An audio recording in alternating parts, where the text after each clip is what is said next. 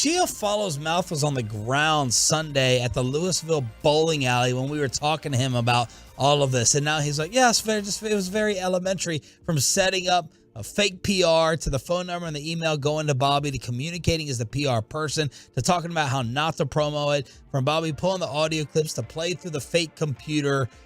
The greatness and brilliance of the planning is getting dismissed. That's very frustrating. And I'm telling y'all, only Kevin Hagelin, this is a 1 in 500 person who would ever call the PR person and that phone. The only person. Mm-hmm. I don't know what is wrong with this guy's head. On a Sunday night at 10:23. Props to him. He figured it out. But, man, brought us a little insight. They did spend more than 1 hour trying to figure this out. Well, we took up their time from planning the interview questions to thinking about it. Mm-hmm. You know, they didn't get embarrassed as much as we wanted them to. What would you go back and change? Where do we screw up? I would plan because Kevin said it was the Dallas phone number from the fake PR person. Yeah. Which I had already covered that on the LinkedIn. If the LinkedIn hadn't gotten killed, that would have been fine. But maybe I leave no phone number on there. But honestly, you know what I clean up? I do this on a week where I know Hagelin's on vacation. That's when I do it. And then we have no problems. I almost think yesterday I shouldn't have gotten Corey to go into it during Cross when he said, you know, we do our tease to start, and he goes, Barry Bonds 10-20, and I should have just moved on to something else and not allowed them to talk it out.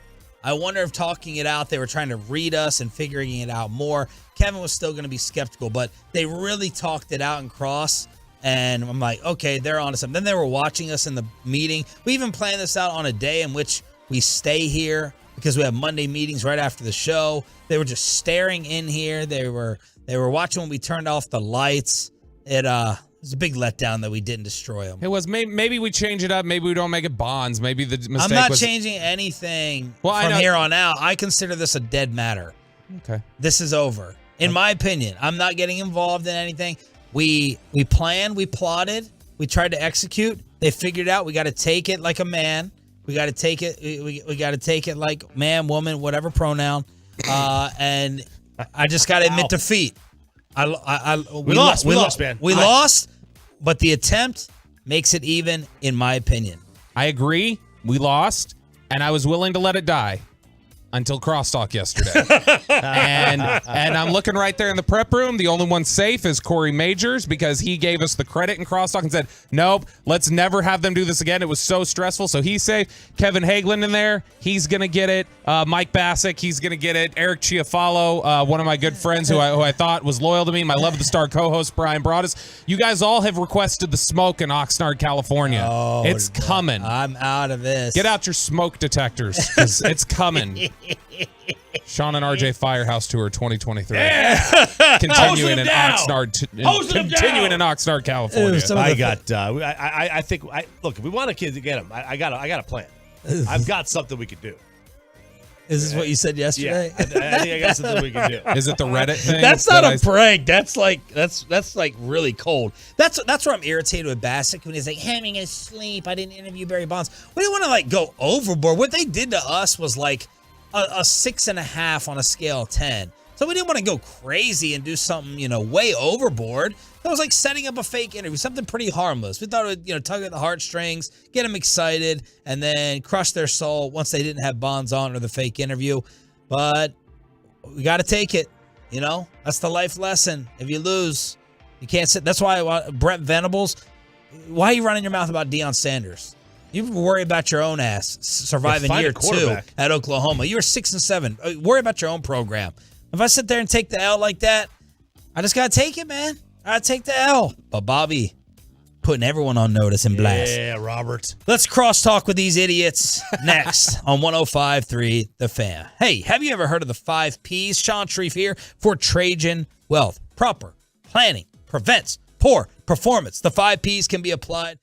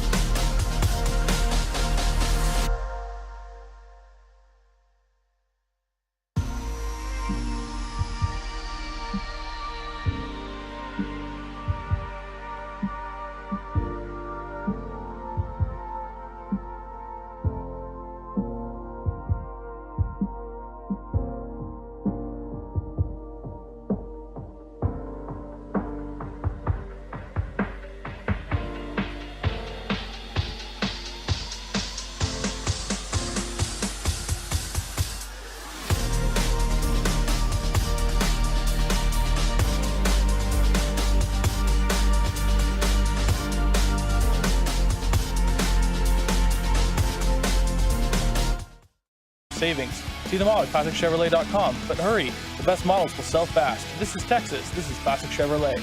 Relax and enjoy the difference. Find new roads. Crosstalk with a KMC masterpiece. Kevin Hagelin, Mike Bassett. Good morning, Corey Majors. What is coming up? 11:20 today, Wayne Gretzky joins the show. 10:20, Michael Jordan will be on with us. What a day! But we saved the best for last, as Bruce Bochy will be on at 12:20 today, I thought you were gentlemen. going to say Muhammad Ali. Yeah. Wow. I bet Bruce Bochy will really be on the show. Bruce Bochy will really be on the show. The other two, efforting. Just waiting for a call back from Anthony Cordy. Yeah, just waiting for Cordy to give us a buzz. God. Once you pointed out he didn't have any shoulders, I was like, oh, wow. Did you try to get it at all close to Conti? Was that part of your inside? No, that was not at all. Accidental brilliance. I went to a random name generator and hit it about 20 times, so I was like, that sounds like a real name. That's basically what I did. But no, it was not Conti. That would have been good. It's just that damn voicemail. Now, when you got up and walked out of the studio, I went back and looked on the fan cam. When I was on hold for like a minute, what did you walk around to do? So, did you talk to Reggie? No, I went in the direction of Spittle because I thought perhaps y'all might be huddled in there making the phone call. I was very close. I was in the BetQL room. Okay. I saw you go in there. I was watching you, and then you put your head down walking around. I'm like, Mike was stalking something's y'all. up with him because now he's not even. When he'll walk by the big window, he'll usually look in here and smile or flick us off or something, like just to say. And then he has his head down, like I just can't look at those guys. I will say this. At 10:20 yesterday, I was still there's a 10% chance this is happening, but because you kind of got to have your brain at least locked in a little bit. Because what if it was him and you're like, crap. Yeah, you've talked all this crap about the PR person. Yeah, steroids. And you're just like, I got nothing. I also thought it was interesting that our boss comes in and he's like, nobody's mad, right? Like, everybody's okay. And I'm like, petrified for a week. and I was telling Kevin, I said, I'm really good with relationships. I think I'm going to write a relationship book, What's it gonna be but called? I can't say it on air. But Major heartthrob. I think we as a station are past that. I think we've gotten tight as a group, man. And I think we're all like more interested in having fun, having a great station. And man, we're looking pretty awesome. One through in the morning all the way through the end of the night, man. I like it. Oh yeah. Not everybody's we're- like that. Yeah, we're close. We're close enough that Oxnard's going to be a lot of fun. It's going to be a You blast. Well, you're safe, Corey. All right. What? Well, we withstood the fire. Like, so if you try to shoot somebody and you miss, then you're like, now I'm going to try to shoot That's you problematic language there. Hey, again. Oh, yeah. All right. Whatever. Let's not come at the king. Whatever Ask Reddit question jumps out to you, unless you have another topic to tease. We're good, man. All right, here's some different ones. Who immediately comes to mind when you hear the words insanely hot? This is from our expressway. Margot Robbie. She's attractive. What's the dumbest thing you've ever done to try to be cool? Ooh, that's a good question. What still is not recovered from the COVID shutdown? And what's the dumbest way to spend time? That was RJ's answer to the economy. Biden. Stop it. Holy crap. Folks, we're fine here. We got ice cream trucks coming down the street every day. And what places in How many grandkids do America you would have? you tell a foreigner to avoid at all costs? What? Don't. This is Bobby's question. Is Not it the mine. south side there's of a- Chicago? like stuff like that. By foreign, they mean the northern 48 United States. Yeah, that's right. Northern There's a- 49, just stay the hell out. There's a part of Central Texas that I just kind of avoid. Really? Just my suggestion, yeah. I'd avoid Hico at all costs, I think, if you're Yeah. in general. I mean, yeah. They got good. Look, the pies at Coffee Cup Cafe are fantastic. Stop it. But, I'm saying. When you said Margot Robbie, Uh-huh. are you in on the Barbie movie then? I Or don't care, but the pictures that have come away from it have been awesome. That's been great. Yeah. Instagram's been fantastic lately. And your number one celebrity crush is? I think Alexa Bliss. Oh my gosh. She is super fun. That's a wrestler? I don't Yeah. know who she is. She still owes me a date. That's true. So to does watch Kay a horror Adams. movie. Yeah, well, Oh my god. Kay actually never really said, "Hey, I'll go on a date with you." But Alexa Bliss did say, "I will." Was it? Watch a horror movie. She said she'd watch a horror movie with me. Kay did say she'd have you on her show though, and she's not. She Yeah, I wants need to work on that. This either next Super Bowl or we got plenty of time. Maybe she's out at in Oxnard. Yeah, maybe she's not. Okay. It's Oxnard, man. She'll be in Ventura or Malibu. She ain't going to Oxnard. Who's your hot answer? Man, mine has been, she might have aged out of it, but Sofia Vergara, she's single now. She just got divorced yesterday. Amazing. I think I Do you might have be a the worst Google at alert pop for that? culture in the building. She's the gal from Modern Family who married Al Bundy. Oh, okay. Yeah. There we go. I figured that was the way to. I figured that was the best way to explain it to him. So you're a boob guy. Yeah. Alexandra Daddario is the answer. I get that. Did you watch seasons 2 and 3 of True Detective just because of season 1? I checked back and then I went, oh, these are standalone stories, not interested. Did you watch the show Why Women Kill? Okay, so Kristen just texted me about that yesterday. She's gotten obsessed with it. So, Kevin, we do have no. Masterpiece Theater at 11:20. What movie or TV show did your significant other make you watch that you really got into? I just walked through the room and sat down and was like, what is this? And she said, Why Women Kill. And I was like, sounds terrifying. And and then I got hooked. And I was like, whoa, this is insane. Is it and like about she's in true it. stories? No, it's no. like Desperate Housewives. No. It's actually not. It's like it's 3 different stories about one house and how people died in that house, and each one of them's unique. no. Lucy Liu's in it. Alexandra Daddario's in it. Ooh, is and she is? she's in like a Bobby's throuple. in. Tell She's your in a wife to throuple pause it. relationship. All the way in. Ooh, a It's- throuple? Really? Yeah, No it's an way. awesome show. The second season's stunk. RJ, you strike me as somebody someday that might be in a throuple. Absolutely not. Okay. Or How has many people previously is that? been in. 3. Absolutely not. Well, I mean, not like in a relationship throuple. Right. But I'm I would do a threesome. Yeah. That's the thing. That's what we're No, a thruple. A throuple, you're like together. is a- Oh. yeah, That's Vicky Cristina Barcelona. Yeah, it's a You ever couple watch of those throuples. shows like Sometimes. Dating My Mom or My Mom? What? like, What? It's usually a It's- baseline. it's That's not a show. That's a video on a website. no, By there's stepmoms. MILF Manor, right? Wasn't Yeah. that a? We like- watched I'm it. stuck in the washing Well, we machine. tried 2 episodes. I was like, this is disgusting and horrible. yeah. It really was. Yeah.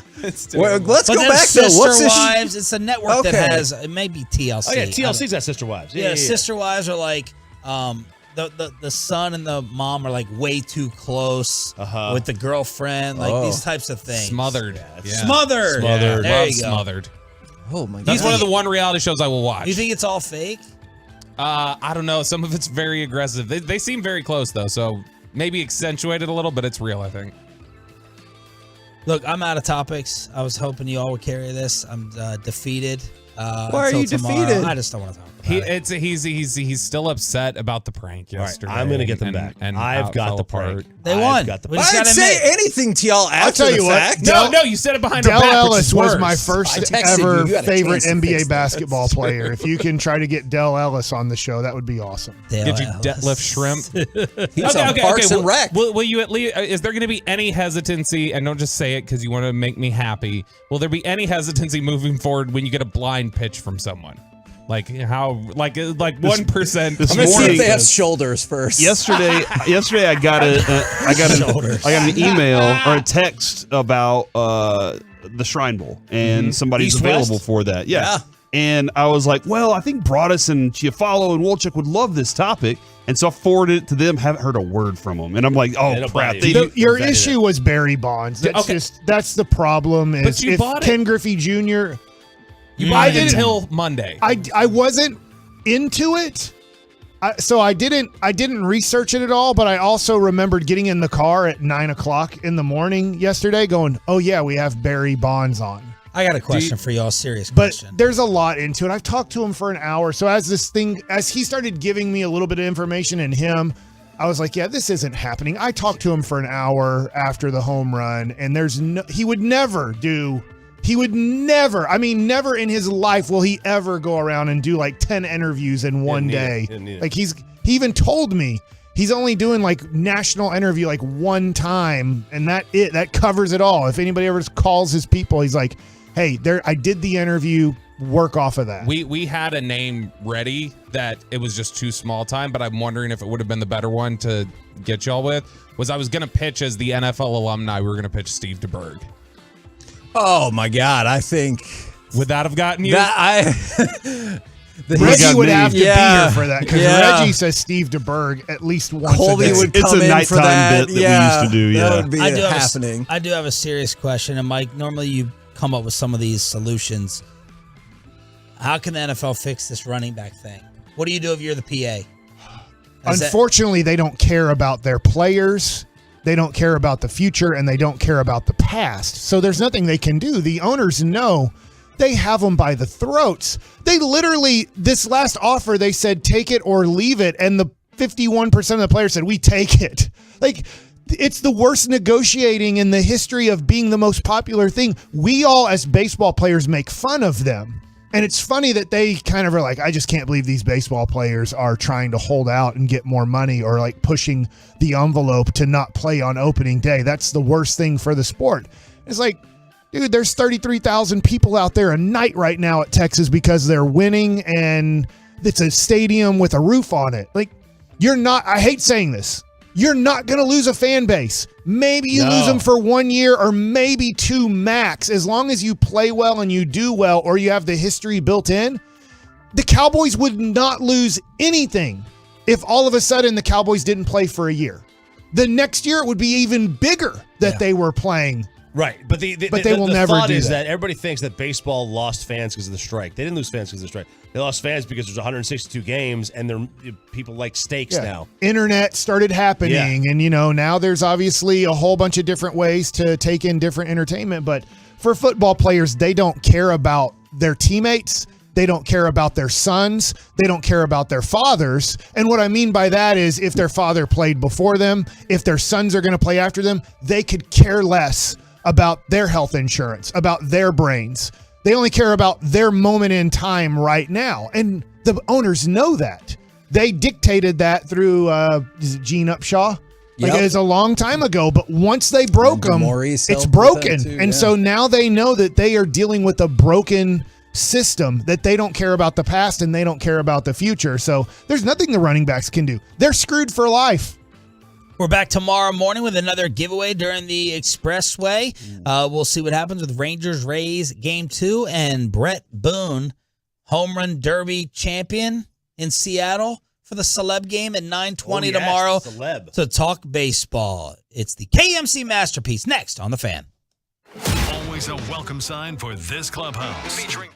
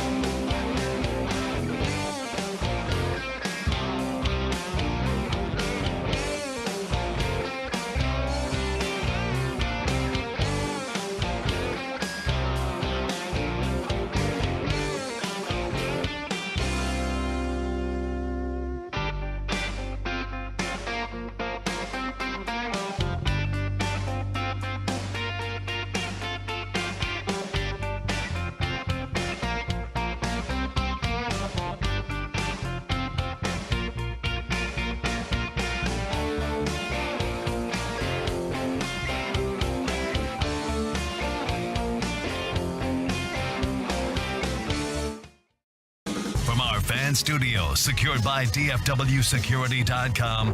It's the KNC Masterpiece on 105.3 The Fan.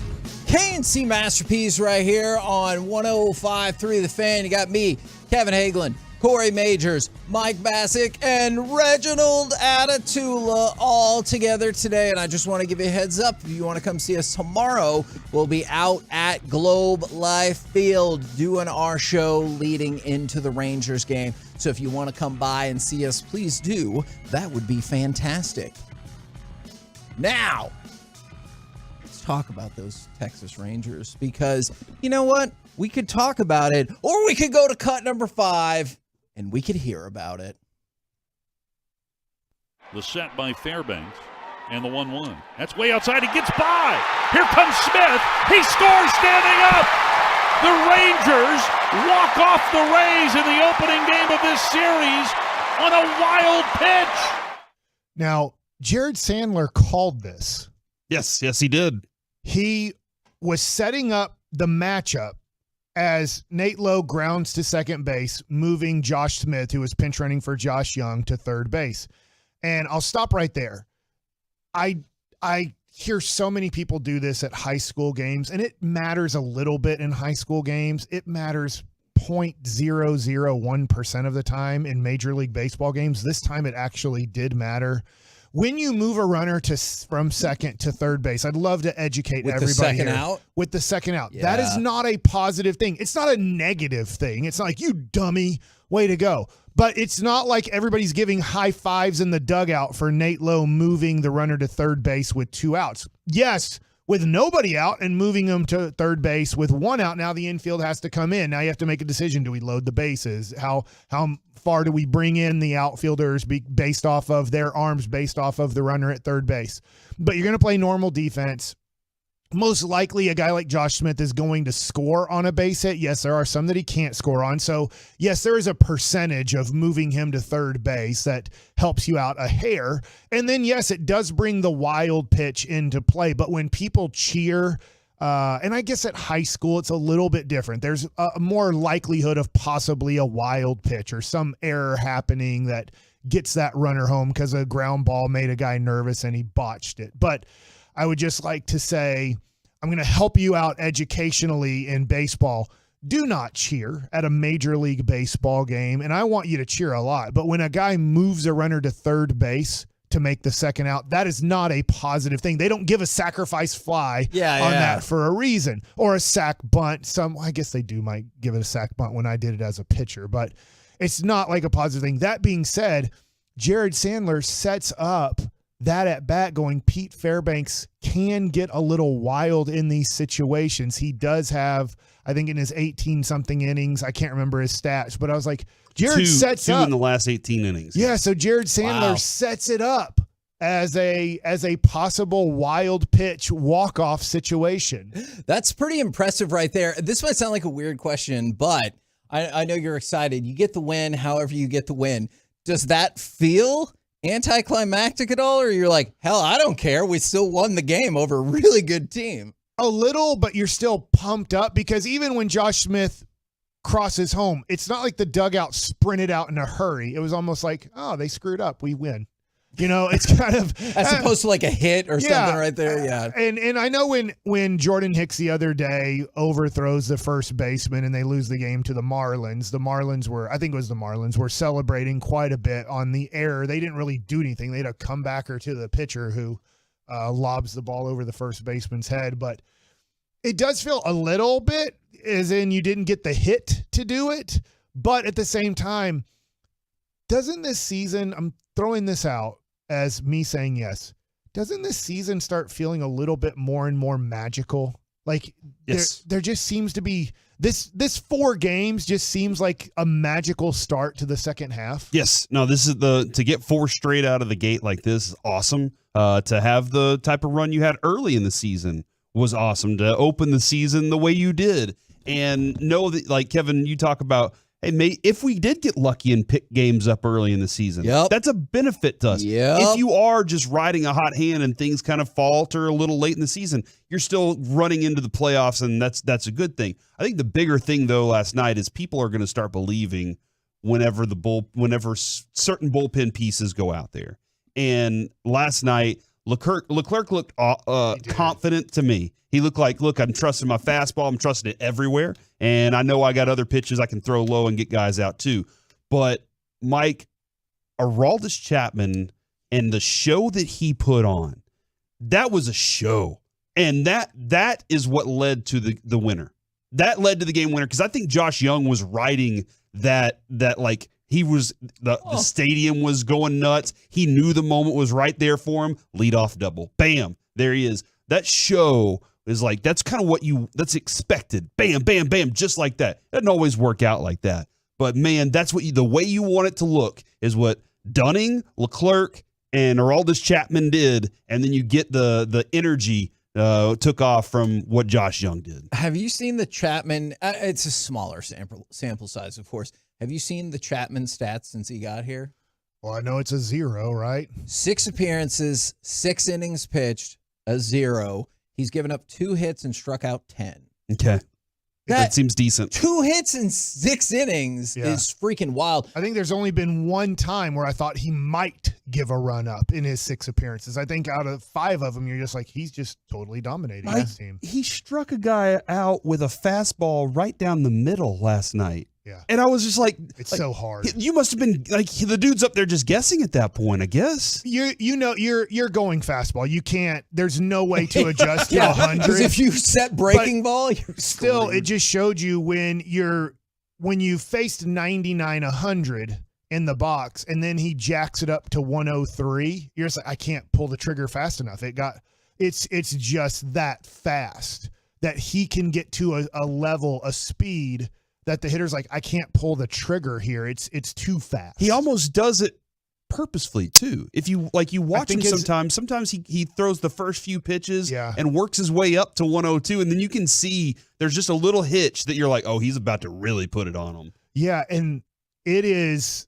I don't know that he does that or not. Certain guys do. Like that would be something to ask Aroldis. Like, are you saving 2 to 3 miles an hour for the finishing fastball? I don't know. Is it adrenaline rush when he gets to 2 strikes that he's like, now I've even have more of an adrenaline rush going on? I don't know, but I know this. Pitchers don't live as much off momentum as players do. Pitchers see the game very different. We see it as we're scoring runs or we're doing something, we have to stay focused on the next guy up to bat the next inning. I'm just speaking from more of a starting pitching perspective, but even as a reliever, if you're in the bullpen, you're thinking about your game plan, what you're going to do. So if your guy hits a double in the gap, you're not jumping up and going, you are in your own world getting ready for your one-on-one matchups. You're probably going to have 3 one-on-one matchups, maybe even more. You can't live off the adrenaline of what's going on. But I do agree with you. I do think when they showed Nate Lowe in the background after one of his pitches, like Nate Lowe just smiling, like that's our guy and this is amazing. I'll talk to whether it's Mac or Boo or Murph or whatever. Position players do live off momentum a little bit more. They see the game as momentum shifts in games and want to feed off of Aroldis Chapman. And so, but we don't see it that way. So if Josh Young does hit a double in the 3rd inning and then Jonah Heim hits a double and then Ezekiel Duran comes up and hits a homer, it's awesome. We're very happy we just scored 3 runs. That is awesome for us. But we're not living off of the rush that the players live off of. Kevin, during that moment after he punched that one dude out, with the baseball as he struck out. I remember.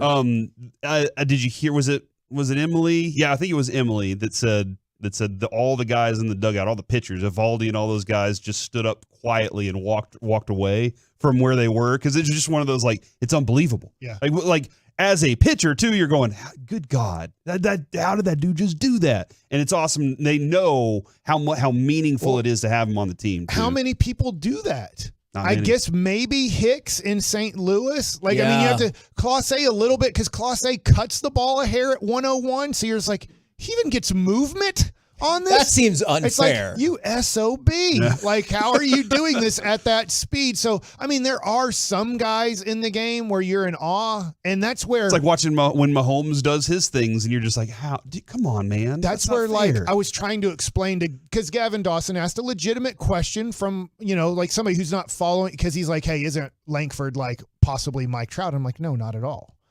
But I'm like, Skeens is like something I've never seen. The number one pick. Dude, you're touching 102 in the 7th inning in college, and you're not used to throwing every 5th day. And like, Skeens is one of these guys that I kind of can't wait to see how quickly he progresses through Pittsburgh, because he, I think, gets to a level where former major league pitchers, current major league pitchers might watch Skeens and go, what the F, dude? Yeah. How are you doing this? And so I do think Chapman, now that he's back to his old self, fits that category of even the top 0.1% that make the major leagues as pitchers look at him and go, oh my God. And ladies and gentlemen, let's talk about Dane Dunning, because he was just as good as maybe the AL Cy Young leader as of right now, and Shane McClanahan. If you were going to look at a pitching matchup that you were like, ooh, that's not my favorite, it was this one. But Dane Dunning kept you in the game. Obviously, the offense got going late in the game, which that's a 3rd time in the last 4 games. But I thought Dane Dunning was phenomenal. I told you yesterday I was concerned once you hit that 6th inning, but he got through the 6th, got through the 7th, and kept you alive in that game when early on McClanahan looked unreal. Isn't it amazing that their stats are pretty darn similar? McClanahan was just so dominant through 5 innings. You're like, we're not scoring. In fact, we had like even Dave, Boch said after he was just like, he's really. And Dave Raymond was almost like, here's our hope. Our hope is he's coming off of a little bit of a back injury and they just take him out of the game, because this has to be our hope. And he only threw 69 pitches through 6 innings, but they still took him out. But for Ezekiel Duran to be struggling as much as he was, and to get a fastball kind of at the top of the zone, and to be able to go oppo taco there, oh my gosh. Like, I'm watching with my son. I cannot remember in my lifetime, it has to go back to childhood, before I was drafted, cheering so much for a Ranger team. Nothing against the 2010, 2011 Texas Rangers, but in my life, there was a little bit of jealousy and depression that I wasn't in the major leagues. I was currently retired. And so, or, not wanted, I will say, because I didn't want to retire. I was not wanted anymore. And like, nothing. We'll have Derek Holland on Thursday. Is that right this week? Yes. Nothing against Derek Holland, but that's where he's currently at right now, right? Derek Holland's not retired.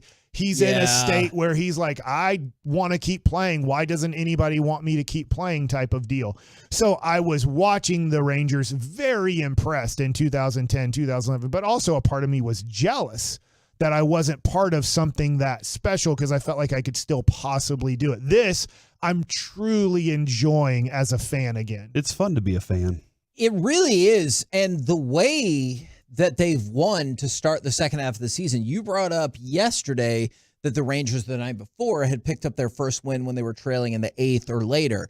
In 3 of these 4 games, the Rangers have been trailing in the bottom of the 6th or later.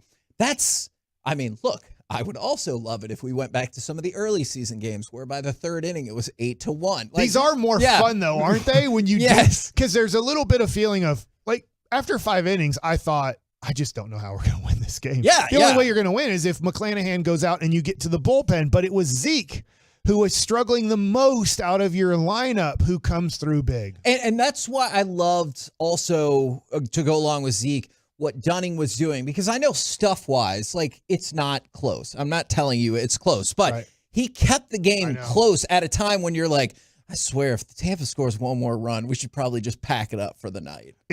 And to your point, you look at their stats for the season, and yes, McClanahan's going to have some peripheral stats that are way better. But when you look at ERA, when you look at kind of win-loss, when you look at certain things, you're like, son of a gun, man. Dane Dunning, even turning to MLB Network last night and seeing top 5 ERA leaders. Even their whips are about the same. And you're just like, Evaldi and Dane Dunning, 4th and 5th. That a baby. Like, it's one of these things where, yes, the Rangers, I think, are trying to get another starting pitcher. Sure. But it's not to replace Dane Dunning in the rotation. He's in it. Yeah. Oh, for sure. It's You go Martin Perez. Like, if before people that, are wondering, if we get another starting pitcher, are we putting Dane Dunning back in the bullpen because he was so good early in the year? No, we cannot afford to lose him out of the rotation. I go back to the beginning of the season, Corey, and I tell you, Jacob deGrom's not really going to pitch. He's going to get hurt. We're still going to have 2 of the top 5 ERA starting pitchers in the It's league. fine as long as And you Dane think Dunning of- is pitching like Jacob deGrom. Yeah. All right. I'm fine with that. He does it in a totally different way. And but our the answer would results get be, there. that's awesome. Perez is duplicating 2022. Yeah. Oh, my gosh. John Gray has put it all together, and it's just because I would remember talking to my agent who has some Colorado Rockies, and I remember going, hey, give me some information on John Gray. I've seen him pitch, but I don't know a lot. And he said, man, he's just inconsistent. He'll have a couple of starts where you're like, oh, man, like this is the 3rd overall pick. And then he'll have a couple starts where you're like, what just happened? Where did that go? And then he'll come back and you're like, there it is. And so, and John Gray, I think, has been more consistent as a Texas Ranger than a Colorado Rocky. But, you would have thought, well, John Gray put it all together. Those 2 starts turn into 5 starts and then turn into 10 starts. And so it's just been phenomenal for Dane Dunning. And I'll tell you what, I know he's not a free agent anytime soon, but he is making himself a lot of money because he's establishing himself as a starting pitcher in Major League Baseball. We're the KNC Masterpiece right here on 105.3 The Fan. Coming up next, what, if anything, did we learn about the Mavs from Summer League? And is this trade still alive? Let's do it next right here on The Fan. 100,000 watts of crystal clear.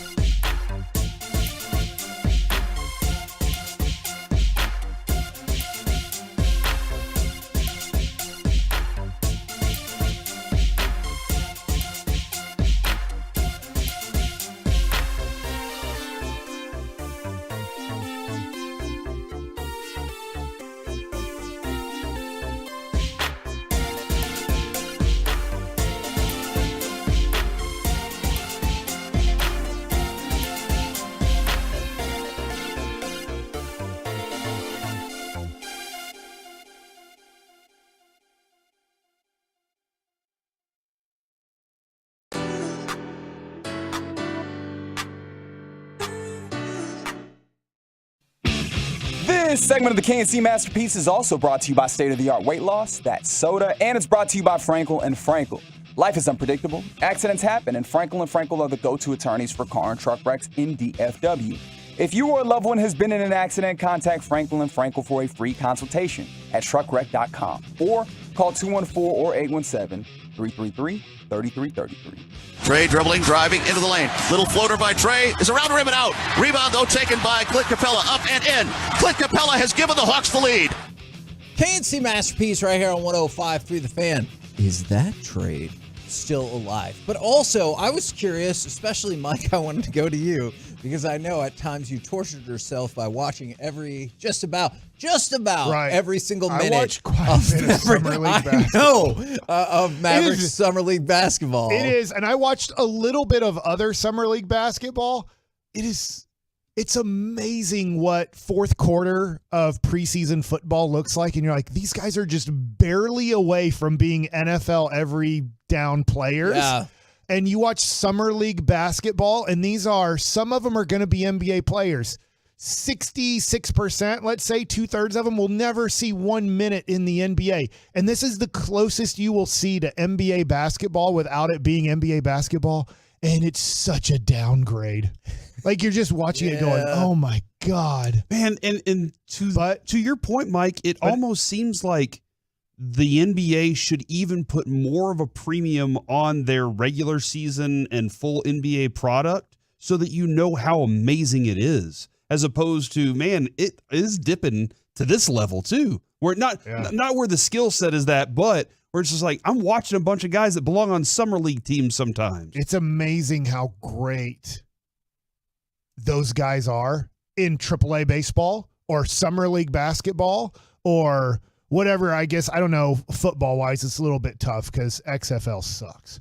But it's just, they are just a hair College away. Football. Just as, like, I won't say, like, how the Hall of Fame catcher that I had used the hair away from being this good. Yeah. But, like. Thank you. But, like, that far away from being an everyday real NBA player or real major league player, and how from the audience's standpoint, you're like, this sucks.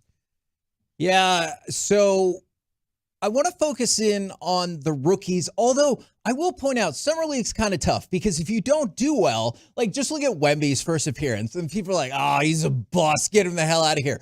But so if you don't, and conversely, we've seen guys go and kill Summer League and then not become. And so like Mo Bamba jumps to mind. There are many Kevin other examples. Knox crushed it for the Knicks. He was the MVP, I think, in the 2018 Summer League. So sometimes it's tough to figure out what, if anything, you take away from this, because if you struggle, you're like, they can't even do well against the subpar players. But if you're awesome, you're like, I can find lots of people who didn't do jack after that. So what, if anything, are we to take from this? Potential. Okay. So potential means you've done nothing. And even if let's just say, I know they were not drafted for scoring, but let's just say Omax averaged 18 points and 8 rebounds. Yeah. Or Derek Lively averaged 4 block shots a game, right? You would just be like, oh my God, that is amazing. Now, they didn't do that, but you saw glimpses of potential. It doesn't mean that they can play in the NBA at all in their rookie year. We might watch 2 guys play limited minutes in blowout situations this year. It doesn't mean that they're not going to be good in the NBA, but you saw moments where Omax was really a good on-the-ball defender. You saw moments of Derek Lively affecting the other team with his length. So you saw moments of your 2 guys you care about the most. And Hardy, I've seen enough in the NBA in real games to know that he can help you on an NBA team as kind of a 6-man off-the-ball scorer. But he did not show any capability of being a point guard in this. He did not show glimpses of being a point guard at all. So that would be, I guess, a disappointment if you're thinking Jaden Hardy can possibly be a point guard in his second year. He's still going to light it up playing off of guys that can handle the ball. But I will concentrate on the 2 young guys, the 2 draft picks, your 12th and 24th draft pick. They showed glimpses and potential of things that they could do in the NBA in the future. Do I think they're going to do it in October, November, December? Not at all. I think that if you play Derek Lively 3 straight minutes, he will probably pick up 2 fouls in almost every NBA game he plays in his first 20 games. It's going to take him time to learn. He ebbs and flows a lot with that, too, because he also will have a run on you where he could play a quarter and not get a foul. But I've definitely seen what you're talking about at the collegiate level as well, where you're like, what the hell just happened? But they showed glimpses. So I think that's a positive, is you drafted 2 guys that I think in the future, and I really do think more year 2, year 3, year 4. Even look at Josh Green. He was the 18th pick. He's sandwiched in between those 2 guys. It was in year 3 that you saw production on an NBA team. So I would say be more realistic with Derek Lively and Omax Prosper, that they're going to show glimpses, potential, their rookie year. They're going to show more contributions their second year. And then it's that third year where you really want to see they are a major contributor to a winning team. But just remember this, Kevin. Calvin Booth is a hero for the Dallas Mavericks for one tip-in. Sure. All Derek Lively has to do... he just caught it from Michael Finley and laid it in. All Derek Lively has to do is catch and lay in and do something monumental. I remember watching that game at a Bennigan's, and I'm excited. But I was in Buffalo, New York. Pretty much. I was at my buddy's house, and we went fishing right afterwards. My roommate Roy Smith said you have to calm down. I was crying. Wow. I was ecstatic too. Like, we were jumping all over the place. I wasn't crying though, Mike. You need to fix that. I know. But I was that excited. Like, I was like, I can't believe this, Roy. Like, we are the worst franchise in basketball history. And we just won. We just beat freaking the Utah Jazz with Karl Malone and John Stockton. In your face, Greg Ostertag. He listens sometimes. I don't know if he was on that 01 team. I don't think he was there in 01, but he might have been. That's all that Lively has to do, is have that one moment for people to go, dude, he's better than Dwight Powell. And then that's the word we're hoping. I think ultimately we're like, you're just hoping to see some sort of, instead of falling into the regular season, that they have their feet underneath them as they're walking in. That's kind of all I was hoping for. So there's 2 different 214s that asked about Cam Whitmore. Now, somebody did throw in Amani Bates as well in there, but I wanted to focus on Whitmore, who I believe was the MVP of the Summer League. I just want to say this. Oh, God, I didn't know that. Yeah. Son of a gun. I just need you to have that opinion now or during the draft. Yeah. Don't wait until we see it how it plays out. Because I get it. Cam Whitmore, Bobby was talking about Cam Whitmore. We were talking about Cam Whitmore when he slid down the board, because some people said it was medicals. Other people said it was, maybe an attitude problem or whatever. If you were a Cam Whitmore guy, then I think you should take all the credit if it plays out in your favor. But don't do that after the fact. You got to make your call now. And I think also with the Cam Whitmore thing this is another thing about Summer League. It's kind of what we see in spring training sometimes. People are working on different things. Yes. With Cam Whitmore, he is a wing-sized guy who was allowed to just go fill it up. There was nobody on the Summer League team in his way. When he gets to the actual Rockets, they have a lot of wing-sized guys, and the ball will not be in his hands. He will be depending on someone else to create for him. So he's going to have to try and find opportunities to do that in smaller windows. And these are the things about Summer League, right? Like, with your role change, can you then take that production and squeeze it into a more efficient, more consistent place? That's going to be his challenge. Is he going to do it? I don't know. We'll see. But obviously, it was nice to be able to see him go out in Summer League and produce well.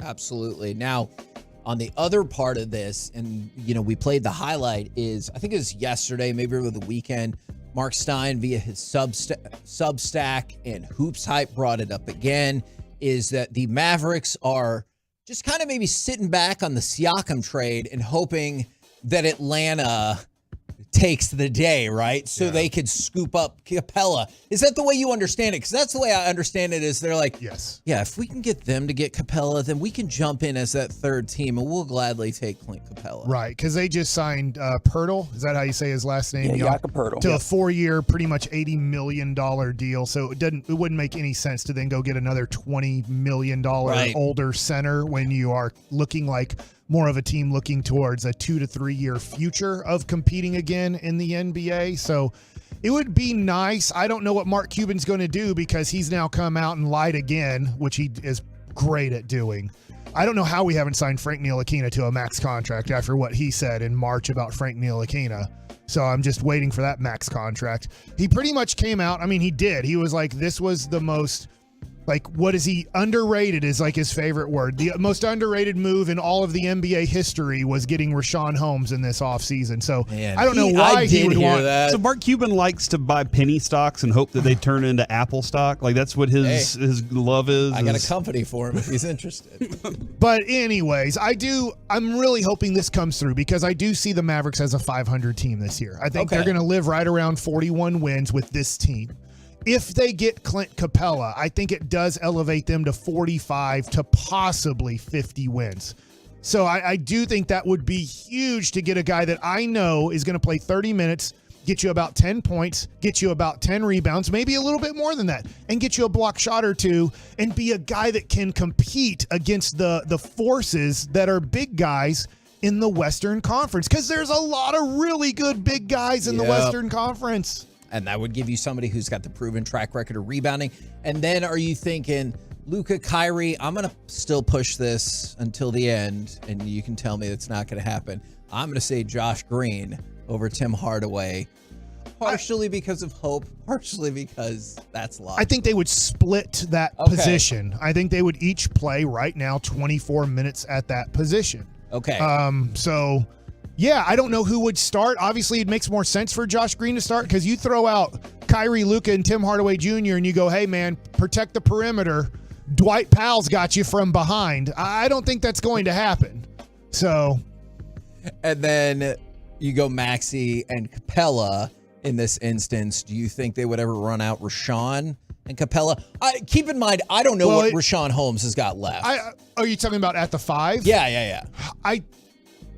I would say Capella plays 30 minutes, and that leaves you 18 for Dwight Powell, Rashawn Holmes to pick up. Maybe you play a hair of small ball with Maxi Kleber and or Grant Williams picking up 4 minutes of small ball. It matters the matchup. Like, if you're playing Golden State, there's a chance that they're playing Draymond Green 25 minutes at the 5, so you can play somewhat Grant Williams at the 5 for 20 minutes because he can. But if you're playing Denver Nuggets, I can't play small ball. I don't think I can play small ball and get away with it. Do you feel better if, that's my one other question for you, if the combination of Grant Williams and Clint Capella attacks defense and rebounding at the bigger positions? Yes. Like, I know it doesn't solve everything. Yes. Right now, your starting center is going to get you 4 rebounds every 20 minutes. That's who Dwight Powell is. He's going to play 20 minutes and get you about 4 rebounds. That's horrible. Maxi Kleber gets you about 4 rebounds every 20 minutes. That's horrible.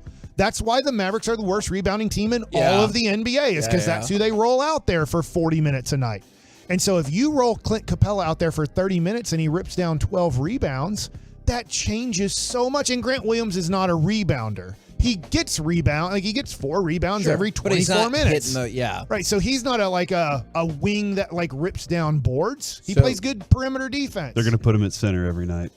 Every Grant night? Williams, they're going to be like, that's our 5 right there. At this that is point, a small lineup every night. If they don't get Clint Capella, fine.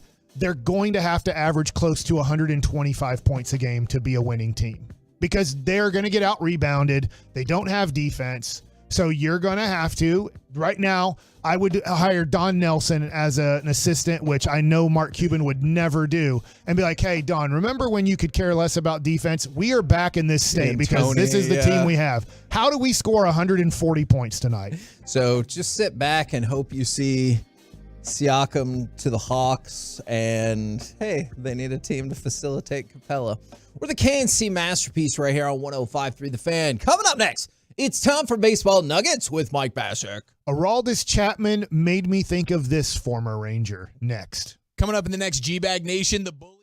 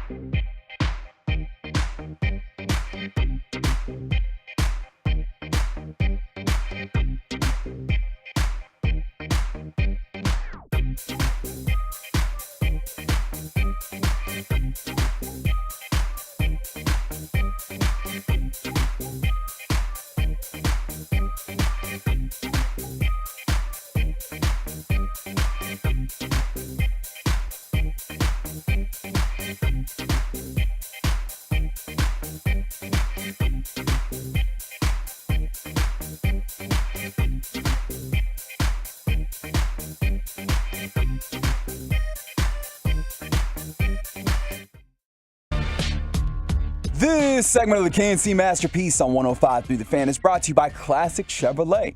When you value real independence, you own it. At Classic Chevrolet in Grapevine, shop new Silverados with once-a-year July 4th savings. See them all at ClassicChevrolet.com, but hurry. The best models will sell fast. This is Texas. This is Classic Chevrolet. Relax and enjoy the difference and find new roads. KNC Masterpiece back here on 105.3 The Fan. It's time for some baseball nuggets with Mike Bassick. All right, before I get on to that, I want to do traffic on the threes, I think it's called, because it's 10:43 right now. On the eights. Is if you are coming from, let's say, downtown Dallas-ish, and you're going 75 north, you're going to run into delays, but I can't figure out what's so delayed. I guess there might be a stalled car that is causing delays, but I've tried to look and see how far down 75 north. See it? No, but it looks like it kind of opens up just about. How far down the hall did you go? Do I need to go to Tim's office and Well, look? we put up walls that Yeah. we can't see Okay. far Like- enough. Yeah, just go into Spittle's Metaphorically, office. or- Yeah. So, anyways, if you're traveling on 75 or about to get on 75 north, you are going to go somewhat slow for a 10:43. Usually you're able to go 70 plus miles an hour, but not Yeah. right now. Okay, so let's talk about speed. Aroldis Chapman. And we talked about it in the 10 o'clock hour, and I didn't want to get into this, but I am now. Aroldis Chapman hit 103 last night. Which was just freaking amazing. Maybe on StatCast it was just below 103, but at least on the television it was 103, and you're just like, oh my God. And the hitter had no chance. I'm sorry I'm forgetting what hitter was up for Tampa, but they had no chance. And then he finishes off the inning with a changeup, and that hitter was probably like, F you. like you are throwing the ball 102 by everybody, and then you're going to throw a changeup right now at 90 miles an hour to finish off the inning, and the hitter's like, I got no chance when I'm trying to catch up to 102, 103 right now. So what it made me think about was the Nolan Ryan documentary and talking to people that do StatCast.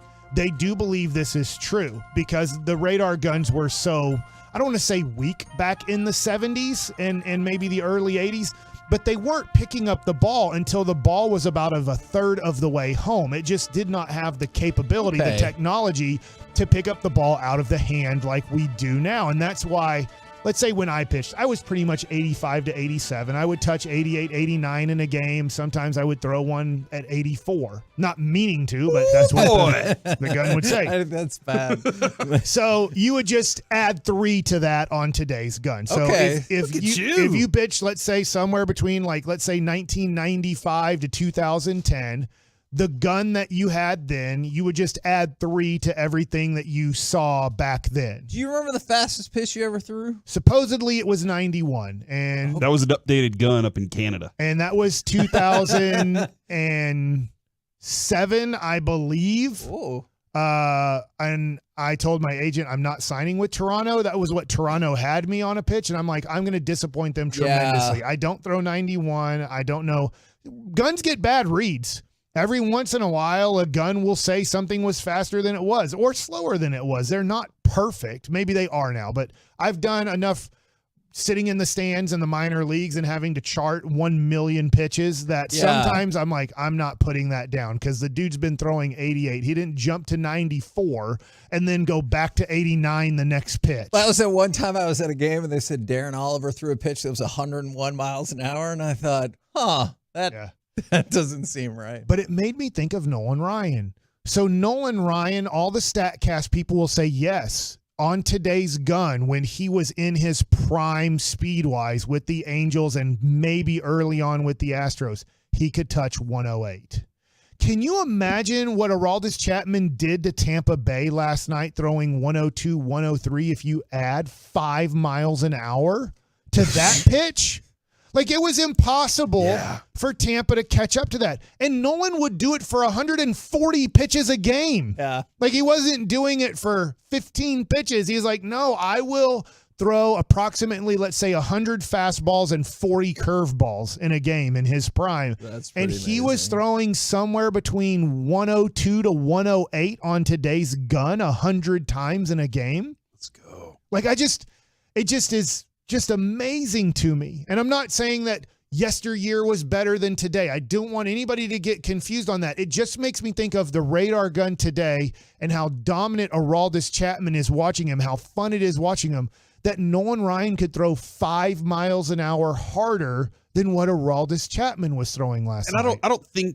I really don't think we romanticize how exciting it was to watch Nolan pitch either. Right. Like I for me at that point, I'd heard the name. I was a kid, but I'd heard the name so often, and it was associated with greatness in pitching, in that era. And I was a kid, that by the time he was a Ranger, it was appointment.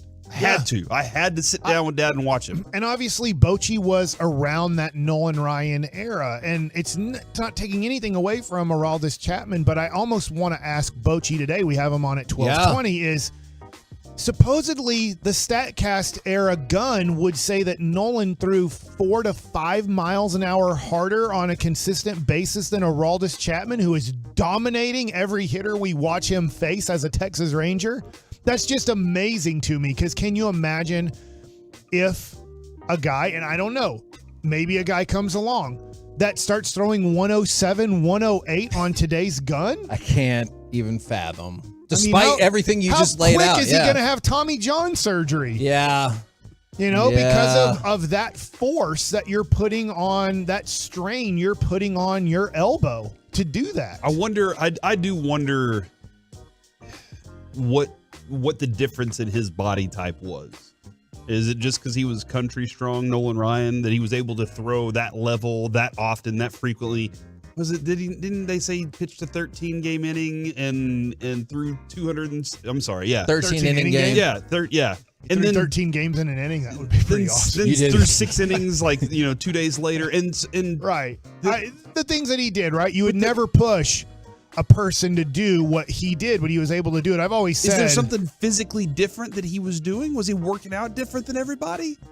He was, at the time when you watch that documentary, real beef. Obviously, he was doing weights before weights were a thing. It was a no-no to do weights, and so he kind of made weights a thing to do in baseball, especially with pitchers. Like, wait a second, you can do weights and it's not going to kill you? Because it was almost a no-no. When my dad was playing for the Rangers and the Twins, it was a big no-no to do weights as a pitcher. They were just like, you're going to get too big. Your muscles are going to get too big that you're going to get hurt. We want long muscles. We don't want big muscles. Now, there's still a little bit of that case too. Pitchers are not doing major chest exercises. It is stupid to pump up your pecs as a pitcher. It's still not a good idea to do certain things to tighten yourself up. You still want long. You want extension. They judge extension, and if you were to build your bicep and your pecs up so much, you would lack extension, which would lack velocity, which would lack movement on your pitch and stuff like that. So you still want to be bigger, stronger. Guys are bigger, stronger now today, but God's created Nolan Ryan again. We just didn't push that person to be Nolan Ryan. I don't know if it was Justin Verlander. I don't know if it's Max Scherzer. I don't know who it was, but it's probably somebody who we've seen throw the ball very hard, but we limited their capabilities by going, there's no way we're going to push all of these guys to see who is Nolan Ryan, so we'll never see Nolan Ryan again. It's not often, but there are, Mike said it. We've had 2 of these freaks that come along in the sporting world that are just, how were they built that way? Why were they gifted that? I want to get to this other nugget. I was flipping back and forth yesterday a little bit because on MLB Network was the Orioles and the Dodgers. So 2 great teams facing off against each other. And I'm going to make this proclamation, and I do think I'm going out on a ledge here. I think the Baltimore Orioles will be world champs in the next 3 years. I don't think it'll be this year, but I do think watching the Baltimore Orioles, they're going to need some money, okay, because they're lacking a little bit of pitching. But Jackson Holliday's, Gunnar Henderson's awesome. Adley Rutschman's awesome. So far, Cowser, who's come up for them, has struggled, but he's a guy from Sam Houston State who is a somewhat big-time prospect. Cedric Mullins, Hayes, who made the All-Star team. I look at that team and I go, they're going to win a world championship. They are the Atlanta Braves of about 4 years ago with Albies and Acuna and Riley. And I'm looking at that Baltimore team. Now, they're going to have a little bit of financial support. But they're going to need a free agent pitcher or two to help them out. Grayson Rodriguez pitched last night, who made his debut against the Rangers. He had a really nice start against the Dodgers coming back up from the minor leagues. He put up like an under 2 ERA in 37 innings when they sent him back down. So he went down to the minors and was dominant in the minors to now come back up and was good yesterday. Their bullpen got hit pretty good, but they have a couple young, really good bullpen arms. I think the Baltimore Orioles that we're not thinking too much about right now. Probably we're thinking a lot about Tampa because we're playing Tampa. Of course. We think about Houston because they're the defending world champs. And I'm not saying Baltimore is going to win the World Series this year. I think that's too soon for them as they don't have the starting pitching, I think, capable of making a playoff run this year. But if they add the right free agent or two, they get a couple guys to develop like Grayson Rodriguez they believe is going to develop into an ace.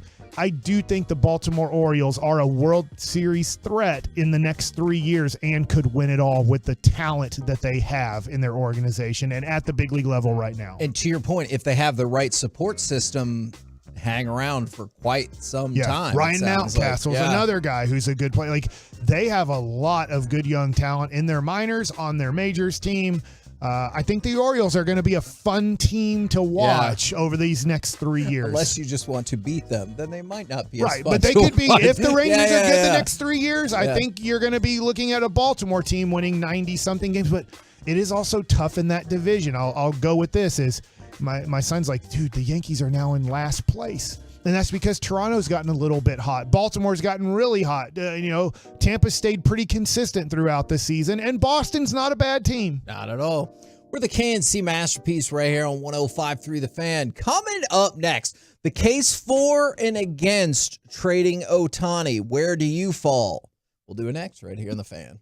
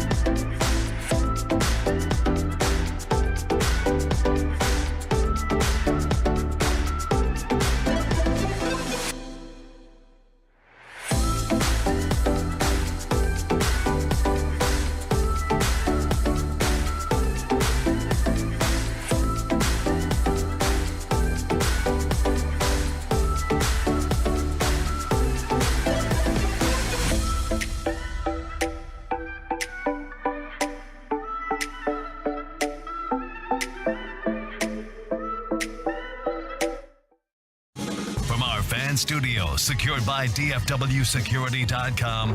It's the KNC Masterpiece on 105.3 The Fan. KNC Masterpiece right here on 105.3 The Fan. The case for... Look what I did. And against trading Ohtani. You got us on clock and fixed the traffic. 75, if you're going north now, let's go north. Okay. Or south. Yeah. I just know HEB will never go south. Ooh. I think you should try to get on like the city council or something. What do you mean by south? Very fiery. South of downtown Dallas. People are scared. They're in San Antonio. People are scared of the Trinity River. He just means in the metro. Oh, in DFW. Yeah. Okay, gotcha. They think that if they take their business past the Trinity River, bad things will happen. We're good people past the Trinity. If we're south of the Trinity River, we're also good people too. You can bring good business there. People like stuff, you know? And they need stuff. Central Market, People want HEB, stuff. you know, like if you are a grocery store, we actually buy groceries south of the Trinity. I have It's both amazing. of those. I have both of those in Plano. Trader Joe's. Yeah, I have that too. Yeah, I know. Isn't that great? Plano's fantastic. Yeah, you know why? They think Plano has money and they'll actually buy groceries. We don't have any Somehow they money. don't think we'll buy groceries. The housing got If we're in Oak Cliff, we won't buy groceries. Thanks a lot. Who is that too? He was looking at you when he said that. HEB, I guess. Central Market, Yeah. Trader Joe's, all of you chumps. I love you. Just move one of your places to south of the Trinity. And just for anybody who's talking about bigger geographical issues in the DFW, this is a very focused south of the Trinity. He's not saying like if you go beyond certain parts. He's talking specifically about where Next he door to lives. his house. Yes. Like, he's like, why won't they just be A right little here? bit, but I don't think he wants a I'll tell HEB you what. right next to his house, though. Let me ask this. I don't know this. You guys in Cedar Hill, DeSoto, Duncanville? I don't think they are in those places either. I don't know. We'll find out. Well, they're People not. will text. Yeah, text People in. will text us in.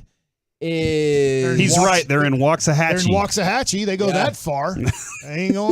They ain't going somewhere between Oak Cliff and Cedar Hill, are they? The Ennis HEB is never crowded. Also in Waxahachie, worth collecting. Really nice fella. Always donates to Peace-a-thon. There he is, very nice. All right. Let's talk about Shohei Ohtani. And He's I actually want to start off with how pumped was Phil Nevin for this question. If we go to cut number 18, this is in the middle of the game. Do you think it's about the game, about adjustments in the game, or do you think it's about Shohei Ohtani getting traded? I'll listen. So the industry filled with all kinds of speculation, questions about whether or not the Angels will trade Ohtani before the deadline. What have your conversations with him been about when you've discussed that?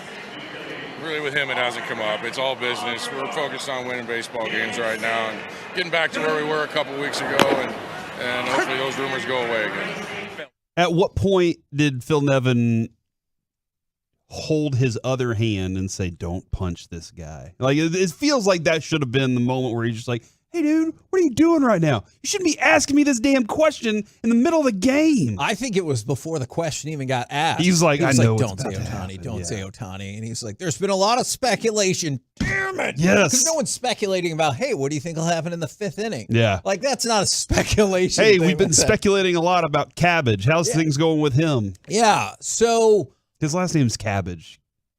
What? They have a dude on their team named Cabbage. I don't believe that. I swear. Go look it up. I thought he was breaking the news that it was actually Shohei Ohtani Cabbage, and my whole it's world hyphenated, yeah. was about to be rocked. He's a farmer, actually. Too on the nose. Where do you guys fall? You're the Angels in this moment. Now, I realize you still have a couple more weeks. Right.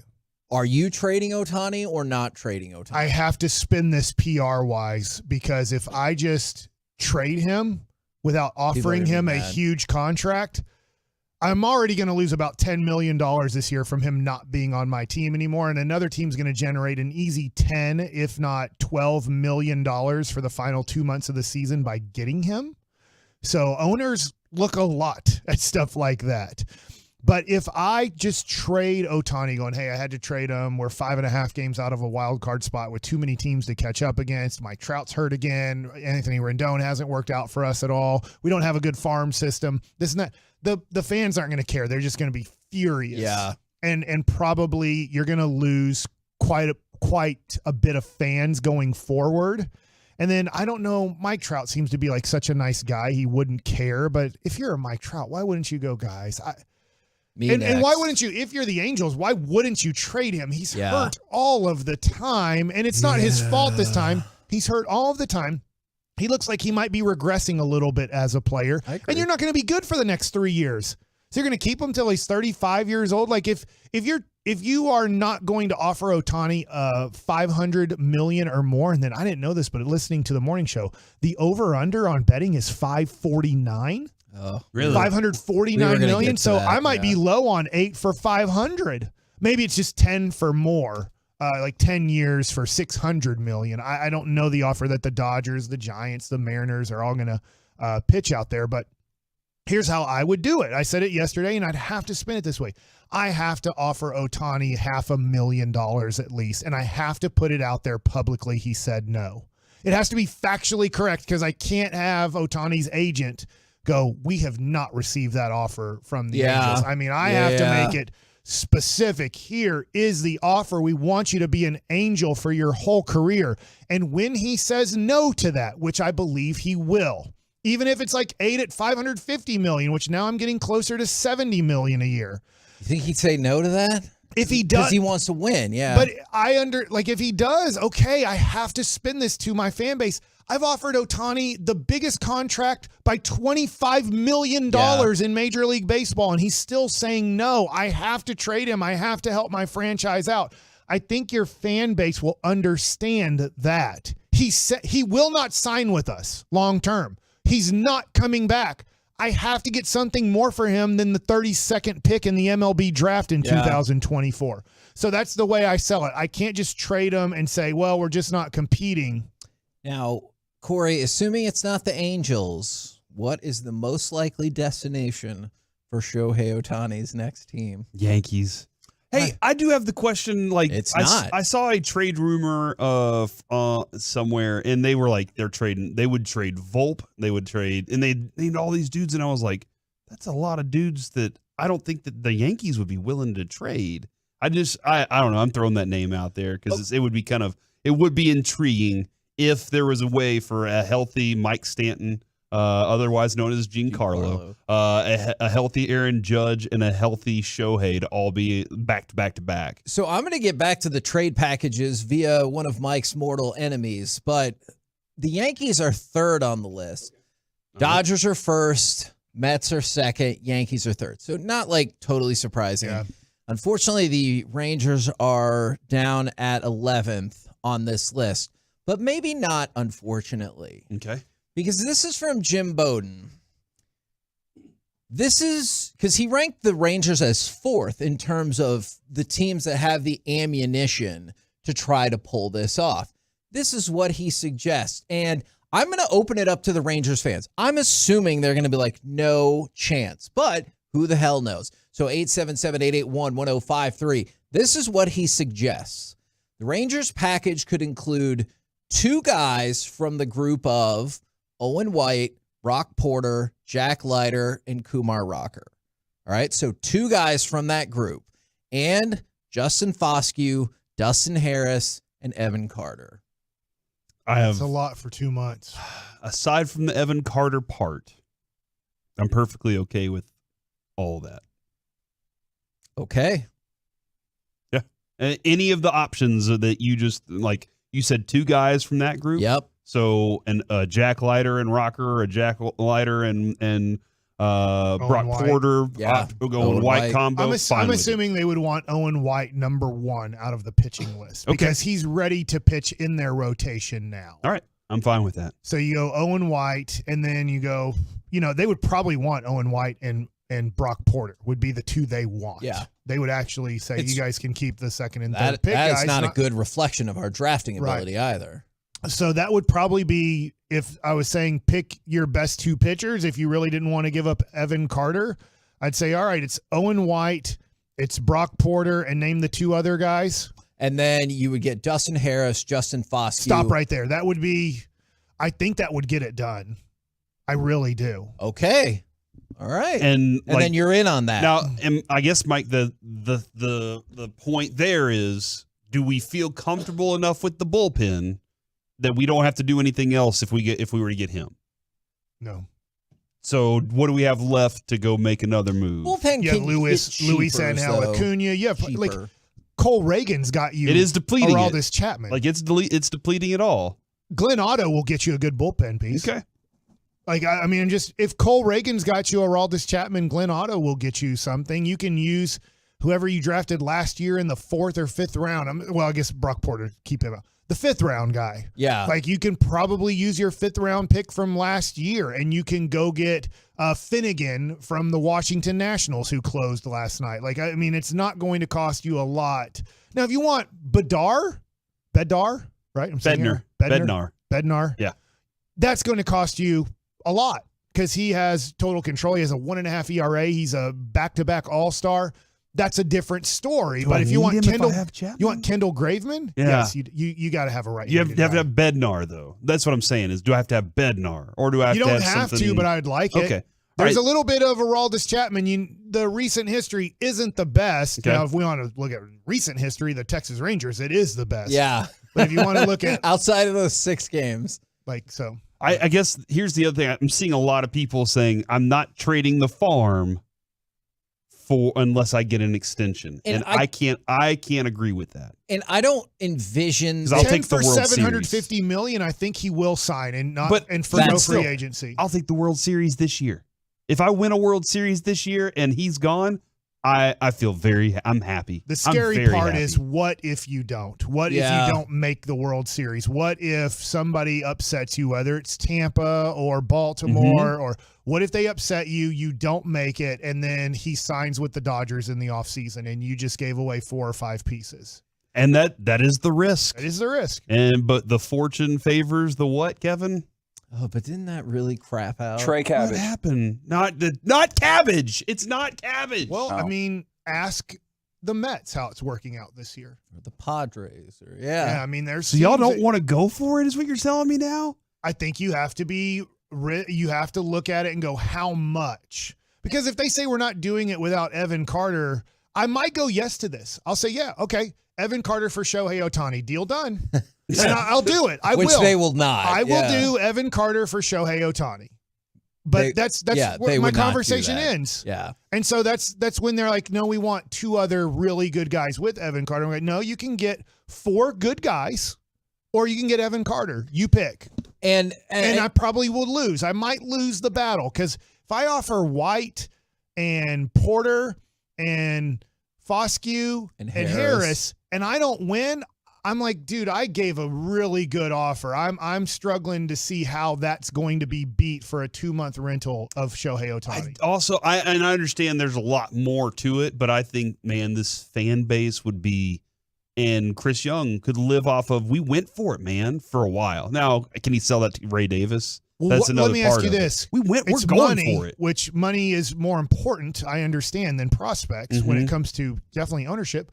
Why not just give them 10 years, $750 million? You're going to win the battle. Like that. Won't that excite the fan base? Won't I? I would honestly, I'd probably sell out every game next year. Absolutely.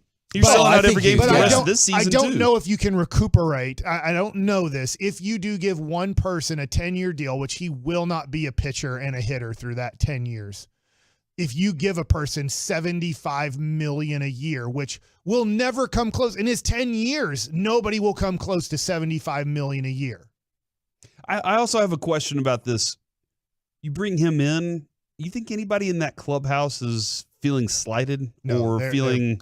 I mean, if they are, this probably ain't the place for you, because if you can't see the importance of bringing that piece there. Name the person that's going to feel slighted. That's what I was asking. I mean, maybe Garcia, who's a free agent in 2 to 3 years. I'm like, well, guess what? You got to see it, dude. Garver, like the DH guys are probably sitting there going, oh, man, I don't have a job anymore. That's part of it, but I'm not worried about that Garver's either. 30-something years old. He's been in Major League Baseball. But in terms of the Angels as a whole, I was surprised to see how much the betting line had moved in favor of they are going to trade him. Right now, minus 300 that Shohei does get traded. So it's a pretty hefty favorite that he ends up getting traded. It would be somewhat one of the stupidest things in baseball history if you know he's not signing back with you and you let him walk. You are a depleted franchise.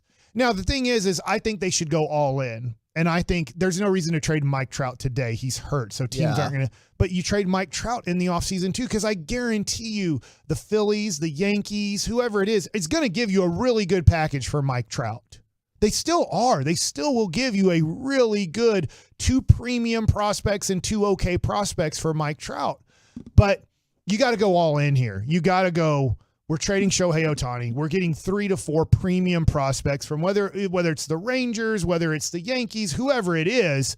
We're doing this, and then we're trading Mike Trout, and we're trading our reliever who made the All-Star team, and we're trading. Nobody will want Rendon, so we're screwed there. Good luck. But I'm looking at my whole team and going, we are going to be horse manure for 3 years. But we're hoping in 2027 we can compete finally in Major League Baseball again. We're the KNC Masterpiece right here on 105.3 The Fan. Coming up next, I've been really looking forward to this. Masterpiece Theater. What movie or TV show did your significant other make you watch that you really got into? 877-881-1053. Do that next on The Fan. All right, Tolos. I hear all about the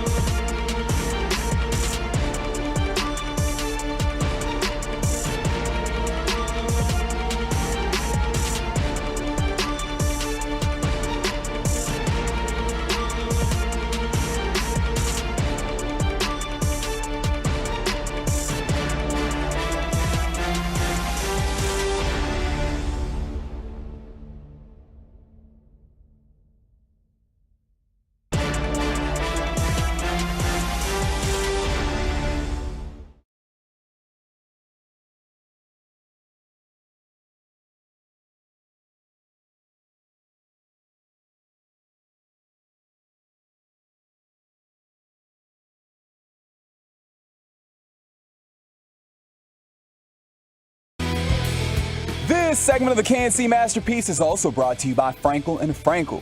Life is unpredictable, accidents happen, and Frankel and Frankel are the go-to attorneys for car and truck wrecks in DFW. If you or a loved one has been in an accident, contact Frankel and Frankel for a free consultation at truckwreck.com or call 214 or 817-333-3333. KNC Masterpiece back here on 105.3 The Fan. We're going to switch it up just a little bit here with some Masterpiece Theater.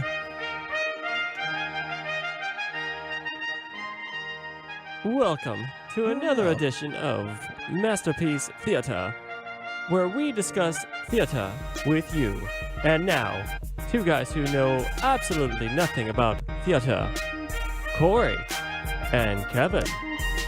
So, the question here, and it's based partially on my life, is what movie or TV show did your significant other make you watch that you really got into? So, my wife is delightful. She watches all kinds of garbage that I want to watch, and she goes along with it. Now, a lot of times it works out. Like, we watch Silicon Valley. We are now watching Freaks and Geeks, and like things that she is genuinely enjoying.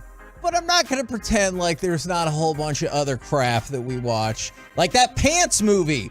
Slacks. Oh, that was a you thing. Yeah, and so it's my fault. And so when she asked me to watch something with her, I feel like the least I could do is watch it. And so that got me to thinking, because there's a couple of shows that she wanted us to watch that I got super into. And so we just started watching Dinosaur Train? No. That's not a real thing, is it? Dinosaur Train. Dinosaur Train. There's no way. Yeah, absolutely it is. Stop it. Yeah. And don't forget, all aboard the choo-choo train. It's on PBS. All aboard. Yeah. All aboard. Doo-doo. Well, I got to go watch this now. Yeah, we watch Bluey a lot. But the show Elite. that she just got me into watching is we're watching Project Runway. Oh. With the fashion designing people. It's right up your alley, bro. Man, I'll tell you, the one show that she did have me watch was America's... If Star Wars t-shirts and sweatpants ever are on that would be delightful. Is the one show she did have me watch that I really enjoyed was America's Next Top Model. Because half the time I was like, I'm with you, and then the other half I was like, I don't understand anything. Is that about with Tyra this world. Banks? Yes. And so then, because we watched a season, and I was like, oh yeah, I got really into it, and she enjoyed it. And then she dropped the bombshell that somebody she used to live with was on America's Next Top Model. I was like, why didn't we start with that season? Felt really bad. Her friend got cut off the show because they said she got fat because she put on, I don't know, like 4 pounds. And they were like, oh my God, you might be a size 4 now. You need to get the hell out of here. And they ejected her from the show because they said she got too heavy. But that and Jane the Virgin are two shows that Jess wanted us to watch that I got super into. So I was curious for our audience, for y'all, is there a show that your significant other has kind of forced you to watch, but then it turns out you thought it was really good? Wasn't forced, because Adrian knows I will not watch anything that I don't want to watch. So you wanted to watch a Twilight movie? I was sex hostaged into that. So what, Reggie? Why did you make that face? I didn't realize that could be a verb. We created this a long time ago. Sure. Actually, I'm pretty sure it was filling in the mornings too. Yep. I'm not gonna deal with. I didn't even like it. All right, I didn't like those. But I was walking through one night and I saw Jennifer Goodwin, Lucy Liu, and Alexandra Daddario all on the same show. And I was like, The Three Amigos. yeah, exactly. That's exactly what I was thinking. And the show was called Why Women Kill. Charlie's Angels. Nope. I mean, Lucy Liu wasn't. Reed Scott. I don't know if you know who Reed Scott is. I know Nick Frost was in season 2. Jack He's in Davenport. American Pie. That's Tara Reid. Tara Reid Scott. And I sat down and watched one episode and was like, "The crap is this?" And she was like, "This is a great show." And the more I watched it, the more hooked in I wanted to know what was going on. Yeah. The thing is, I knew murders were on the way. I knew they were going to kill at some point. Why women kill, right? So I was waiting to see the kill, is what I was waiting for. Does it make you nervous that your wife was watching a show called She watches lots of shows about serial killers and stuff, dude. That's just, Okay. That's, from my understanding, it is a stereotypical women thing at the moment. Okay. Basic women is what I'm understanding. I'm told. I also, Marvelous Mrs. Maisel is something Adrian started watching before me, and I got hooked on that too. It's fantastic. Hold on, guys. Hold on. Should I be concerned? We got a text in from the 972 that simply says Gunsmoke. Good show. Okay. I have questions. I do too. Like, are you married to this person? Aren't there like a bajillion episodes of Gunsmoke? Is Gunsmoke on streaming? Ooh, yeah. It feels like it should be. Now, I like this. Sometimes I don't even know if this was a significant other from the 940. Girl on Tinder got me watching Curb. So I don't even know if they're like together or whatever. Well, I think they're together enough because I responded to that text saying she did you a favor, and they responded back, I did her some favors too. Heyo. So. Okay. From the 817, 90 Day Fiance. From the 940, the Vanderpump Rules. Emily in Paris, or am I supposed to say Emily in Perry? Because it's Paris, bro. Okay. We're in America, and I say Paris, Texas. Okay. Not Perry, Texas. Okay. Because that may be confusing to I'm us. a man, and I can't think of a show that I've ever watched that I don't even know. That you liked? Ever? No, that like she's like, hey, you want to watch this? And I'm like, nope. Why? First of all, she's a doctor, so she's very busy. Does she And watch then- doctor shows? Like Grey's? No. I feel like that would annoy me if I was a doctor. I'd be Right? like, it's not. But, you know, some people there's a hate lot of watch stuff. Okay. Like Grey's Anatomy. She's like, nobody has time to have sex. As like, Oh, in general? No, I'm sorry, Mike. Mark that. No wonder you get mad. like no, when you're in residency. Okay. Everybody's sleeping with each other. She's Okay. like, that ain't happening. You're working freaking 100 to 120 hours a week. Yeah. She's like, it's all a lie, the 80 hours. Like, it's like, yeah, you're supposed to get off at 10 a.m., but you are going to be here till 2 p.m. till we're done with this stuff. But no, I honestly cannot think of a show where she's like, I want to watch this, and I'm like, I don't really want to, but I will. I'm like, no, I don't have time for that. So Do y'all watch shows together just in general? in general, yes, but Usually it's rare. something you want to watch. It's just we are busy. I don't know. Our kids have something. She's working a lot. I'm working a lot, and so it's rare right now. We're 5 episodes into The Bear, but I don't know if it was like. I mean, I was interested in that. She was interested in that. Okay. It wasn't like, I'm not interested in this, but I'll do it for you, baby. Yes, chef. This chef. I didn't even know that was a thing until I watched that show. Now, have you not worked in I've food watched service? a zillion. No. He never has. I've watched a zillion shows and reality shows, and it makes you never want to open up a restaurant. Oh my Never. God! It's a little over exaggerated, but it does give you a decent feel for food service. It gets intense back there, man. Mm-hmm. I've seen a lot of people send in the vote for Yellow Jackets. Yellow Jackets, that show is crazy. Never man. seen it. I've heard that they eat people. Kevin though. Costner, and he's trying to keep his farm, his ranch in Montana. That's Yellowstone, and he's leaving that show or has left that show. I'm still not. He should have left it a long time ago. Yeah, that is a fair point. No, Yellow Jackets is much different, and they're like a championship soccer team. They have a plane crash. They're stranded on this island. It's set in like England, and then there's some people dressed in white walking down the alley.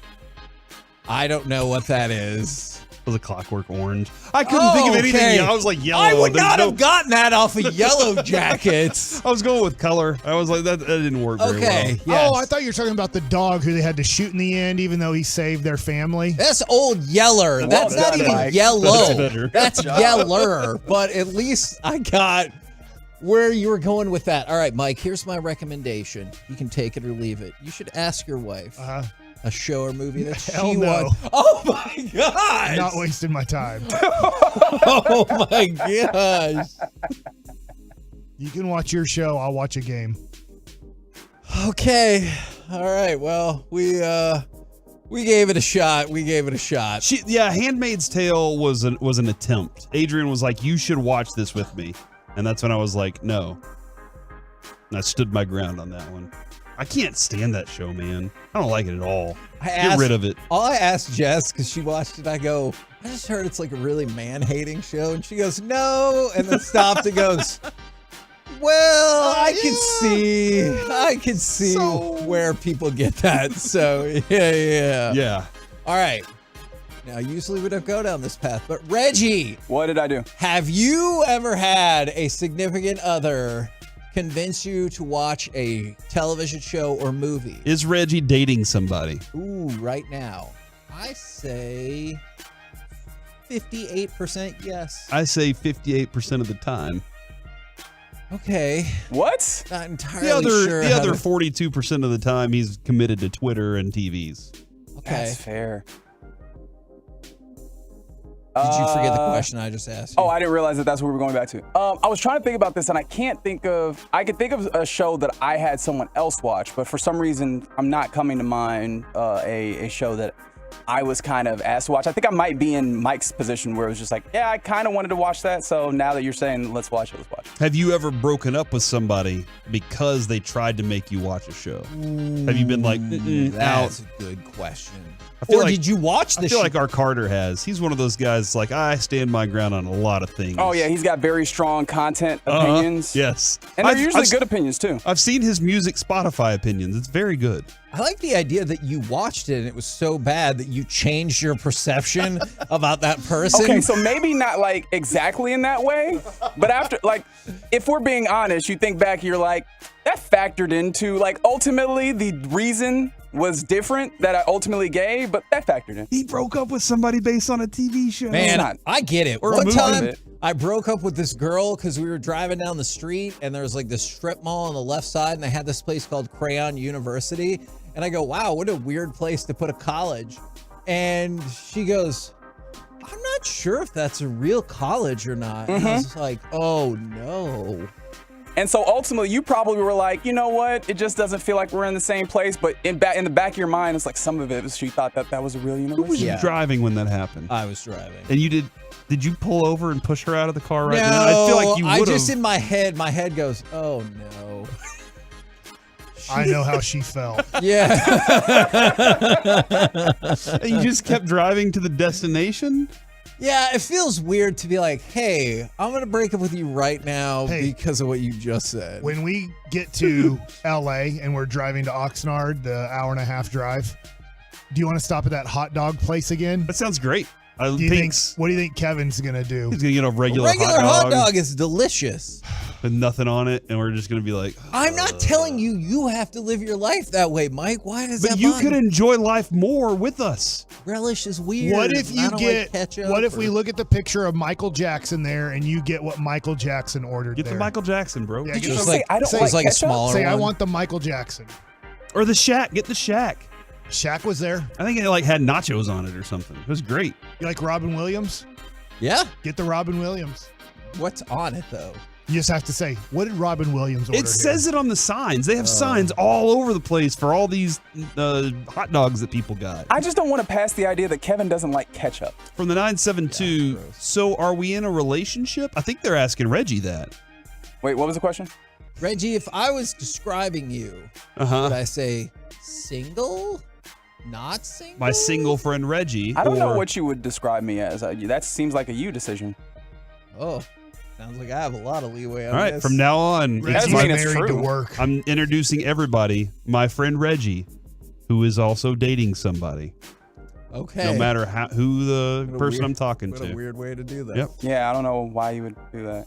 We're the KNC Masterpiece right here. Just wait. On 105.3 The Fan. They said you're going to order the Shaq and Charles at Oh, my God. Coming up next. All right. It's time for Gridiron Gravy. The best 25 player, the best players 25 and under at every position. Plus more talk about whether or not Reggie's single. Next, right here on The Fan. If you're within 10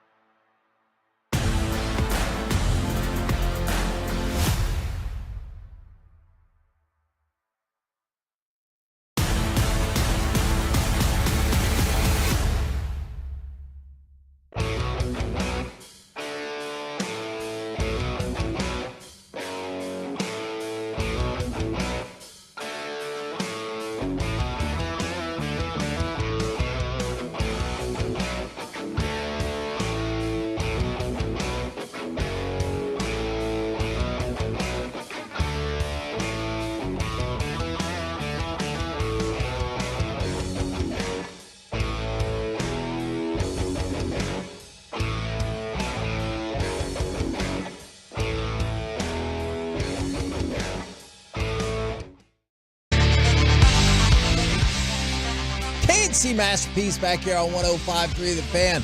Right now, it's time to go around the entire NFL and dip into some gridiron gravy. And we start. I was really proud of you guys yesterday, the job you did with the quarterback list. You're welcome. It's wide receiver time, and we're going to mix it up. Justin Jefferson's a 99 on Madden. That is true.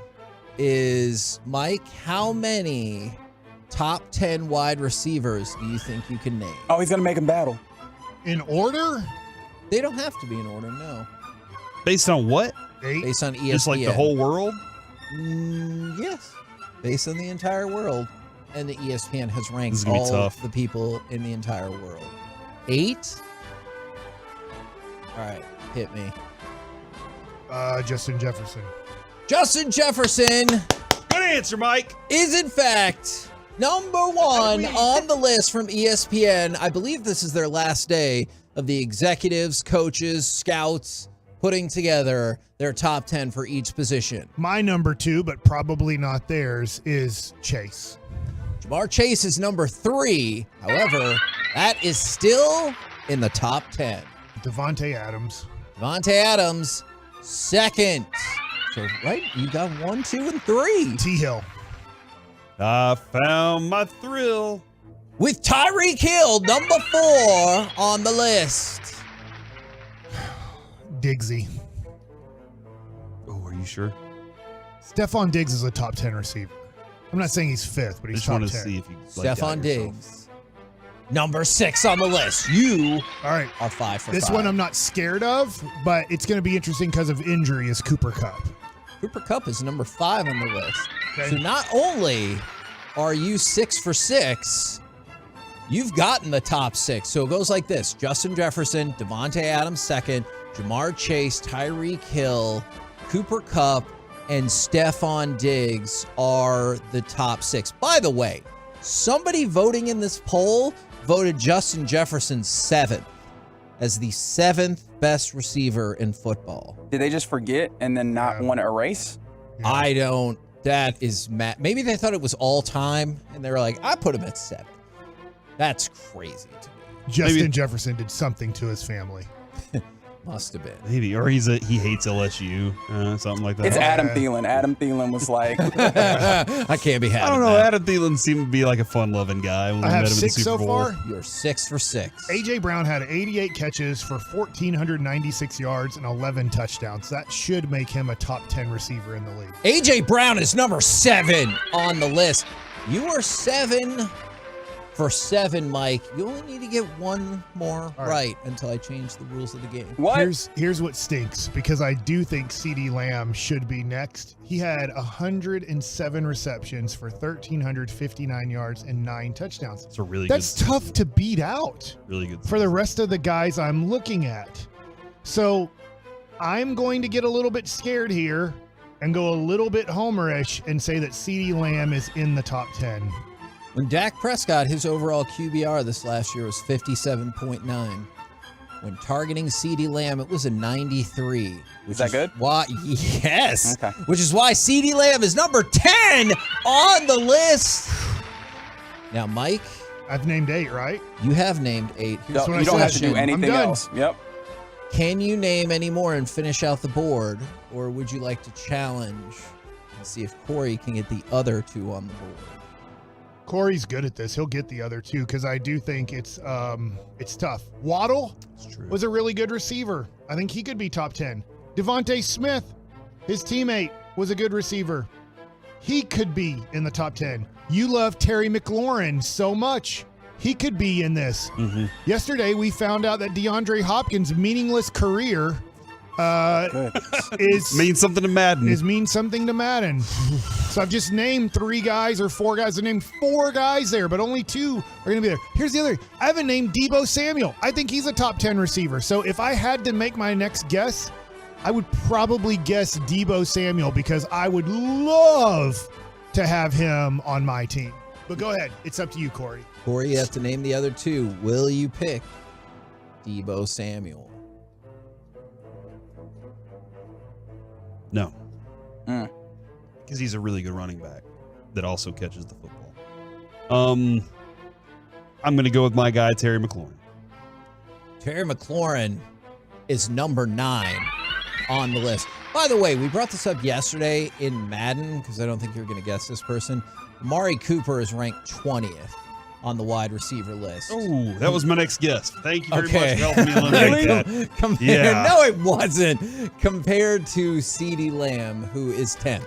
But you guys have gotten everybody except for number 8. Mike gave you a plethora. Why am I not finding options. Deebo Samuel on the list of like wide receivers? He didn't have 1,000 yards last year, did he? 632 yards. Oh my God! What in the world? They like running the football. I think the world likes this guy a lot more, but I like his teammate more. And I don't know if Reggie would agree with me on this, but I'll say I know who he's talking about. Calvin Ridley. I'll say I think ESPN goes DK over Tyler Lockett, Tyler Lockett, who I like more, catches everything. You're a big DJ Moore guy. No, not that big. 21st, I believe. Really? 21st? The honorable mentions: Deebo Samuel, Mike Evans, T. Higgins, Garrett Wilson, Jalen Waddle. Wow. And Devontae Smith. That's a really good second crop of receivers there, dude. But number 8 on the list, DK Metcalf is correct. The highest ranking he got was 4th. For CeeDee Lamb, the highest ranking he got was 5th, and the lowest was not in the top 10. Last year, he was honorable mention. So moving up in the world, good job, CeeDee Lamb. I wouldn't have got those last two. Yeah, McLaurin makes more sense to me than DK Metcalf, I think. I would have guessed without seeing stats, Debo. I'd rather have Debo over those other two guys. Debo was 11th for whatever that's worth. So for the win, which is part of the, as we've established, sometimes false, USA Today, has the best NFL players ages 25 and under at every position. Do you think the Cowboys have more than one of these people? Mike? What? At every position. 25 under 25 at every position in the NFL. Do you think the Cowboys have? They have a guy under 25 at every position? No, they don't. I've already established that. All right, let's try this one more time. I'm also kind of curious if the Cowboys, like, I want to know what the average age of the Cowboys is, because Dak's getting older, and there are some guys on this team that are getting older. Isn't everybody getting older? Yes, that's right. But Benjamin, even children get older. But so it's pushing that age up a little bit. Maybe they aren't as young as we think they are. Okay. But I think there's Mike. They don't have one at every position, but do they have one at any position? A player that is 25 or younger and the best at their position. Is Parsons still under 25? They're 25 and under. Yes, he is. I'll guess him. Micah Parsons is correct. You did it, Mike. He's 24, and that's it. So what? That's all? That's the only Cowboys player on the list. Here's I was the like, that's interesting a bad part. top 25. Nobody in the league is under 25. There's just one player. Here's the one that's going to infuriate Mike. Don't do it. Don't do it. Who is the top quarterback in the NFL? Jalen Hurts is correct. Ahead of all Trevor you said Lawrence. was he was going to irritate who Mike. was the top quarterback in the NFL, and he said Jalen Hurts. His improvement in what he was able to accomplish this year was phenomenal. For some reason, they're putting that on Justin Fields now, that he's going to be the next Jalen Hurts. Yeah. And that's just too much. It happened. It's rare that a guy can improve from being such a bad passer, for the most part, getting into the NFL and becoming good enough to be considered at least an average passer, maybe even above average. Maybe I'm not giving Jalen Hurts enough credit, but it's his ass that gets him those 1 yards that he needs to keep the sticks moving. It is. Oh, I get it. I know. It's just the way it sounds. But his power butt, if you want me to say that, his power butt gets him. I don't know how to stop him on 3rd and 1 and 4th and 1. We're trying with Mazzio's Pizza up front. Mm-hmm.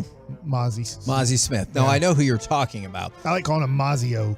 Okay. Zoes. Because I used to go to Mazzio's in Duncanville a lot. Did you ever go to Fazio's to shop and go like Mesquite area over there? I have been there before. Fazio, it was like a store. Zoli and Isles. They had the thank you for come again things on their Wasn't that Rizzoli bags. That's correct.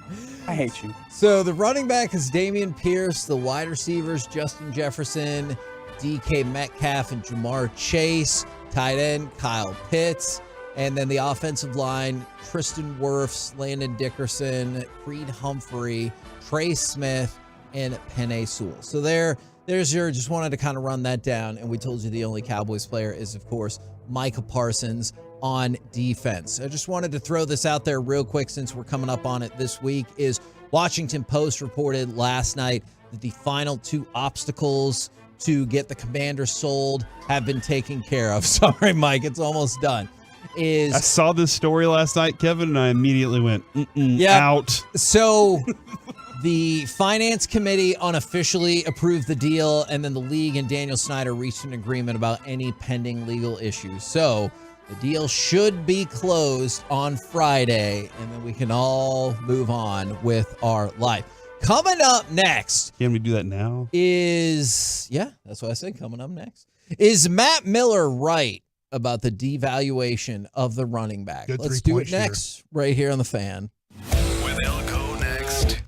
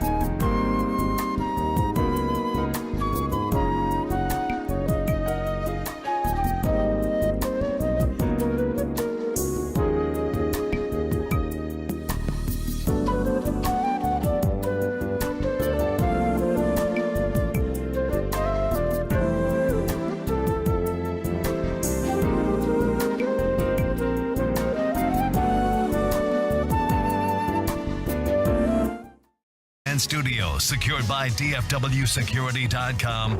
It's the KNC Masterpiece on 105.3 The Fan. KNC Masterpiece back here on 105.3 The Fan. Don't forget, we got Bruce Bochy coming up at 12:20. But it was a tweet. I actually forgot that. My brain's just been in a different place. My bad. You ready? Is Matt Miller. Think about the Christmas episode of The Bear, right? No, we're not at this moment. We're not. Is Matt Miller tweeted out yesterday.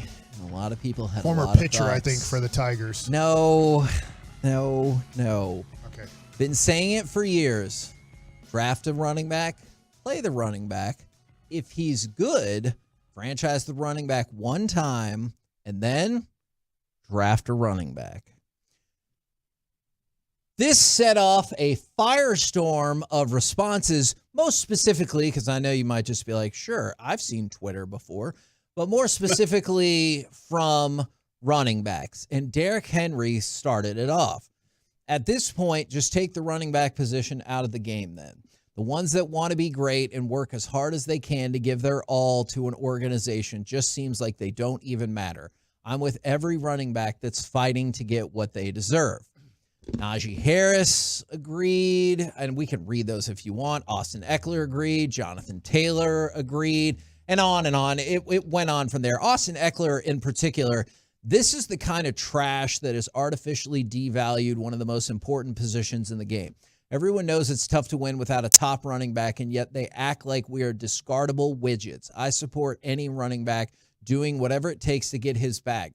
Now, the issue with at least that, although I thought it was very well thought out, is I'm sure people would argue that it's not difficult to win without a top flight running back. Yeah. I think a lot of times it's more about the way your team is built and what you do well. If you don't have the offensive line that can run the football and you can't block it, and you have a really good running back there, I still don't think it's going to be exceptional. I think it's going to be. You look at Barry Sanders. I know bringing up the name Barry on this show is kind of right now, but Barry Sanders didn't have a great offensive line. He made a lot of stuff happen. Sure, but man, that dude was running behind the line of scrimmage most of his life. It felt like the list of Super Bowl champions is based on strong quarterback play and defense. And if you can eliminate one factor out of an offense's playbook, then you're going to do well. The easiest factor to eliminate is the running game. So that's where we stand on Bears. It doesn't help you win. Mike Ditka was like, get rid of Walter Payton, put the fridge back there. It still worked. He still ran for the touchdown in the Super Bowl. and you just put Mozzie Smith back there. And I think I do think that if you can run the ball effectively and also play the defense to keep the score low, then it's going to benefit you in a lot of different ways. I guess my big concern right now, Kevin, is can they ever get leverage back and put themselves in position to get paid in the future? I don't know what it's going to take, because this reminds you kind of the when we were hearing whispers that baseball was like, look, we don't want to pay that guy because we want to keep money low. So we need to make sure that, I don't know, was it JD Martinez? Let's not pay this guy a certain amount. There were whispers. There were some stories on The Athletic about this, Mike, when they were regarding, like, there were a few GMs that were all colluding together. The idea they were colluding together so that guys weren't getting paid. And that's not new, because I'm reading the Ricky Henderson book written by Howard Bryant, and you see that in the 80s as well in baseball. And I'm not saying that it's that the GMs have colluded together in the NFL, but they have definitely helped set the market on, look, we're not paying the running back anymore. And I understand the other side of it too. How many times did the running back get paid?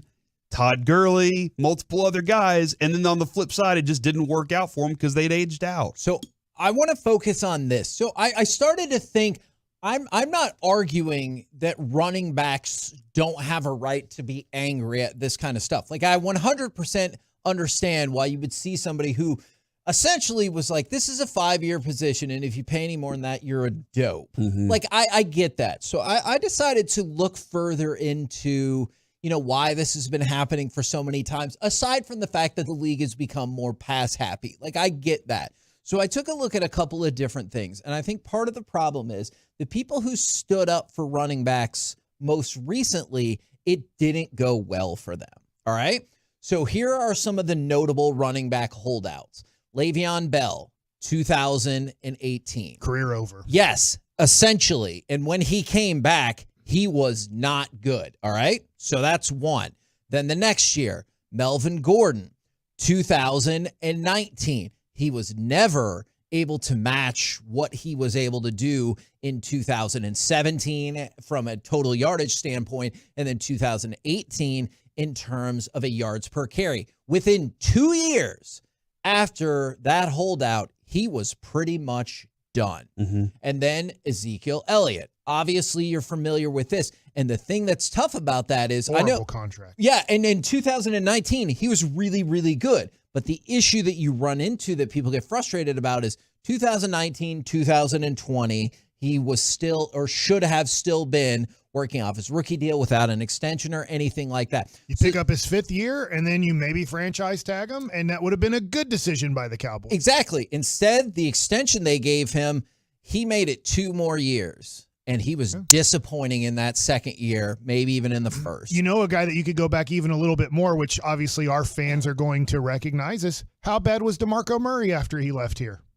Yeah. After he ran for almost 1,800 yards and carried your team somewhat in 2014 and looked great, the Cowboys said, we're not doing it. They were actually smart in that situation. Remember Michael Irvin really complaining about that, saying worst mistake ever in Cowboys history, all these, like, he's like, see, look how bad we were in 2015. I was like, well, isn't that because your quarterback played in 4 games all year more than DeMarco Murray? Because DeMarco Murray didn't go to Philadelphia and run them to the Super Bowl or run them to division titles left and right. He ended up having to go to the Tennessee Titans, and a few years later, his career's completely and totally done. Yes, 3 years after that, he was out of the NFL. And then the other person I was going to throw in, but that's a great point, is Alvin Kamara. Now, Alvin Kamara held out. He had a good season in 2020, especially given the way they use him. I should say he had a great season if you look at all purpose.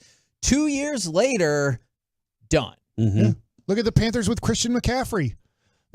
For multiple reasons they had to get rid of him. One, they were a rebuilding franchise. 2, he got hurt all the time. So like, hey, let's pay Christian McCaffrey. And they're like, oh, crap. And then what did they get for him? A bag of beans. I can't even remember what San Francisco had to give up, but it wasn't that much if I remember, because everybody was like, Christian McCaffrey is damaged goods. His health is not as good as it should be to really rely on him to carry an offense. So I hate to tell all of these running backs in the NFL, go look at all the running backs that are anywhere from age 28 to about 38 and go, what was y'all's deal? Some of them are still in the NFL. Some of them are out of the NFL at 31 and 32. Most of them are completely and totally finished. And so Walter Payton's, Emmitt Smith's, Barry Sanders, whoever else you want to name. Like, for some reason, in our lifetime, the running back's lifespan started dying quicker and quicker and quicker. And so the NFL teams are just doing what you guys have proven to them. They want to pay you guys. If all of a sudden... I disagree with the idea that they want to pay them. They wanted to pay them, Reggie, when Emmett was doing his thing and Barry was doing his thing. And before that, Walter Payton was doing his thing and Roger Craig was doing his thing and Otis Anderson was doing his thing. They paid them. Why did they pay them, Reggie? Because they were proving at about 30 years old, they still had something left. Now, all of these guys over a good 10-year period have proven we have nothing left. In fact, we should retire and be out of the league at 30 years old for the most part. And okay, so I hear you on that when we talk about the length. I think because I've been thinking about this independently, and what I've been thinking about is just how the running back position in particular is not fit for the pay structure that's built when we talk about rookies, right? Like the idea that there's 4 or 5 years of control, like you were talking about with Zeke, right? The times when you offer value, you're not able to extract value as a running back. The value that you offer to a team is built in your first 3-4 seasons, and by the time it comes time for most teams to be able to pay you, you're worn out. We used you up, and it's time for us to go find another guy. Can I argue against that Please just do. a little bit?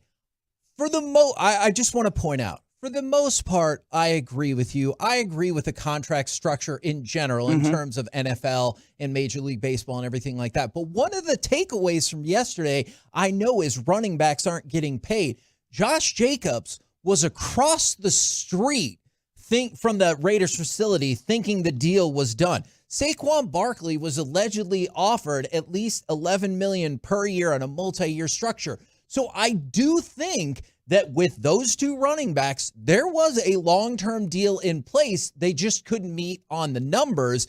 But I hate the idea that nobody ever pays running backs because those two teams were prepared to offer long-term deals to those running backs. They just weren't at the number that they thought they should get, which I understand turning it down. I'm not saying you should have taken it. I just take issue with the idea that nobody will ever pay because, like, Schefter, for example, put out yesterday, it's now been 716 days, so almost 2 years since a running back signed a long-term contract worth 10 or more million per year. But part of the reason is that because two of them had got it yesterday, they turned it down. No, and I think that's a fair point to raise, but then I guess my counter to that is like the relative nature of being able to sign a deal that feels good for the players compared to other positions, right? You're not seeing that same issue with other positions, at least at large. Okay, I'm glad that you brought that up because here's one of the other positions. I just wanted to compare, and I just kicked through the last 3 years. So I didn't put together like some grand statistical project or anything like that. I demand a grand statistical project.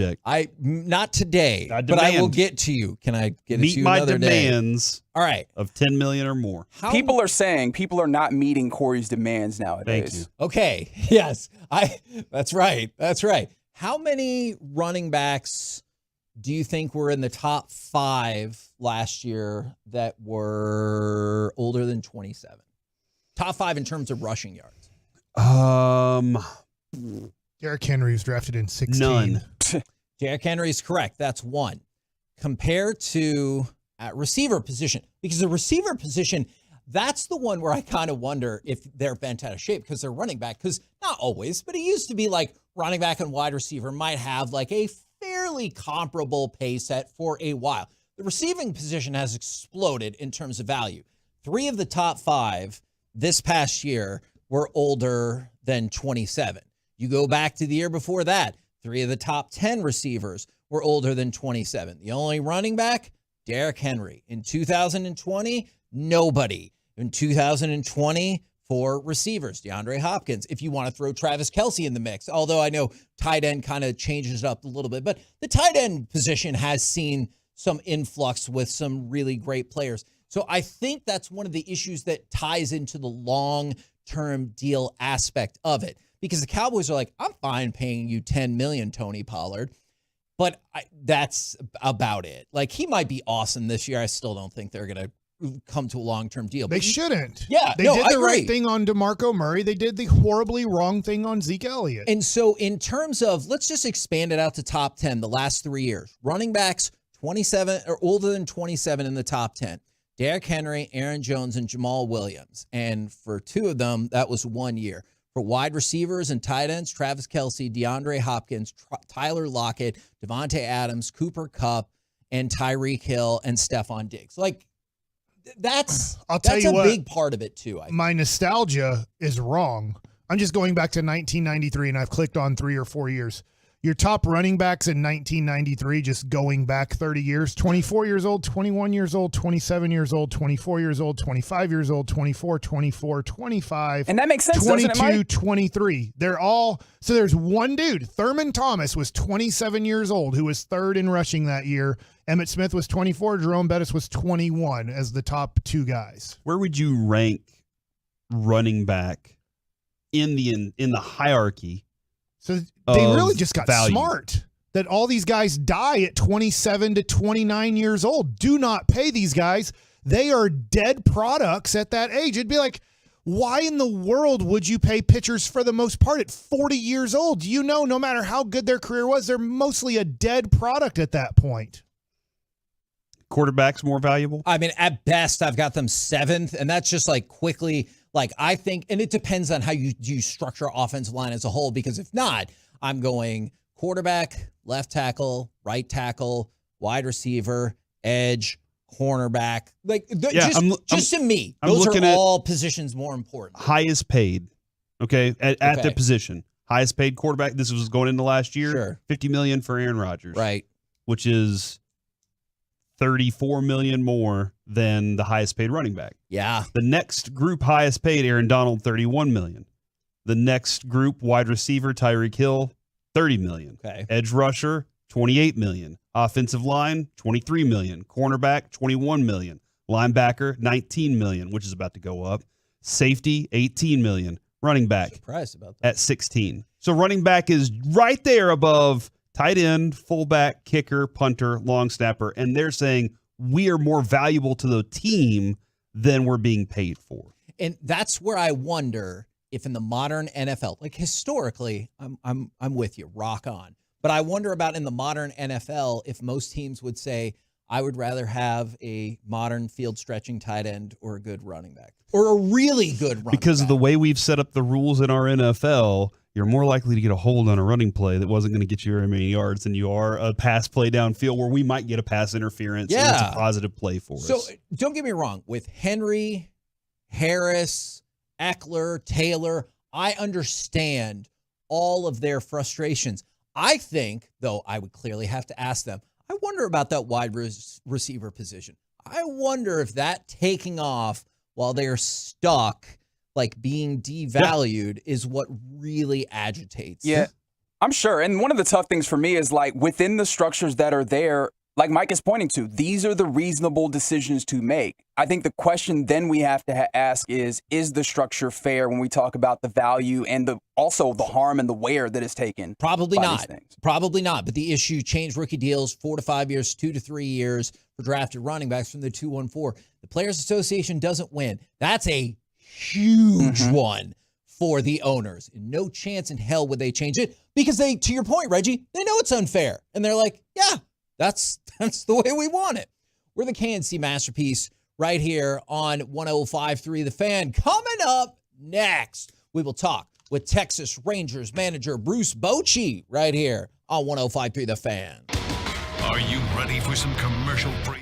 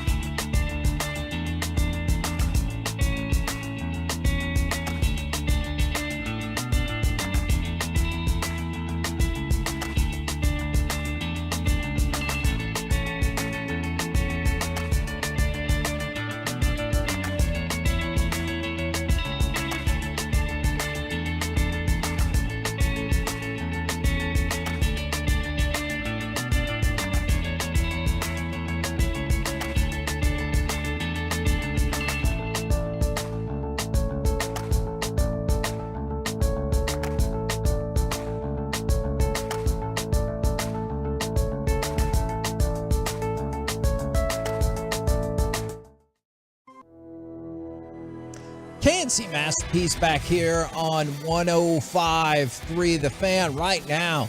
Courtesy of Louisiana Hot Sauce, we bring to you Texas Rangers manager, the team that's on a 4-game winning streak.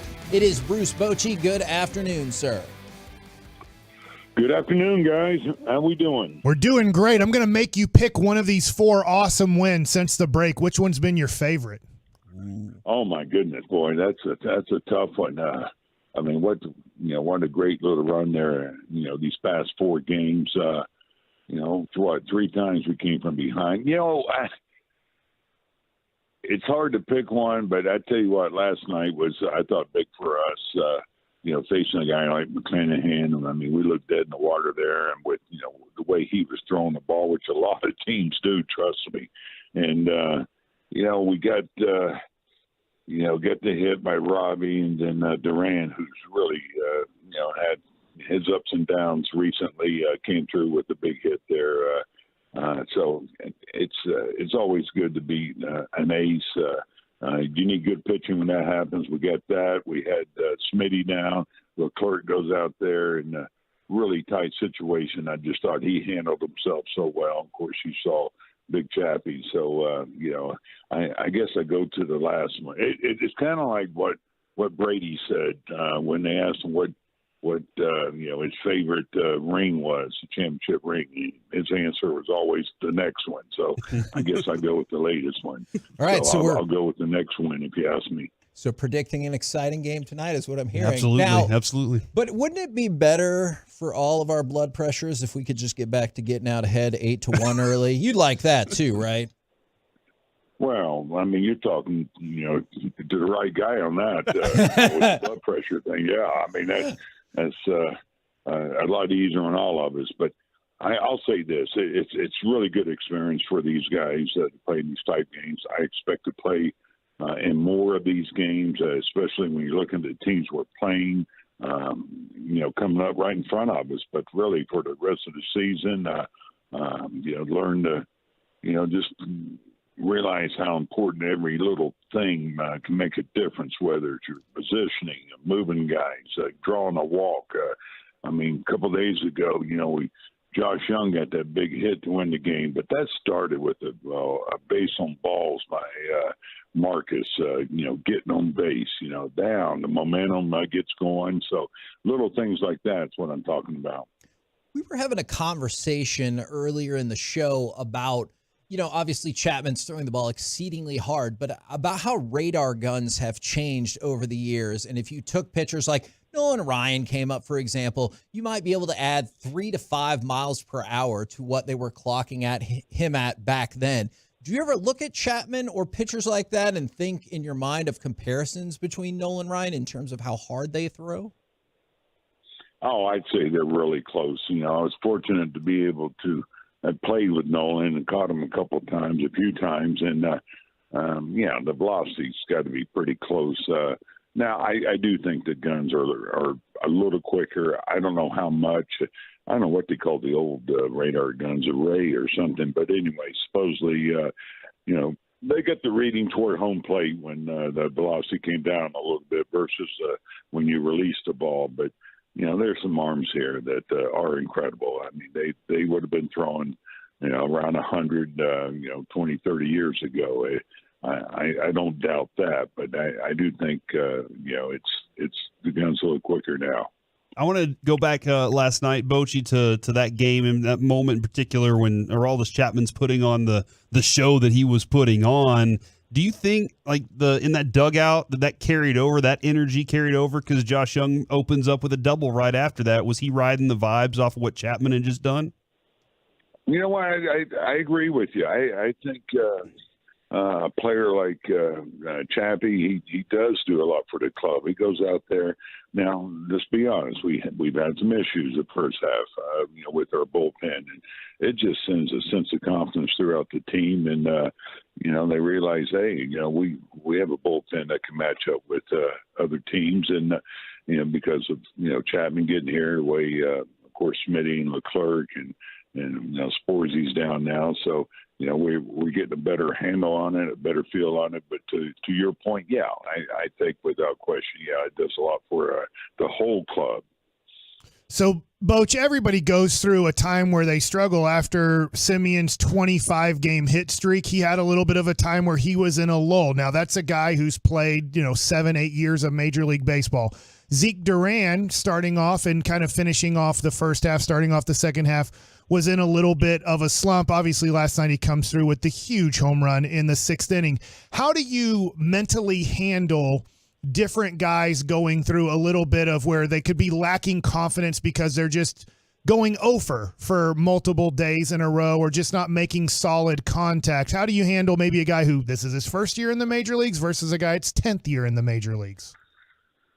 Well, first of all, you're right. I mean, they're all different. It's not one size fits all. And you got a guy with experience like Marcus. He can handle those ups and downs.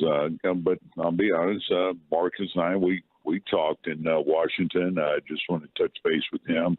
The last thing I wanted to do as his manager is to not be there for him if he needed a break or anything. Just kind of see where he's at. And, so we had a conversation. Now with Duran, it's more, I think it's important we keep his confidence up. He's going through, some things he probably hasn't gone through a lot. And for example, when I pinch hit for him a couple of days ago, 2 days ago with Robbie, I brought him beside me on the bench and just told him, listen, I'm going to pinch hit here. This is not you. You're playing tomorrow. You're playing left field tomorrow against one of the best pitchers in the game, but I'm going to pinch hit now. You're going to get this right. Just more. It was more just let him know, hey, I'm behind in everything, but I'm going to make this move coming up because I knew a right-hander was coming in. And it was evident. It was obvious that he was off. He's gotten out of sync a little bit, but I thought he tightened things up. I thought it was better yesterday, and he's going to play today. So last night he hits the home run in the 6th inning. In the 8th inning, you get the leadoff double by Grossman. Nobody out, runner on second base. Duran coming up off of the home run. Was there any thought about possibly getting a bunt down to the third base side to get the winning run to third base with one out? Yeah, the thought was more in Duran's head than mine, to be honest. Because afterward he was telling Bees, he goes, "Yeah, I was looking for the bunt." Well, here's how I look at it. The guy just hit a 2-run homer to tie the game. He's facing a left-hander.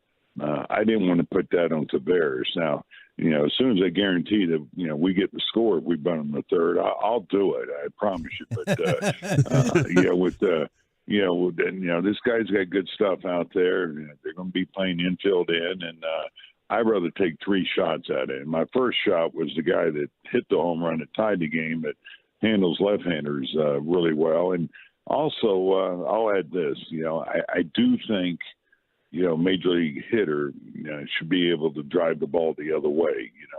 You don't have to get them over by a bunt. You can hit the ball the other way or deep fly ball. So there's other ways, and we call it 5 ways actually to get the guy to third. And unfortunately, he struck out, became empty at bat. But no, I'm not going to put him in that situation. And then, of course, Tavares ended up, that's a tough at bat. He struck out, and I'd rather take 3 shots there. Now, if that would have been Tavares, to be honest, and man on second, nobody out with the top of my order coming up, yeah, I probably would have bunted him over.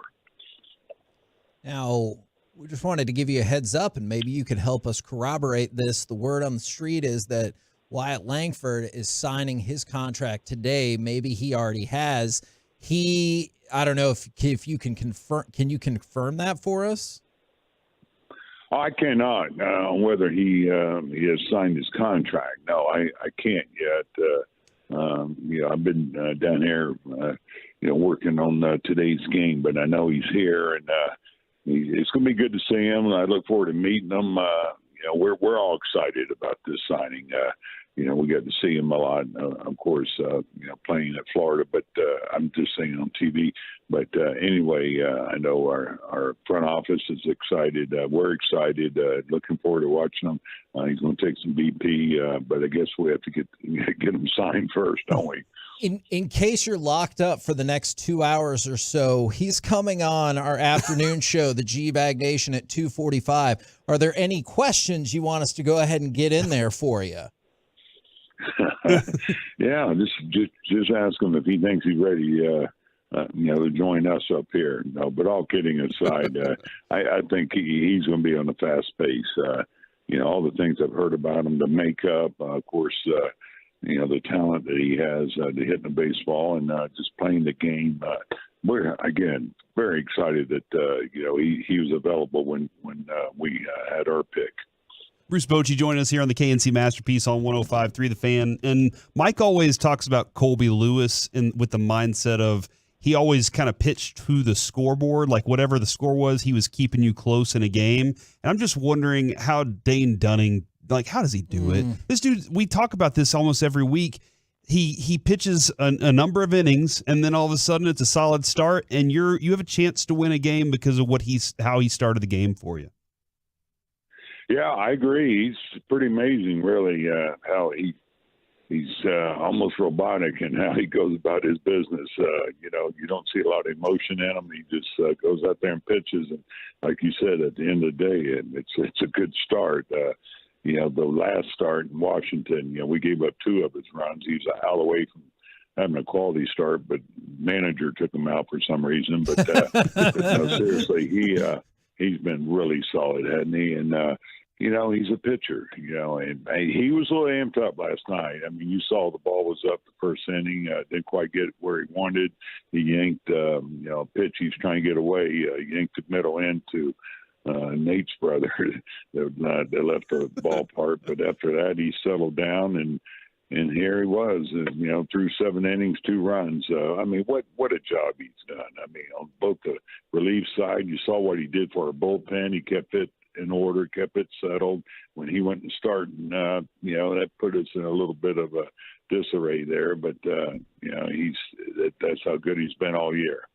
So, Boch, I'm just a fan now, and right now watching this Ranger team, especially after the break, it just feels like a magical team, a magical season, that something special is going to happen to the 2023 Texas Rangers. I know you're in the grind, and today's the new day, and today you're concentrating on the game. And then there's some seasons recently where you're going, man, this thing really sucks. And I'm just wondering, as a manager, do you sometimes get a sense of, man, this is going to be a really good year, or, man, this season sucks? Oh, even before spring training, and then when I got to spring training, got to know the guys, watching them, I felt really, really good about this ball club. I knew this ball club would be a team that would be making some noise, that could contend. Now, granted, we have a lot of baseball left. We haven't done anything, but there was no doubt in my mind this was a really good team. And, unfortunately, we lost Jacob, but because of, what Dunning's done, that softened that blow. But, yeah, I felt that. But and then you see, the numerous times that this club has bounced back off some, horrendous losses.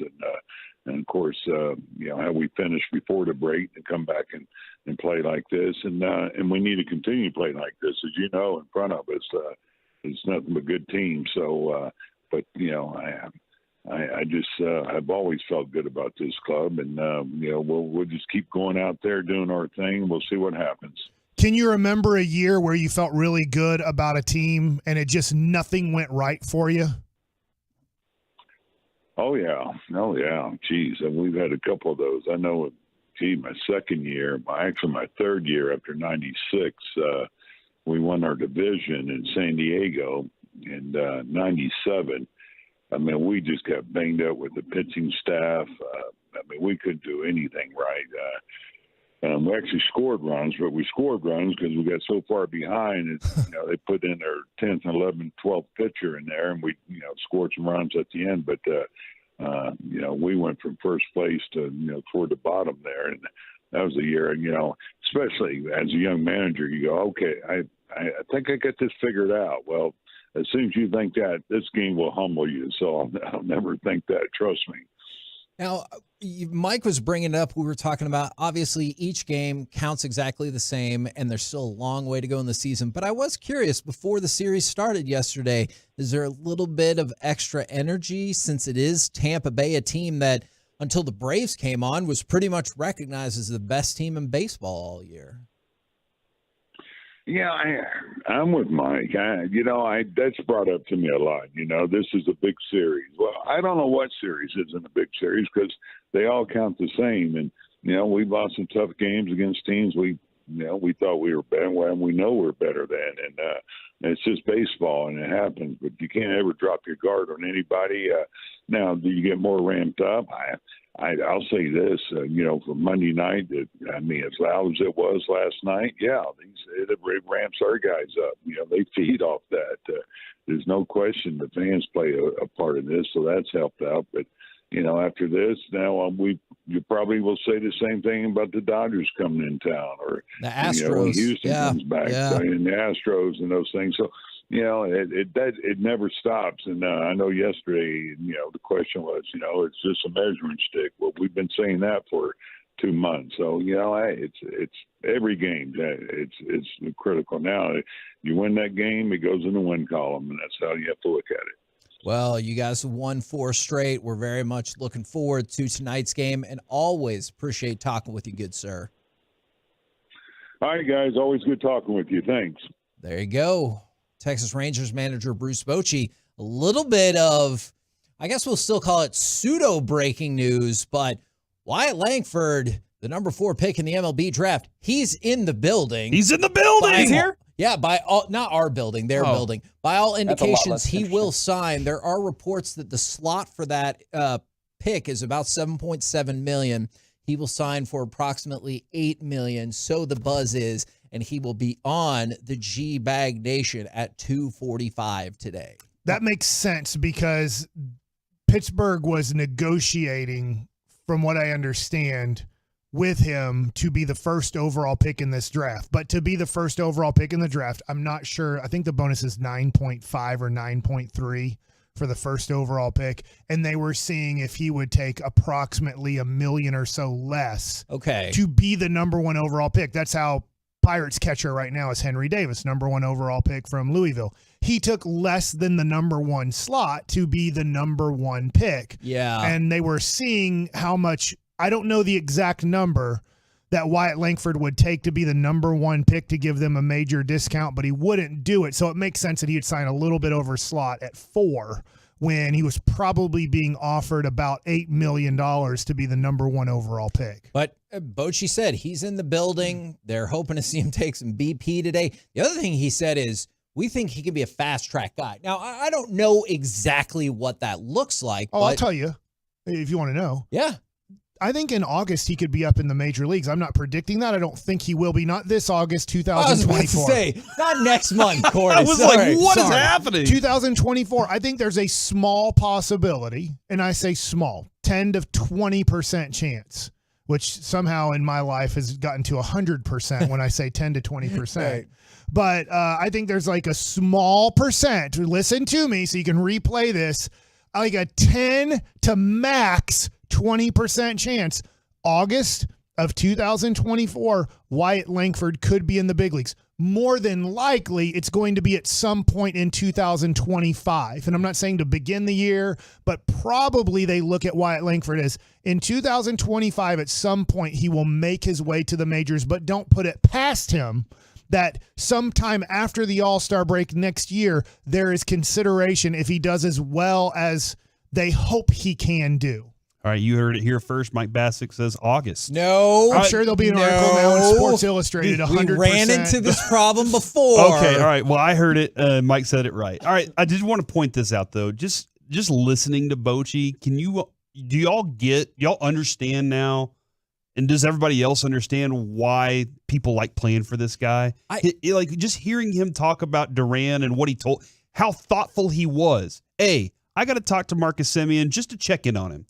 I got to talk to Duran to let him know that I still believe in it. The way he manages these guys, and he just proved what Mike said this morning on the bunting situation. There's so much baseball knowledge he knows, but he's so thoughtful with each one of these players. He's got to be a joy to play for. The thing that keeps sticking out to me is, and you could tell, it sounds like he's surprised every time when people are like, yeah, can you still believe what this team is doing? And every time he circles back in spring training, I thought we could be pretty good. Yeah, I just wonder how many times in spring training, like you think you're going to be good and you're not good. Yeah, probably. And he told you right about now, one of those there's 15 teams right now that were like, man, we thought we were going to be good. Like just thinking of the Mets.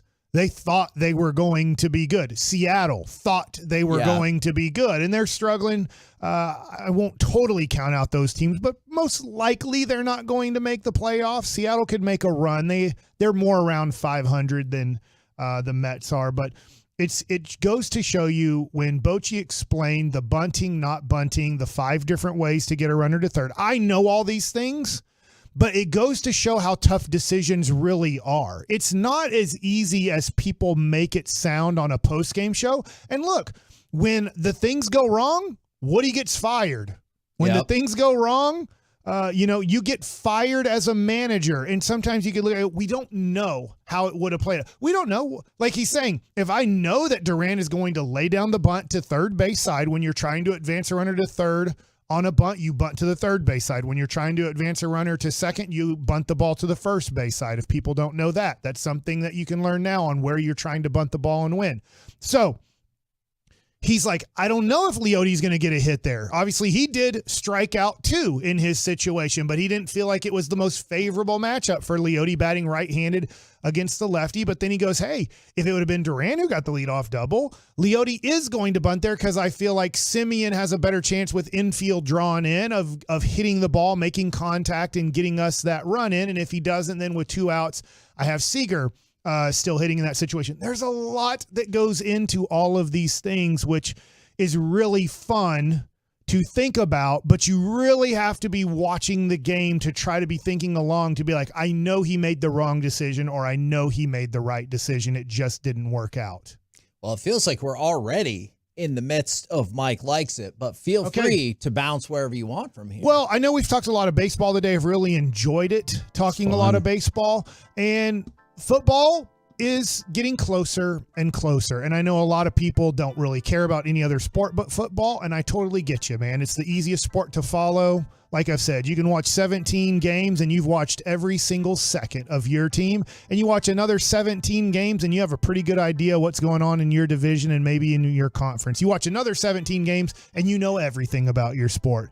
And at that point, I've watched about 50 Major League Baseball games of my team, and I have not watched very much baseball. And that's what makes baseball so much tougher than football to really get into. That's why I think a lot of people love football. There's very little commitment to football. Now, I am thinking about football, and I'm thinking about the NFC. And we know Jalen Hurts. He almost won the MVP. Yep. We know Dak Prescott. You can make up all the crap you want. We know he's good. Whether you think he's a pile of dung or not, he's actually good at football. Mm-hmm. We know he's not great at it. And if you think he's great, you're wrong. He's not. He's never going to be Patrick Mahomes or those guys. So get that out of your head, and get it out of your head that he sucks, because he doesn't. He's a good starting quarterback. We don't know about the San Francisco 49ers.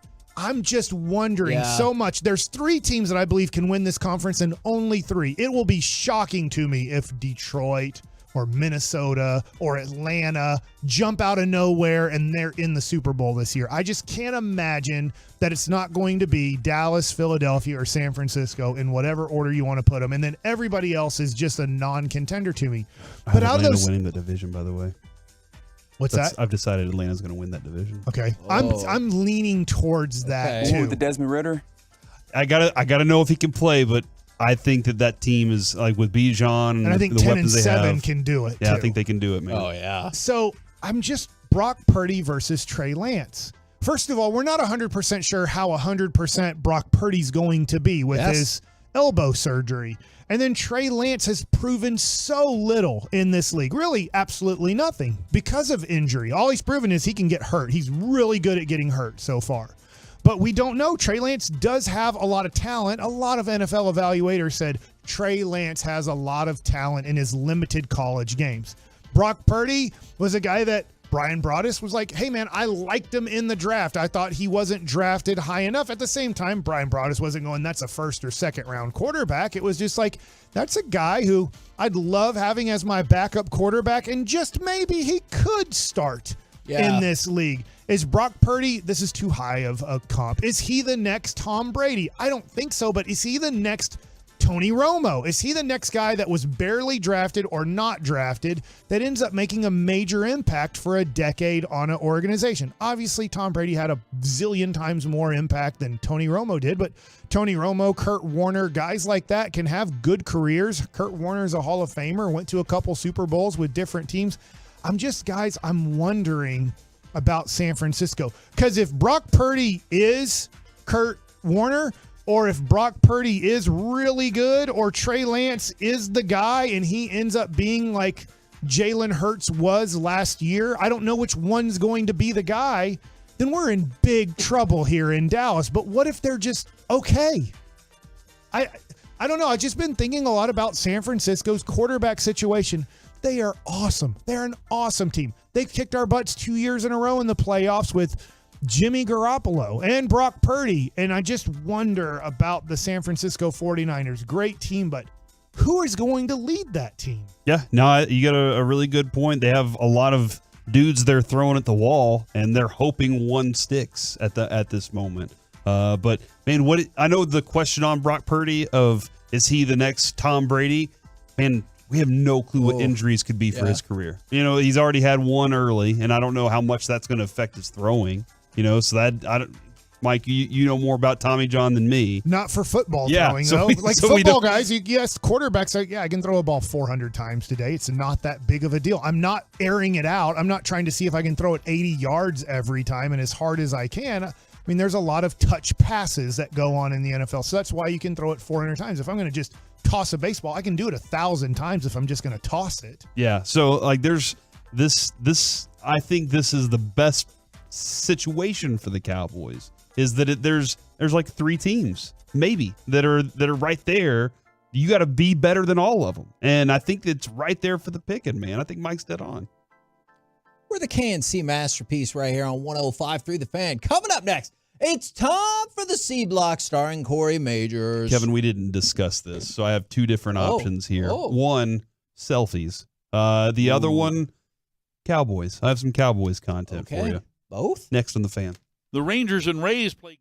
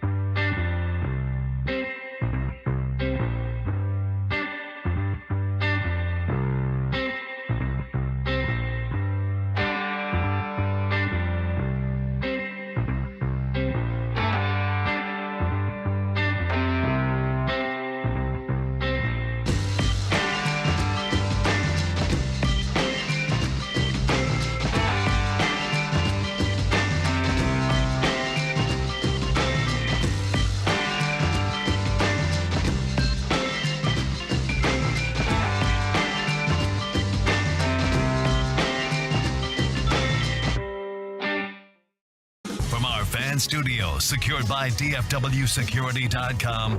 It's the KNC Masterpiece on 105.3 The Fan. KNC Masterpiece back here on 105.3 The Fan. And it's time for the C Block starring Corey Majors. Thank you very much, Kevin. Lots of things running through the brain at the moment to try and get this conversation rolling. But I just wanted to go back one more time before we leave this, and just every Tuesday we get our opportunity to talk to Bochy at 12:20. Yep. That's a real thing. That is for real. All right. That is there's some things that happen sometimes. You know how you know it's real? Why? Sean or RJ didn't set it up. Yeah, the real 07. Okay, the real 07 Giant joins us every Tuesday at 12:20. Derek Holland. He wasn't on that team. Oh, okay, yeah. He was Bruce still Bochy. a little minor leaguer in 2000. Oh my gosh. He's on Thursday with us. And I want Mike to say that to his face. He will. On the show. I'm really excited about that. Because remember when he said he needed Tommy John, Mike just responded, well, why'd you do that?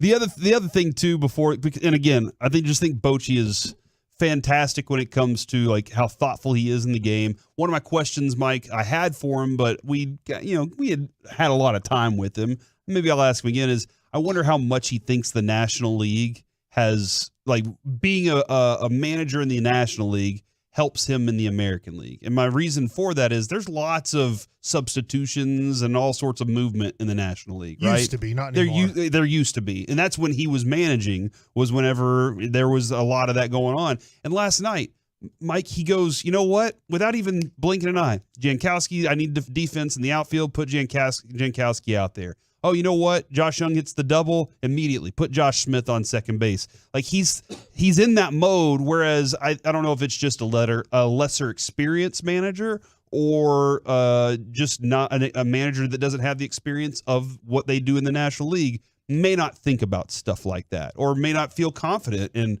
making those kind of moves. That's why it's always tough hiring a young manager. Chris Woodward was a first-time manager. It doesn't mean that Woody maybe later in life isn't going to be a good manager, but usually you hire first-time managers or young guys to be with a young team, because if you're really concerned about winning and a guy who's never managed in all of these things, it happens a lot quicker than you think. Now, for Bochy, you might be like, no, it doesn't, because I was thinking about this in the sixth inning. Yeah. I had already seen if this person gets on base, I'm using Josh Smith. But if you're not really thinking and you're caught up in the emotion of the game and Josh Young hits a double, you're like, yes, come on, guys. Should I bunt? Shouldn't I bunt? And then you're like, you know what? I'm going to want him to hit the ball hard to the right side. He knows to hit the ball hard to the right side here. And now he's swinging, and now he's up to the bat. And then he strikes out. And you're like, oh, should I pinch run for Josh Smith? And am I going to look like a moron now if I pinch run for him now? So you might protect yourself. Yeah. And like, I'm not going to pinch run for him now with one out because I totally forgot. And now it's going to look like it was a really stupid decision not to pinch run for him the moment he got to second base. Yeah. So that's just we're really fortunate. Not only do we have the talent, the guys that are executing at the moment, this is 4 games into the first part of the season, the second half of the season. Yeah. But we do have also a mind in baseball that's very prepared for pretty much any situation that pops up. And again, I mean, this goes back to like he was being trained for all that when he was a catcher in baseball. That's where he was learning that part of it too, of I got to be prepared for all these things, because the catchers are, I guess, the smartest guy on the field. Is that what or the most? They have to handle all the personalities. Yeah, they got to know. They got to know it all. All right, so we're heading off to camp. Is it next week? Is that next week? Week from today? Oh my gosh, we're heading off to camp. We fly out on Tuesday. Then is that? Yes. Wow. Mike, connector in El Paso? No, it's a straight flight. I don't know. We'll see. We'll find out. We can only hope. But the God, Mike. One of the things, Kevin, that I think didn't we last time? Yes, I know. That was on the way back, right? It was on the way back. Was it? It was great. They gave us a private plane. They did. Yeah, it was us and one other dude. What was his name? Like Garrett or something? He was cool. There's no chance that was.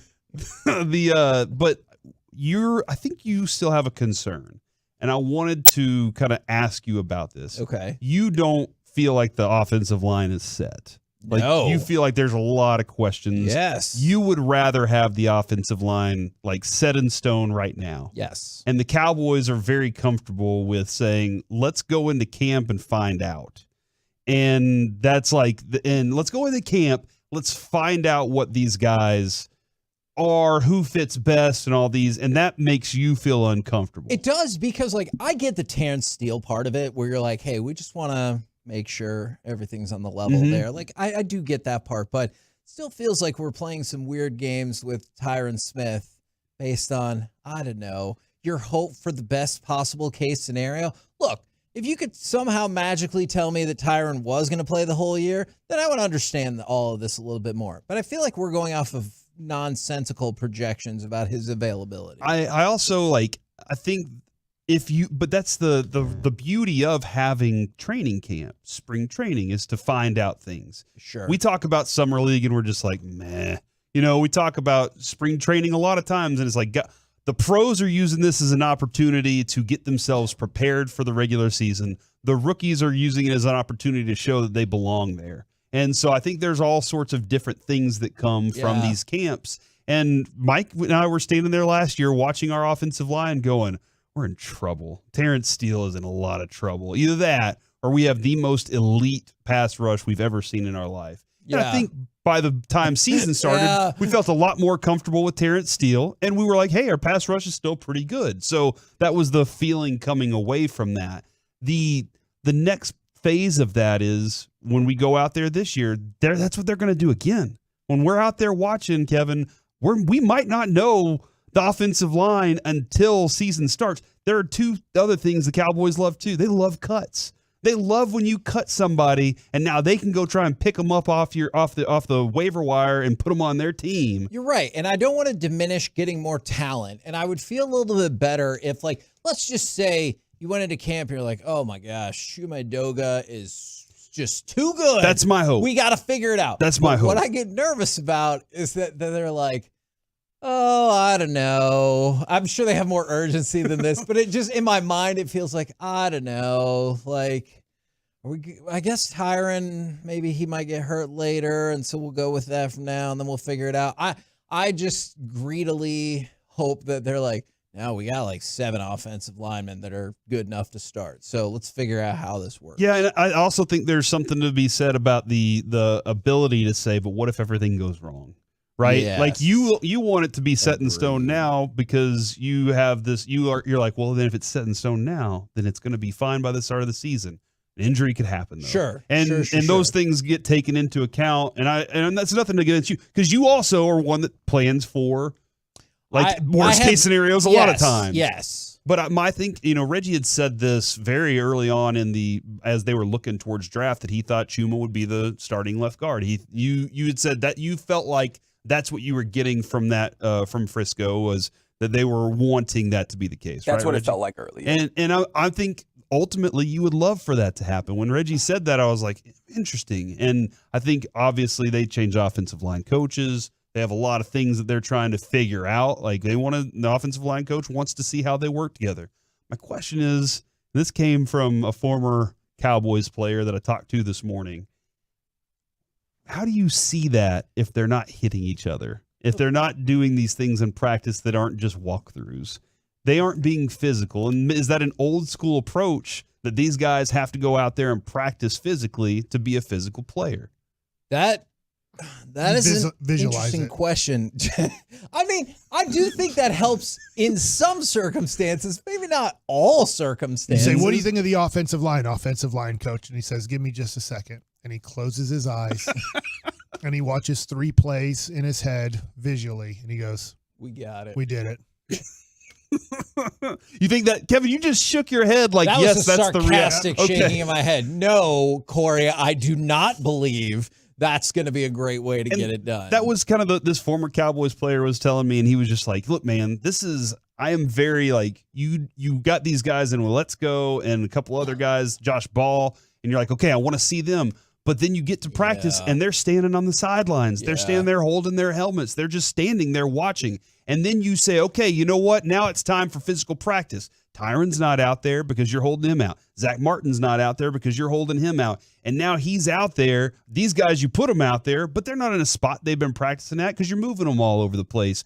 You got to find that opportunity to get them in their spots, get their reps the right way, but also see what they can handle physically. And so I'm very interested in how the Cowboys approach that. It's a question that I want to ask whenever we get out there, whenever we start talking to the team a little bit, because I'm really excited about we're going to have lots of Cowboys players, personnel, decision makers on the show and the station throughout. You're not going to put me in a weird situation like you did that one camp years ago, right? Which one? With Justin Durant after Sean Lee had gotten hurt. Okay, that was on the phone for one. That one was on the phone. The one that was the face-to-face was whenever I asked him about the Justin bathtub. Durant. And Justin Durant looks at me and he goes, man, what's wrong with this guy? Well, and you know what, though? He comes over with his boombox and he sits down with us and we start listening to music. We bonded over that. So it just only took him time to get to know me just a little bit. Have we been out there together as a group of three? Never. Oh, yeah, because before it was COVID. Yeah. We didn't make it out there. And then COVID year. and then like the COVID times, and then you had COVID, and then we had baby Noah. Allegedly. Kevin's never been out there with me, so he doesn't know when they come by and they say, hey, can you guys do this interview at 2 p.m.? I'm like, I have lunch at noon. So I can't say that's the most surprising thing I've ever heard, though, Mike. We can't do it then. So there will be a lot of extra things. So do you just say for the whole show we can't do it instead of I won't be there? You're just like, no, we can't.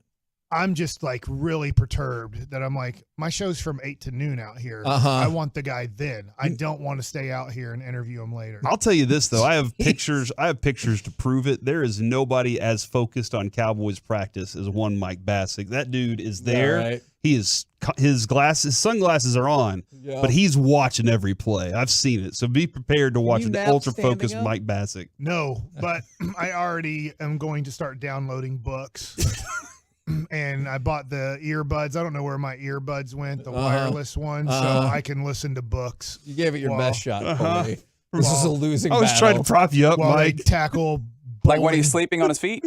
Yes. Yeah, they tackle. Like, oh, man, did you see that form tackle of that bouncing ball that they did? No, I don't give two S's about that. Oh, my gosh, Mike. I'm so glad we're taking you out there. At no point is there going to be a rolling ball out on the football field that they are form tackling. Here's what I've decided. Mike is saying these things in order to be told, Mike, we're not sending you out there. But on the flip side, the boss is going, that's the punishment. That's what I'm doing. I'm sending him out there because he's trying to not go out there. I figured it all out. It's cyclical for both of y'all. I'll tell you what, if there's ever a walk kick where you kick the ball and then you walk to your lanes, Cowboys are going to be tremendous at it because they do that 75 times in a week. I do want to see them get after it, man, but I guess save that for the opponent. And then, Kevin, before we go here, I don't know, should we hold on? Hit it now. Tour de France is something that you guys like, right? Because, Mike, you like the Peloton. And that's Kevin, the Wimby. The Wimby, the Tour de Wimby. There have been multiple moments where spectators are running out into the middle, into the peloton, as they call it, and getting run over or causing accidents. Well, that one idiot, the one I saw, he also had a sign that looked like he was hitchhiking in the 1970s. And it was taken up like multiple spots in the road. And then somebody crashed into him because I'm like, hey, Nimrod, you can't do that. This is too extreme, but if you shoot one of them, I bet the other people won't go do that. Oh, my gosh, dude. You know what? I think that's extreme. That is very extreme. But I think it's you hurt interesting. that like if somebody does it and they're hurting the race, you have to hurt them tremendously so people go, oh my gosh, I'm not going to do that because the repercussions are way too high. So there you go.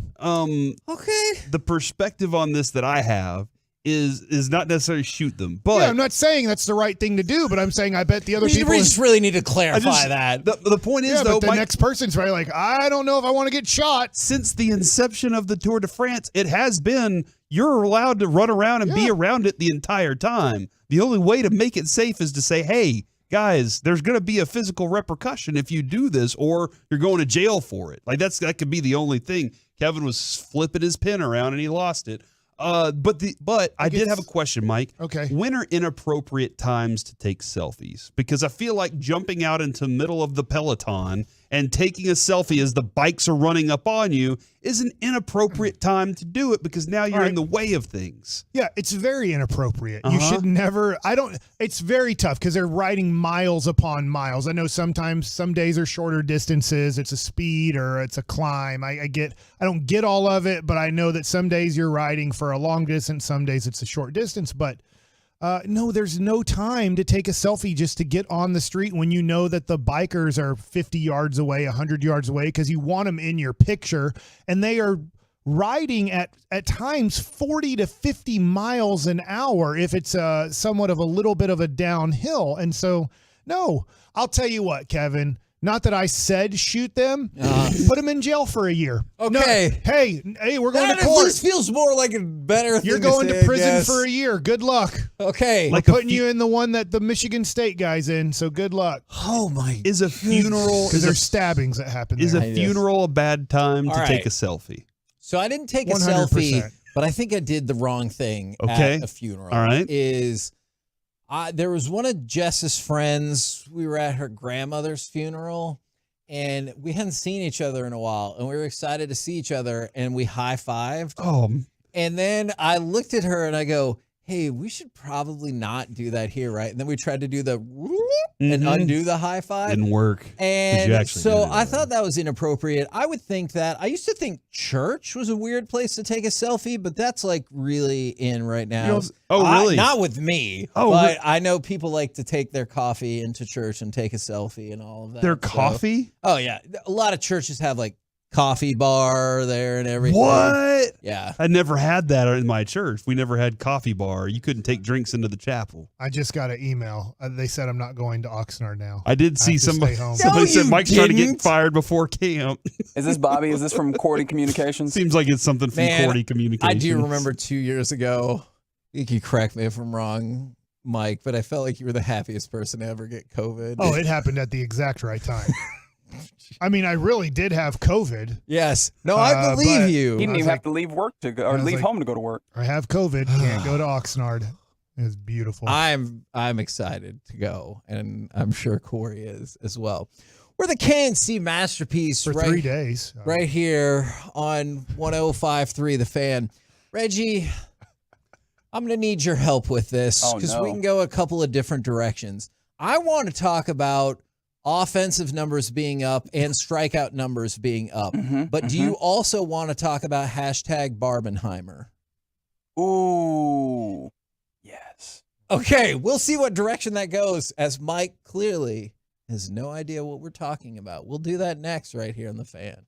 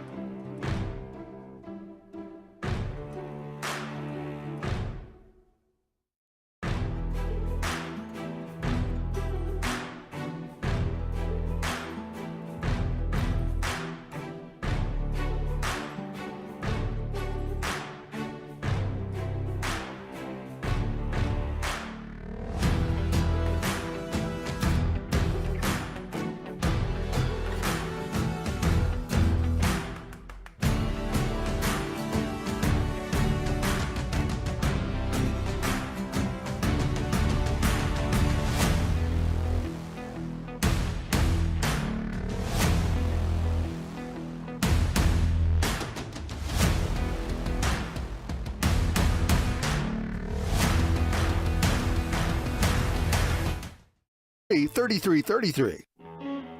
This segment of the KNC Masterpiece, again, is brought to you by Frankel & Frankel. Life is unpredictable. Accidents happen, and Frankel & Frankel are the go-to attorneys for car and truck wrecks in DFW.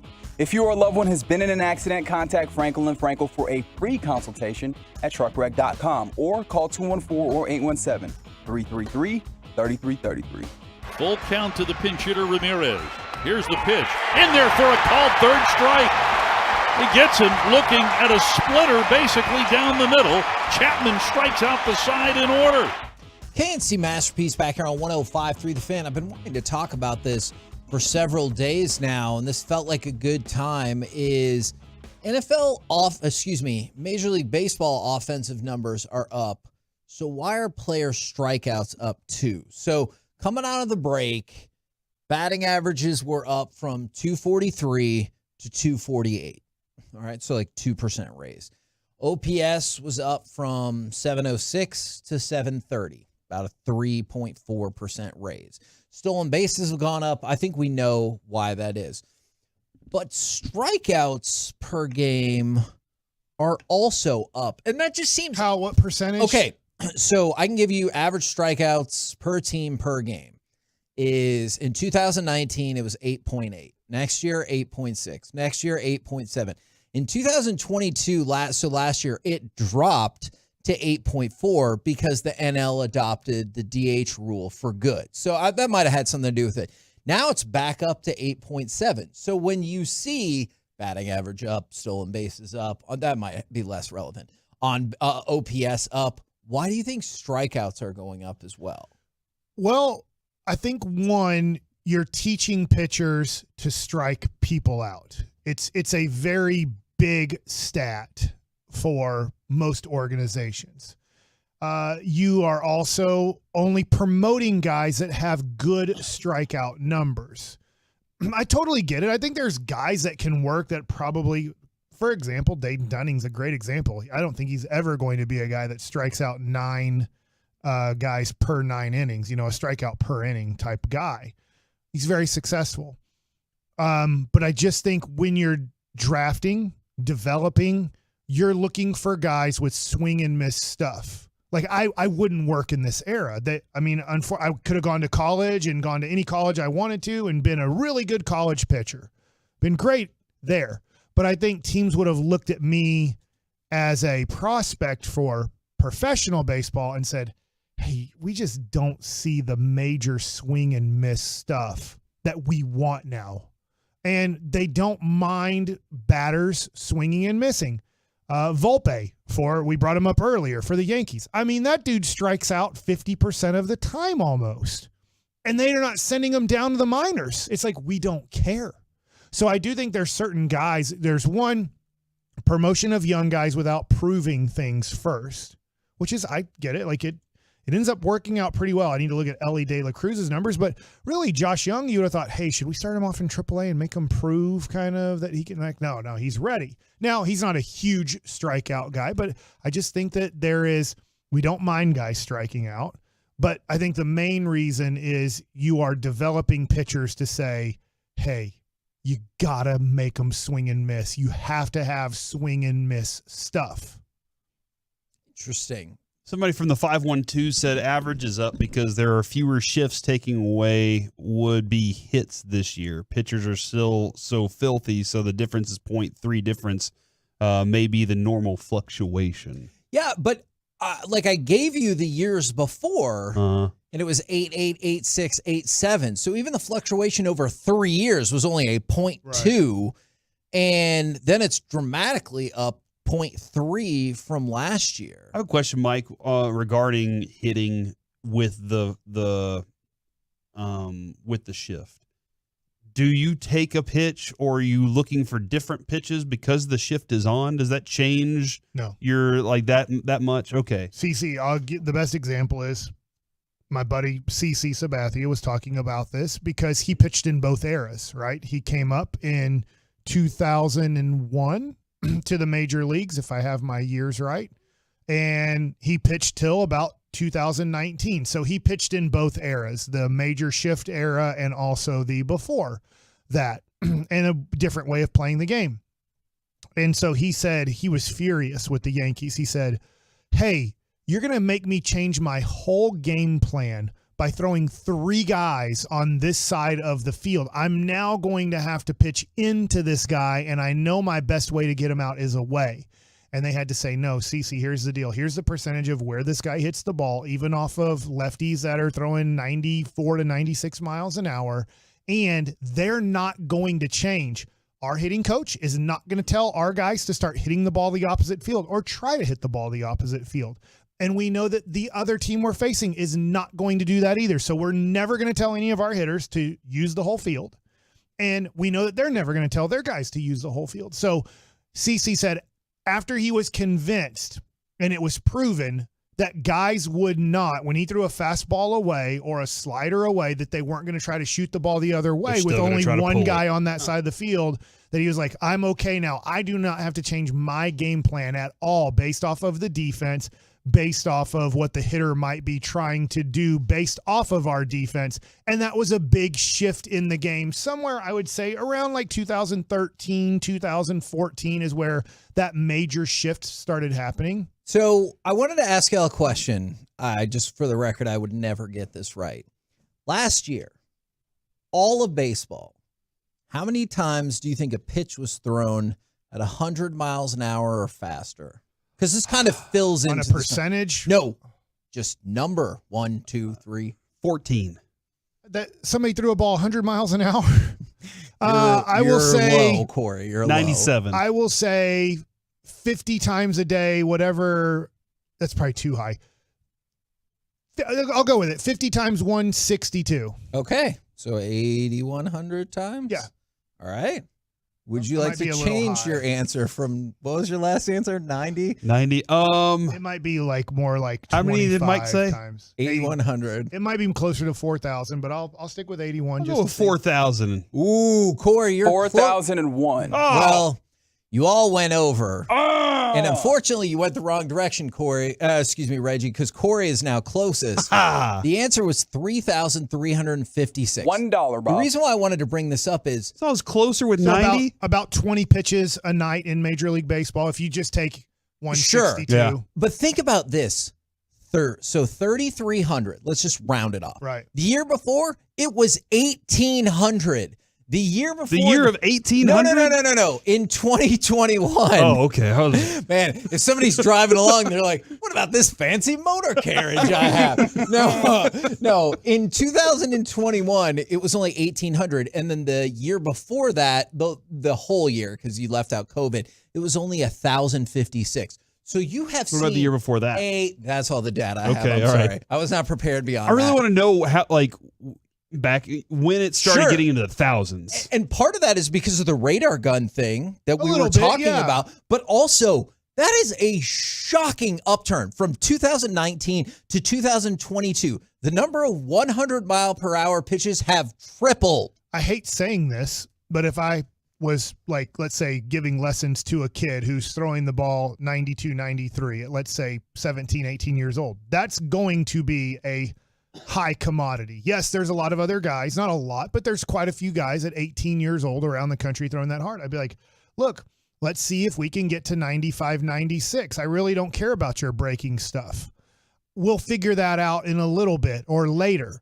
Because, and I don't care if you blow out your arm. Great news is teams don't care if you blow out your arm. They're trying to blow out your arm. They're like, throw a heavy ball as much as you can, throw it as hard as you can. If you blow out, we assume you're going to blow out. Once you start getting into the 96 or higher mile an hour range on a consistent basis, you're going to blow out. We already know you're going to blow out. The body can't really handle it. It's been proven it can't handle it. But that's what gets you paid. That's what gets you big league time. So that's where it's rare. Dane Dunnings are rare. So you just look at these guys that you see, especially bullpen guys. I will say, I bet the majority of those numbers are coming from obviously bullpen arms because they're able to blow it out more than a starting pitcher can. Even though you're trying to get your starting pitcher to blow it out too, for the most part. Tampa's a great example of this. They're like, dude, we don't want you ever facing a lineup a third time. Yeah. I wanted to throw this highlight out there because it fits into this. So I'm going to go and fire off cut 3. This is Josh Young last night. the 0-1. And that ball is drilled into center field. On the move is Siri. He won't get it, and the ball goes by him all the way to the wall. Young on his way to second. He's in there with a stand-up double. Josh Young, late inning heroics here yesterday and today. Rangers need one run, and he's on at second here to start the bottom of the ninth. They would get that run to win the game. That was the first hit for Josh Young in his career on a pitch of 100 miles per hour or more. And just to show how effective that is, the Rangers have 3 this year. Well, and it is still rare, right? There's only going to be approximately tonight in Major League Baseball, there'll be approximately 20 balls thrown around all of Major League Baseball at 100 miles an hour or harder. So it's going to be rare that you're the guy who gets to see it. But you see how effective it is all year. Right. The Rangers have 3. And I don't mean that to dog the Rangers. I'm sure every team is like pretty low. Corey Seager has the other 2. So Corey Seager and Josh Young, that's it. Now, the other thing, too, is, which you don't have this number, but I would be interested in this, is when a guy throws the ball, all of these 3,300, 100 mile an hour or more pitches, how many times are they strikes? One, that defined as strikes overall, they swung at it no matter what because it was just so hard they chased out of the zone. And then how many were going to be strikes no matter what the hitter did? Yeah, that's an interesting point. Because that's another thing about hitting that speed is we're seeing Aroldis Chapman command that speed for the most part for the Texas Rangers. But I'm wondering when guys get that to that number, how consistent are they with commanding that pitch into someone at the strike zone? And I'll tell you what, when you throw 101, throw the MFer down the middle because it might not go exactly down the middle and it's going to be really tough to hit. Now, in the baseball space, though, obviously this will expand potentially to other sports, is we've talked a lot about the financial issues Diamond Sports, Bally's has, is no comment. Yeah, they're letting Arizona, they're out. So the Arizona Diamondbacks join the Padres as teams that MLB is taking over the broadcast rights to. They were in like year 8 of a 20-year, $1.8 billion contract. I think if I saw correctly, they were still owed $18 million from Bally's on for that. this year. For this year. Yeah. So I wonder how they're going to do that. Yeah, well, remember, Major League Baseball said they'll give you at least 80% of the deal. So that is good news for the Diamondbacks. No, will they have to give the $18 million to the Diamondbacks? They don't. That's why it defaults to Major League Baseball. So Interesting. it's like a super quick acting bankruptcy court is like, well, we're not going to pay that. All right, you lose. You can pick it's this like guy if you don't up. pay your You house just got to take the payment, rest of his you don't have to contract. pay the house payment you didn't pay. It's just that now the bank owns your house. The Diamondbacks got foreclosed, and Major League Baseball is the bank, is essentially. But honestly, the difference is most people, I would assume, are not thrilled about being foreclosed. We have heard that perhaps some of these teams are thrilled about being away from Bally's and the Diamond Sports Group and going with Major League Baseball. We are in such a weird place in all of sports, but obviously baseball, basketball, and hockey are a little bit different than an NFL because that's a national product. It's not a locally owned product. Even that is in a weird place on what apps are we going to have to go to, streaming networks are we going to have to go to watch our NFL, let's say 5 years from now. Like, I don't know when it will be resolved, but there was this time where sports weren't really on television. And then in the 80s, things started changing. You started being able to watch your local teams quite a bit. And we had that kind of thing from about, let's say, 1986 to about 2018-ish, maybe even a little before that. And then you obviously started having streaming coming in and different things. And now we're in this world where we don't know where it's going to be. And honestly, like, to go even bigger than that, that's part of the reason that writers and actors are on strike right now is because of residuals from streaming, among other things. So didn't Snoop recently like go off on a tangent about that and regarding not just I don't that, know. but it was about music, and he was like, we're seeing monster numbers, but the money's not matching up. So where's that money right now? That makes sense. With Music artists are considering doing something similar. Yeah, not making music anymore. Well, I mean, I think until they feel as though they're being fairly compensated. Oh yeah. Right? We're all about to go on strike. Is that what you're saying, Kevin? No. Everybody's about to go on strike. No. Next Tuesday? Yeah, No. Mike. That's what Kevin's saying. Not I us. am not saying any of that. I think Kevin would be a good union leader. Would you want to lead a union in a strike against labor? Hypothetically speaking. We'd win. Laborers. You win. Gene Upshot. Then we'd be stuck with running backs getting paid no money. In hell. No pension. Coming up next, let's chit chat with those non-guaranteed contract with those fellas from the G-Bag Nation right here on 105.3 The Fan. I'm Chelsea Messenger.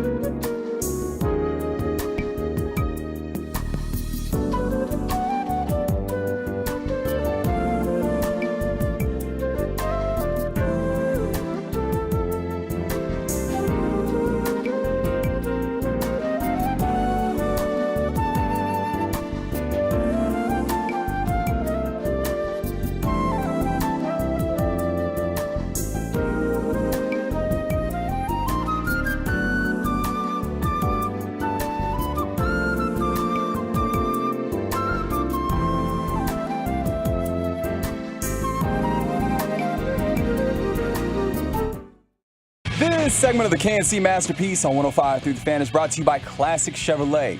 When you value real independence, you own it.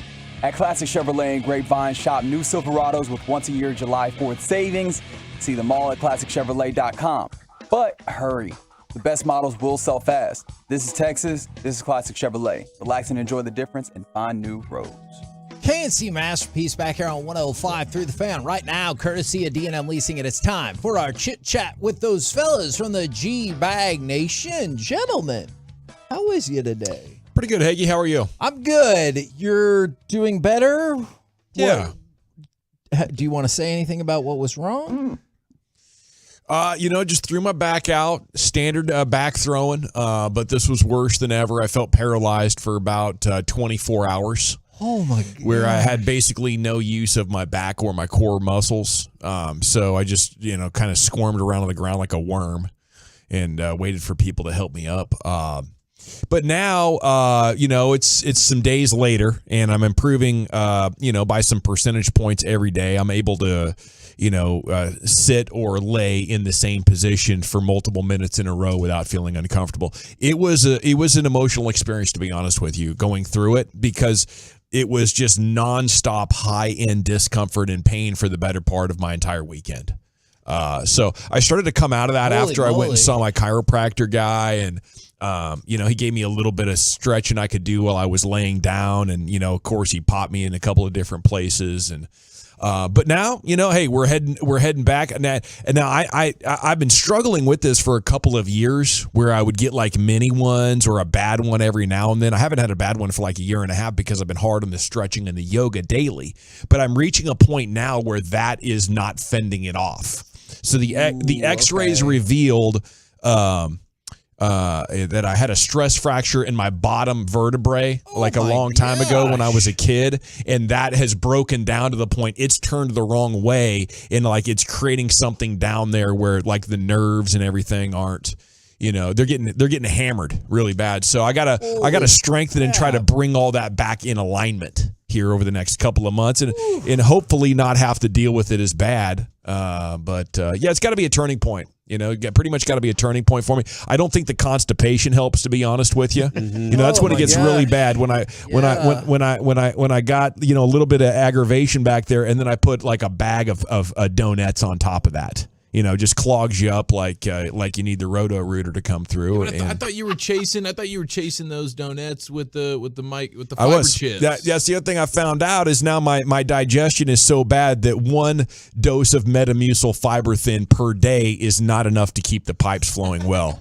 So I either need to double up on that routinely or just cut out the donuts entirely. All of his Band-Aids aren't working anymore. Well, and the other day he was bragging about how hydrated he was, and he was in peak physical form with the hydration and everything, and then all of a sudden just it all collapses. Prune juice, man, that stuff that'll work for you. Might have to go down the prune juice path, maybe a little earlier than most, but I'm willing to do what it takes. Breakfast heater. I know you're blaming donuts.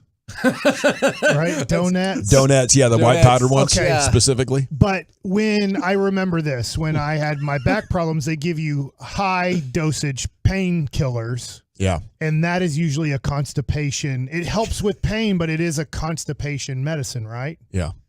So I know you're blaming donuts, but don't you think it's more the medicine that's... I haven't done any medicine. Oh, really? I haven't had any hydrocodone in my system probably close to a decade. Advantage Dawson's Heard theory. marijuana is a natural laxative. Yeah, and I've tried many things. I've never heard that. Flipped those before. But yeah, it's the pastries, it's the cakes. Okay. Yeah. No, I wouldn't go back to the hydrocodone unless I really, really needed it. It's just you don't want to go down that path. The constipation that comes along with that, then the diarrhea. Oh my gosh. It's just horrible. It's a wild ride that nobody really needs. And we take more opiate based painkillers as a country than the rest of the world combined. We don't really need it. Do any of your significant others, if they ever say they feel nausea, do you ever ask them if they have heartburn, upset stomach, indigestion, or be like diarrhea? Do you ever do that? And if so, do they think it's not funny like my wife does? I need to pull that out because my wife's been doing the nausea thing a little bit, and I'm like, okay, what's the deal here? But I was going to ask you, man. She can't be pregnant. We had a little bit of a scare? potential frightening scare, but we're good. No, we're all Yes, gravy. you can. Baby. We're all gravy. We're all good. But my daughter, I will catch my 3-year-old singing the diarrhea line from that because she hears, because my wife makes a Tolo in the car. She hears it. She loves it. I have heard that word more times today than I've heard it in the last 10 years, I think. Because Mike said that this morning. He was like, all right, guys, I'll see y'all in a few minutes. I got to go diarrhea. And I was like, what are you doing? That was me Friday at the ballpark, bro. What's that? By the way, just the diarrhea at the ballpark. Oh, that's right. I can't believe you survived that as well. That was a feat of strength in itself. That would be miserable. Hey, don't forget, we'll be at the ballpark tomorrow, so really appreciate you. No, but you teeing that up. Yeah, but you get there early enough. 240 bathroom. Yeah, you get there early enough, and those are clean bathrooms. Yeah, those bathrooms are great. It's like when they let the crowd in, that would be a little bit more difficult. Yeah. Seems like they're not turning the AC on as much either. Yeah, maybe Bally's in charge of that. Oh my gosh! By the way, I heard we're down to one handheld camera at Bally's now. I almost passed out at the doctor's office like you did a while back. I heard you yesterday at the 220 Weirdest segment. feeling ever. Yeah. What's up with us all passing out? I did that in the street. Yeah, I did that at Spittle's house. Yeah. You crapped yourself? It's weird. No, I just passed out. Oh. Yeah. Out walking.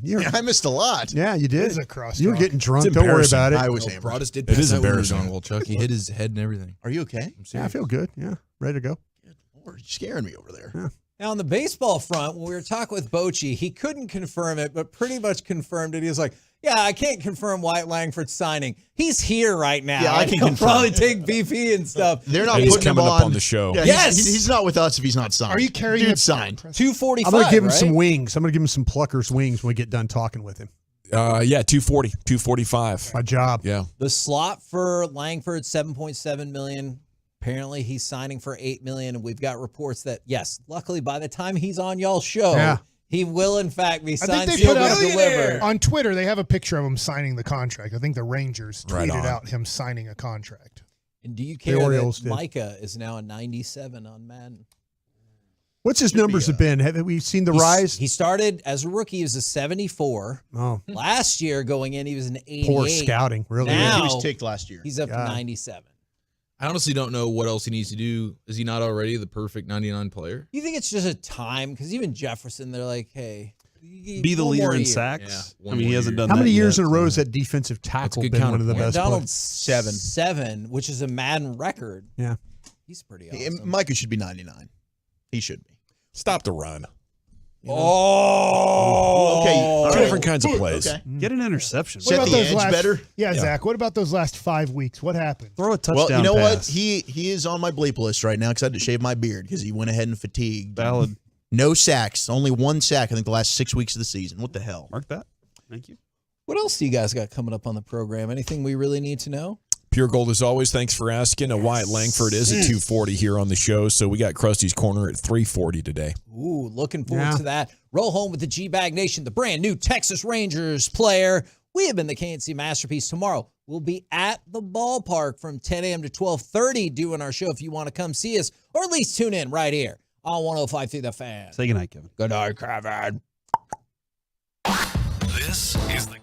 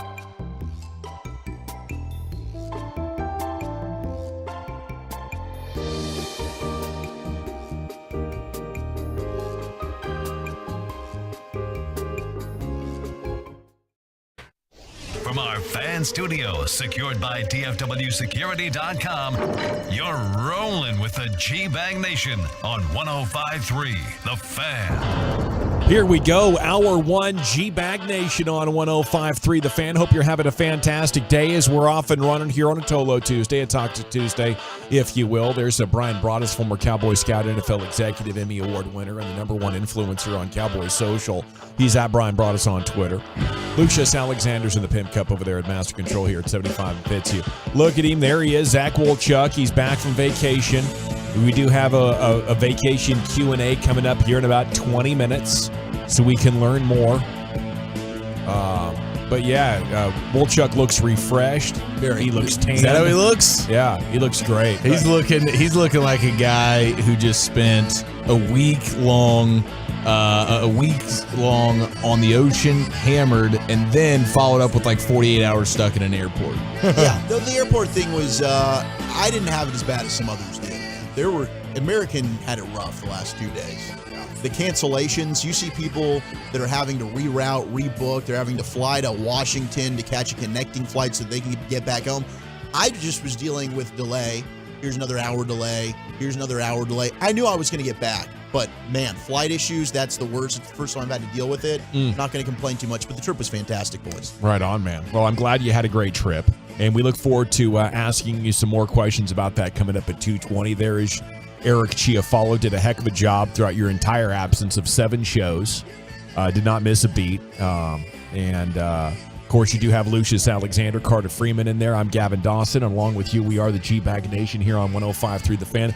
I have received the official diagnosis. The Scooby-Doo van is DOA. It's done ski. It got to the mechanic. They did a once-over. They said it's probably dead, and they got the confirmation. So I'm going to move that needs motor. If you see it in Facebook Marketplace, if you see a bitchin' Chevy Express van from 1999, that's it. It's a Scooby-Doo. Does have a Tolo sticker, and I'm going to leave that on.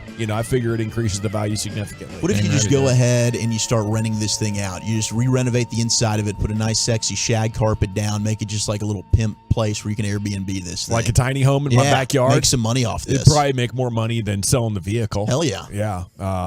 But yes, so that's the update. And of course, I'm fighting a bad back, but now it's much more functional. So I appreciate everybody's well wishes there over the text and over the social media. And of course, my great teammates who were able to hold it down in award-winning fashion for us once again. And I think what we want to open up with here is your Texas Rangers being badass again. Wolchuk, you left right as they were hitting the depths of their despair. Mm-hmm. And I didn't know, what we were looking at here for the second half of the season. They'd lost 5 series in a row, but they've kicked out of it.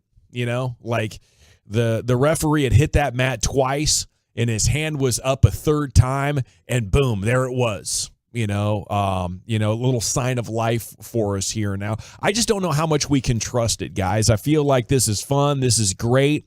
And we're not circling the drain, so that's cool. You're increasing the lead on the division instead of going the other way.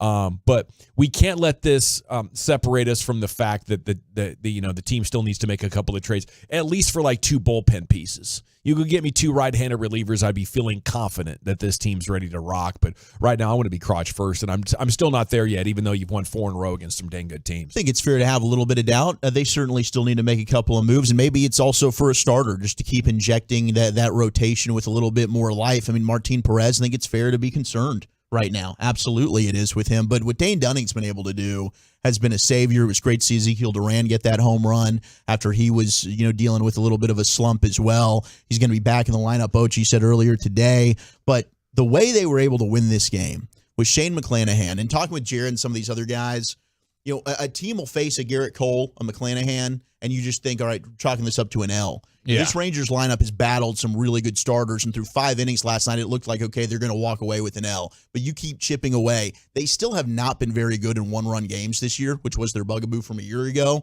But to be able to get some rallying victories the last 2 nights, especially last night over a Tampa Bay team showing ways to win in multiple ways. There you go. I think that's very exciting right now from a Rangers fan perspective. Yeah, man, doing that without Evaldi. We were talking about it yesterday. Like I know as Hagee was walking out of the studio yesterday, he was like, "Man, if we can get the win today with Dunning, then you're feeling really good about the outlook on the series." And so, yeah, winning in a multitude of different ways. Aroldis Chapman being the stud. Like how about Chris Young identifying the guy, going to get him, and then bringing him in, and he's absolutely dynamite. And so, yeah, you absolutely still need a few more arms, especially with the Spores situation. You know, I don't know, the tendinitis, 15-day IL, whatever it is, but I'm feeling good now. Now I'm feeling good. The bats are back, and especially when it comes to like a Josh Young making some big plays as well. Marcus Semien is getting back to being the guy that we wanted him to be. So Martin Perez is the one guy that you're like, gosh, if he could just get back to being average, it would be really, really nice. Yeah, and hopefully last night was a sign that Durant's going to get it turned around at the plate. Yeah, that was. I'll tell you what, the home run was just at a very timely manner. Not only for the game, the way the game was going, McClanahan, he was just mowing you down like 14 straight, and it was. I mean, it was a problem. I mean, his command, where he was, the strikeouts, the things that he was able to do. He just made. You talked about Marcus Semien and Seager were 1 of 7. You're thinking, how are you going to win a game with those two being 1 of 7 in the game? And they were able to find a way to get that done. And like I say, with Durant, man, it's so funny because the home run swing was so nice. Yeah. And then the strikeout he had the next at bat was like, oh, that's kind of what he's been dealing with. So, you're kind of like, it seems like he caught it at the right time. The moves that Bochy made, yesterday, as far as, they get the runner on base. He subs out. He puts the Smith into the game. Pinch runner. The pinch runner and all that. So Bochy continues to make moves. They continue to find ways. I'm not going to lie to you guys. When Leclerc comes in the game at times, I just want to close my eyes. I just want to close my eyes and say, please don't. Because usually, if he doesn't walk the first guy, he's usually in good shape. Ooh, you are so right. It's when he walks that first guy that all of a sudden now you're in like, okay, 1 walk could lead to 2 walks. Okay, now here's the hit. All it takes is 1 walk for him to start leaking confidence. Yeah, he starts worrying, do I have the command? Am I able to hit the strike zone? That's the issue with Leclerc. You're so right, because there's times where that Slambio, it can be dominant. It can be lethal, and last night he had it. But I feel more often than not, we're shaking our heads like, geez, where's the consistency with Jose Leclerc? Well, and he's the last 7 innings, though, he's been pretty damn good for you, which is, again, it's like these guys have 1 or 2 bad outings, and then we start to kind of maybe lose a little confidence, and then now Bochy puts him back in. But you can't say enough about Dane Dunning holding that thing 2-0 for as long as Dane has earned himself a starting spot in a playoff rotation right now. Yeah. And tonight you have Evaldi against Bradley, 6:30 pregame, 7:05 first pitch here as you get another chance to beat Tampa. Rangers draftee Wyatt Langford's going to sign his $8 million bonus, and he's going to join us on the show here in about 35 minutes after your G-Bag of the day. We're going to talk with the newest Ranger rookie there, Wyatt Langford, coming up at 2:40 right here on the Fan. The texters are saying that you guys are making fun of me for my injury. I'm used to it at this point. Go ahead, yuck it up. Doubt the authenticity of my injury all you want. Oh no, there was no authenticity doubting. We were just we were calling it old man factor though. We were sure. Well, that's just good journalism right there. We were trying to report what we knew. Exactly. And we knew that we knew is you're an older gentleman. You wanted to mow your lawn. You're an older and your gentleman. back wouldn't allow you. You're trying to like I throw crawfish pots around. You're moving PVC pipe around. PVC pipe. Yeah, okay. That just shows you right there. In that pipe. You're yes, that's our guy. Okay, there we go. I could understand an injury doing that, but not what you were doing. I did think the whole time you were talking about the PVC pipe, it was a euphemism for your back injury. It was. I was hopeful at least for you. It was embarrassing, but I tell you what, I have never been like that uncomfortable. I don't know. I was kind of wondering, like, is a kidney stone worse than this? Oh my gosh. Yeah. I would never wish that on anybody. I've been through that one time in my life, and that is the most painful. Did you pass it through the main vein? Yeah. Yeah, but what would be the secondary vein? No, well, because sometimes you don't have to pass it, right? It ends up like it went through going somewhere else. I tell you what, there's not enough pain medication in the world to deal with that. Yeah, seriously, that right there, when that happened, I would not wish that on anybody. I'd probably go. Including Mickey. I wouldn't wish that on him. Even Mick. Were you there? Yeah. Brian's in better health than Gavin, says the 214. That might be. I know you could do a marathon. I couldn't do anything. Well, he just had his heart looked at and he fell over in the Brian's cul-de-sac scaring last the hell week. out of me. He is not a walking bill of health I here. appreciate the texture's confidence factor. I went walking this morning, and I have to get up so early before the sun gets up to walk, just so I don't have to deal with the heat and all that. I'm terrified of that now. So I'm looking forward to going to California for about 10 days, guys. I ain't gonna lie. Those are some good moves right there. Yeah. There's a number of Cowboys topics as we are heading off to Oxnard, California next week. Dak in the top 10 in NFL executives and scouts' eyes. That's one of the headlines out there. His interceptions are gaining a lot more attention, and the Saquon Barkley, Josh Jacobs, Tony Pollard story, that one went viral last night on like NFL player Twitter. You had a number of players and former players, Christian McCaffrey and such, sounding off on that, and now that's touched off the running back discussion once again. So we'll be touching on a number of those subjects and more throughout the day here with you in the G-Bag Nation. And again, we're excited to have Wyatt Langford join us coming up at 2:40. Maybe the Mavs' top story is waiting to see if they can get Clint Capella. And this is fun. You guys talked about this yesterday maybe a little bit with Mark Stein saying the Mavs are still trying to pull this off. The great news, I think, inside that story from Mark Stein is that they're only $9 million from the first tax apron, and it appears from reading the story and between the tea leaves of what Mark is saying, they would be willing to go into that tax apron for a player like Capella. They're not going full Scrooge McDuck cheapskate Mark Cuban on us, Shark Tank Mark. They're just only willing to go into that luxury tax area for the right kind of players, and apparently Clint's good enough for them to do that. That's exciting, and maybe it is finally, hey, the pressure's on now when you've got a Luka Doncic, and you started to hear at the end of last year, Tim McMahon comes on with us and says, yeah, it's very real that maybe Luka, depending on how this season goes, could look and say, maybe I do want to go play elsewhere.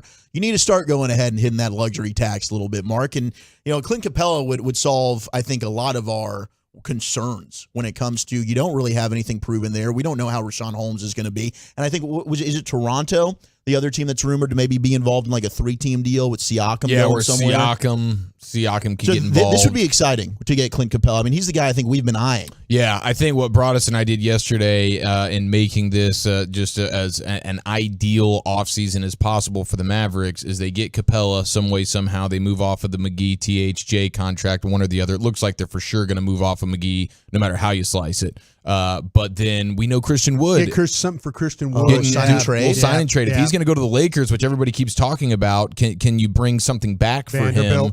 And Vanderbilt would be ideal. In our hypothetical, we brought back Vanderbilt yesterday. Oh, I love that. Tried to fleece so we solved all the problems. We got Vanderbilt and Capella. That's what we did in the G-Bag Nation yesterday. You know what? Shout out to the Mavericks. I don't know why the Lakers would do that, but I say let's do it. We'll float that idea and let's make it happen. Speaking of new existence here, Lakers need Christian Jared Wood. Vanderbilt, a Maverick, baby. Take Christian Wood. Everybody knows the Lakers are a Christian Wood away from a title. Gosh, you're so right. I think so too, dude. If they can flip that for something, if they can make something happen with Christian Wood, where they get a good post player back. That would be exceptional GMing. It really would. And at this point, I don't want to put anything past what Nico and company can do. They've been sliding around. They've been making moves. I didn't expect them to do what they did on draft night, or did I expect them to get Grant Williams? Here we are. Yeah, they're doing a nice job. Women's World Cup underway this week. U.S. first game is Friday against Vietnam. That'll be an 8 o'clock start. A lot of those games are going to be in the middle of the night, but they're taking care of us on the first two. They're going to be 8 p.m., The third game is going to be 2 a.m. against Portugal. So that's going to be tough right there to make all of those. One of the top stories, though, so many key players from 2019 are out for this group. Kristen Press and Tobin Heath hurt. The retirement of Carly Lloyd, but this team is still the favorite, and there's a new generation of American stars that are going to be emerging on your television. Yeah, this Rodman, she is incredible. Trinity. Yeah, incredible player. Such skill. Young, just you watch. I mean, everything about her is just shows you the type of skill that she has, the ability to handle the passing, the shot making, creativity, just super, super, super talented. Yeah, it's going to be fun to watch because, I mean, these ladies that we've seen win the last two, they're moms now. You know, they're full-on moms, and they're married and starting families and all that. So, I mean, a few of them still involved. Alex Morgan, right, and Rapinoe still on the team, but probably their last World Cups as Dennis Rodman's daughter and her buddies now take the throne, hopefully. Okay, Chuck, we got a vacation Q&A coming up next. Yeah, anything you guys want to know, we'll hit all the stops from the Bahamas to Universal Studios. That's next on The Fan. We have your latest Dallas Stars offseason news on Spits and Suns.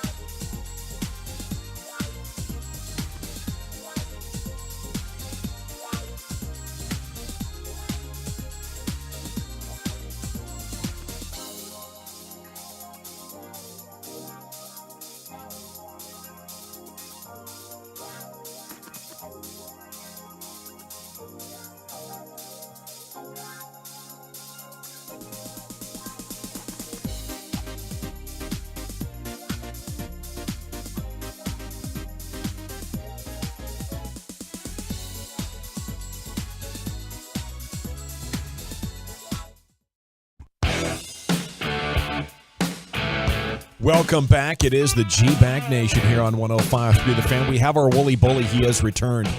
Segment is brought to you by the Frankels. There's a reason you need a special license to drive a big truck, so companies that hire drivers, put them in a big truck, should be held accountable for what happens when one hurts you. Franklin and Franklin. Frankel consultation's always free at truckwreck.com. So you did the cruise life, brother. How'd it treat you? Would you do it again? I absolutely would, man. The cruise is, to me, I think it's the way to go. Now, I do recommend getting the drink package. I mean, I made that thing. They take a tally of how many times your card is swiped and used, and I think I hit 25 was my high for one day of alcoholic beverages consumed. Wow. Now, you've gotten one for you and one for the lady on that swipe, or was that just for you? That's just for me. We each have our different cards. Okay. So anytime you want to drink, and it doesn't have to be alcoholic, but everything I was drinking was alcoholic. Right. They'll take each card and they'll swipe it. That hit the over then, man. We had it at 22.5. No, it was great. It ended up being fantastic. I took our assistant program director, Tim Collins, his advice. He was like, hey, make friends with the bartenders. So they had a little Irish pub called the Ale and something. I don't remember what. Steak and Ale? Yeah, Steak and Ale. And I went down there. They had the sports TV on, and I was able to watch the last round of the home run derby, and it was a blast. I think if I remember the waiter's name correctly, at the end of the night I was calling him the wrong name. His name's Jordan. At the end of the night I was calling him Andrew. But I was just pounding Irish car bomb after Irish car bomb. You know how I get on those, Eric. It was great. And that was only one swipe? It was one swipe for one. Now, they got to wait a little bit of time in between. I think it's maybe 5 minutes or so. But, hey, you go ahead and give them a little tipski. They just keep them coming for you. 5 minutes turns into 3 minutes real quick. It was great. It was amazing. The food. I bet. Incredible. Yeah, the food thing. Everything curious. I had, I think, tasted like it was the first time I've ever had it again. Because I told Soda, I was like, I am not abiding by soda rules this week. Yeah, I've paid a lot of money for this vacation. I'm going to enjoy it. And that was evident by your Instagram story. Had the greatest chicken parmesan I've ever had in my life. It was the chicken parmesan on the ship with the coffee martini. It was right? an espresso martini. Yeah, the espresso martini. First time I've dived into the espresso martini life. Those are delicious. Was that coming from the wife? Did she make you drink Oh that? wow, we're throwing wife around. So she went. This is a wife deal. She went chocolate martini. Oh, she did chocolate. She went you chocolate. Did espresso. And so they kept the chocolate going for her, and I went espresso.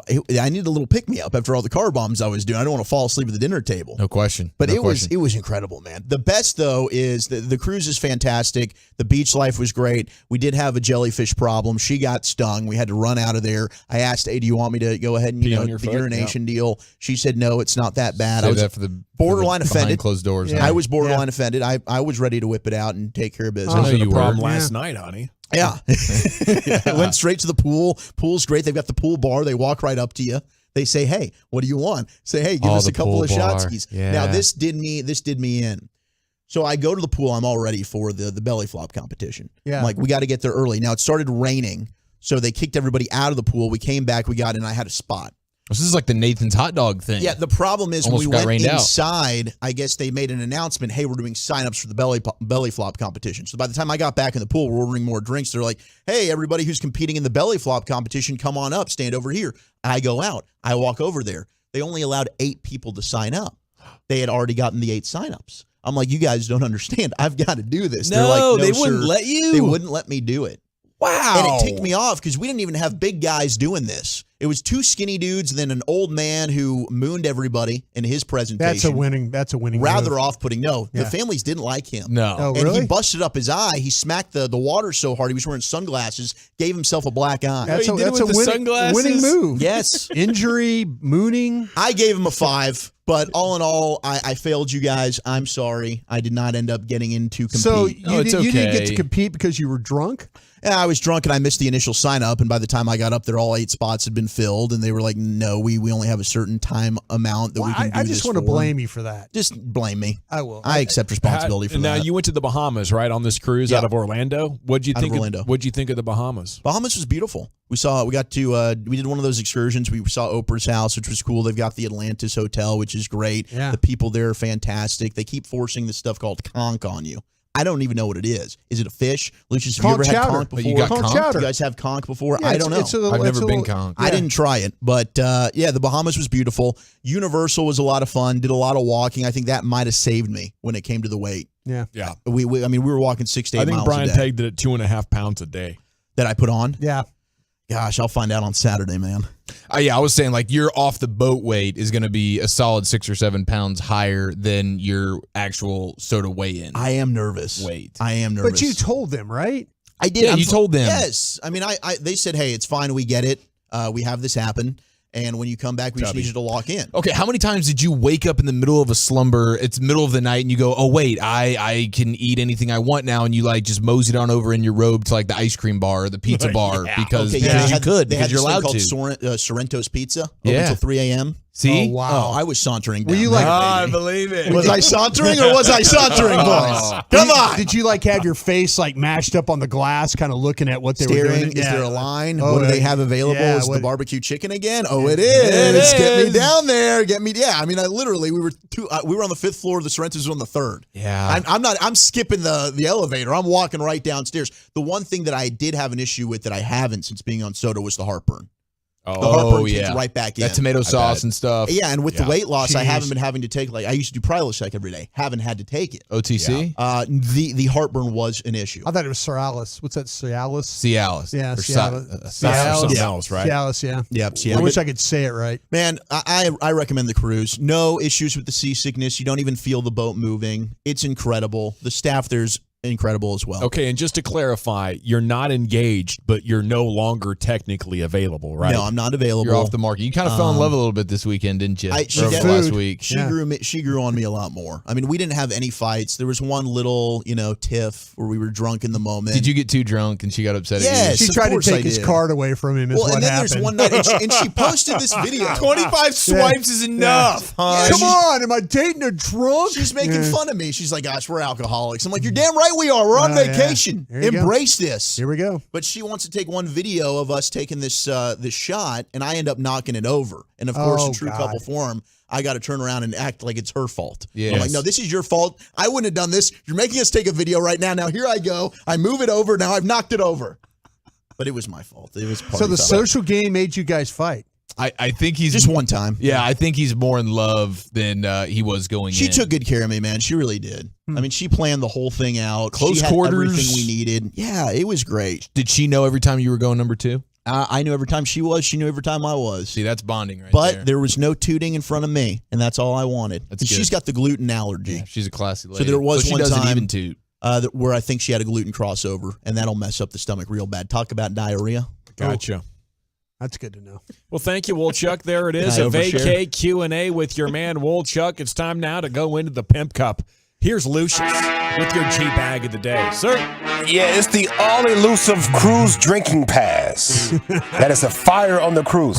Now, how many did you, what was the limit for your day? Oh, on the drinking pass. You didn't have a limit? I didn't have a limit. So they gave us like 8. Oh, really? Yeah. So we're doing like 2 mimosas a piece at breakfast before 10 o'clock. That's 4 drinks before 10. See, oh gosh, I was doing. So you 8 had before all you noon. can drink? Yeah. That's fantastic. No, they didn't have that little, we would have paid. They didn't have that option for us on the Carnival at that time that we went. Oh, okay. Maybe they're just all over for you guys. Like, hey, pandemic's over. We need to get the drinking prices back up. That could be what it Get is. all you want, buddy. But the prices, if you don't have that, I tremendous, bro. I think you got to get it. Yeah, you have to get it. It's a must. I think we got down to the point where we were sneaking alcohol on this ship. There you go. Pouring out your bottles, putting rum in there. Yeah. And then like one of the little places you can buy stuff, when you hit the ports. Yes. They had like a makeshift shampoo bottle, but it was really for alcohol. Yeah, we filled that joint back up. Yeah, it was because they like- have the rum factory there Yeah. in Nassau. And I wanted to do that, but I got outvoted. Nah, we just showed up with a whole bunch of bottles of shampoo and conditioner. Like, we're really concerned with our hair. Really concerned. You guys been keeping up with the actor strike? Actors and writers? No, what the hell's going on with that? Absolutely nothing. It's a standstill. It's a standstill. But there's one executive out here saying that he's going to wait for the actors and writers to lose their houses and apartments before they start even going to the negotiation table. Ron Perlman, the actor from, Hellboy, Beauty and the Beast back in the day, was a TV series, and Sons of Anarchy. Yep. Yeah. He said, say what, bro? He's our winner of the G back in the day so far. One thing before I get off this. The mother who said we're going to keep this thing going until people start losing their houses and their apartments. Listen to me, mother. There's a lot of ways to lose your house. Some of it is financial, some of it is karma, and some of it is just figuring out who the said that. Yeah. And we know who said that. And where he lives. Who said that, huh? There's a lot of ways to lose your house. You wish that on people. You wish that families starve while you're making $27 million a year for creating nothing. Be careful, mother. Be really careful. Because that's the kind of that stirs up. Peace out. Peace out. Peace out. Lucius, he's talking about your Disney guy. Yeah, I feel like he's talking about them. I did more research, just like maybe 5 or 6 people that are making hundreds of thousands of dollars a year on this situation that do absolutely nothing but push paper. And sign for stuff. Yeah. Nothing creative. They don't do any acting. They have memorized no lines. They didn't create costumes or anything. They did nothing. But we're making $100,000 a year off your entertainment. And they're willing to do a scan of actors and whatnot, scan you so your AI represents you from now on. It would get you to do a whole lot of phrases and stuff like that so we can get all your language. And then we'll just have the language do it, the AI language. And you don't get a buck. Well, you might get a little something, but it ain't gonna what we get. Oh, yeah, buddy. We won't see any entertainment till maybe December. Maybe. Yeah. Rise of social, what is that? What was it called? Reality TV. Reality TV. The rise of reality TV again. All you content creators, pay attention. There's a spot for you. All right, let's see what else we got here. Let's go to NBC Sports announcer right here. Hit with a foul ball. Foul ball during the interview. Didn't get the whole thing, though. Listen. Showed he could do that in the biggest game, at least at the college level, in the biggest games possible. Hold on. Coming towards them. Oh, my God. You would have thought a missile was coming that way. Yeah, definitely not a former baseball player. Looks like a former safety turned announcer. What is up with these announcers that can't identify that the ball is coming right at them? Yeah, it's coming your way, bro. I mean, you can't tell, off the bat, it's kind of oh, this has got a chance. That's a hell of a shot. Yeah. Oh, wait a minute. A guy at the Yankees takes one right off the chin. This guy gets hit. I mean, it's poor awareness right there. Put me in that booth. Okay, what you'll just hear is the pop of a glove. Oh, okay. Some leather smacking. Break cadence. Yeah. Be like, here's the 2-2 pitch.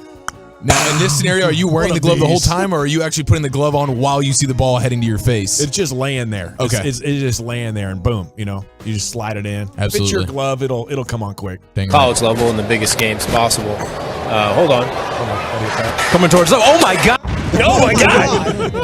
It's a ball. It's a ball. It's a plane. What are we doing? Am I at a baseball game? How about Greg Olson? I got Greg Olson here as a nominee.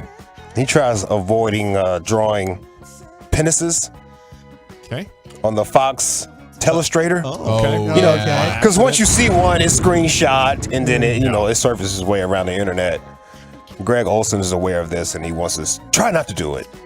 But I've messed up a million things and drawn the wrong picture on the the penis, illustrator dong. That's tough. Yeah. There's so many things in NFL football that look like penises. Yeah. I can't even, and there's a lot of very questionable verbiage that's used in NFL football that penetration, come inside. Yeah. There's a lot of stuff that he's got to relax. You got to be careful. Yeah. And I'm not gonna lie, there's times where I'm like, here's a safety, and you want to show that third little zone, and you're like, nope. Yep. Delete, clear screen. You're like, I'm not gonna be the guy. It's starting to get really weird when we put the hairs on there at the bottom too. Yeah, they're pretty vascular. Here's a hair, here's a hair. There's a lane right here down the lane I was drawing. Greg Olson, good announcer there. Oh, yeah. Yeah, seems like a pretty funny guy, too. Hey, hold on. So many tears I cried since been Good stuff, isn't it? Baby, it ain't over till it's over. Yeah, I'm at the pool. It's about waist deep. Water, cigar in my mouth. This is blasting loud. And I'm asking you, I don't even know you. You want a shot? I don't even know you, bro. I want to drink 25 today, but Yeah, you want a shot, bro? I got the drink package. Yeah. You too? I live in 1190. Where you at? Let's go to CBS Radio, the DA show, Johnny Bench. Yeah, he was trending this weekend, but I don't have that clip, and I'm not going to play it. I'm going to play this one right here. He was asked about the pitcher's clock. He's not a fan of the pitcher's clock, apparently, or something like that. Listen. What's Johnny Bench's take on the sped up rules, the pitch clock and such? I love the pitch clock. I can't even tell you how much I love the pitch clock. I'm so tired of watching, the celebrations and all the, and then they get out and then they do the gloves and then they do, they do that and they have to fix the jock twice and buy another jock strap, put it over the cup. It'll stay in place, folks. If you little youngsters are out there, and especially you catchers, if you've got a cup jock, put another one over it, okay? I'm tired of you playing with your two. Yeah, well, whatever it is. But the jump has to be out of there. Let's go. This is all about protection. It is about protection, Johnny. Wow. It is, sir. A lot of good takes from Johnny Bench, apparently. Johnny. Well, some good takes. Oh, yeah. A lot of hot some takes. good takes, yeah. A lot of hot takes. That's right. That's right. He used to be a good broadcaster, though. He did. He was broadcasting a lot, wasn't he? He did. He was. He was a big part of baseball there for a long time. Thank you, Lucius. Yeah. Is it CBS Radio there, the DA show, Johnny Bench on the pitcher's clock, Greg Olson trying to avoid drawing phallic shapes, NBC sports announcer hit with a foul ball, Ron Perlman threatening a movie executive. Man, this is tough. It's a good. I'll go with Greg. How about you, Chief? Yeah, I'll go with the baseball to the face. We're tied at 1, Lucius. What you think about Stevie Ray Vaughan there, Dawson? Man, he is so good. He is tremendous. Y'all don't know local guy too, isn't he? Y'all don't know bull crap when y'all hear it. Cliff.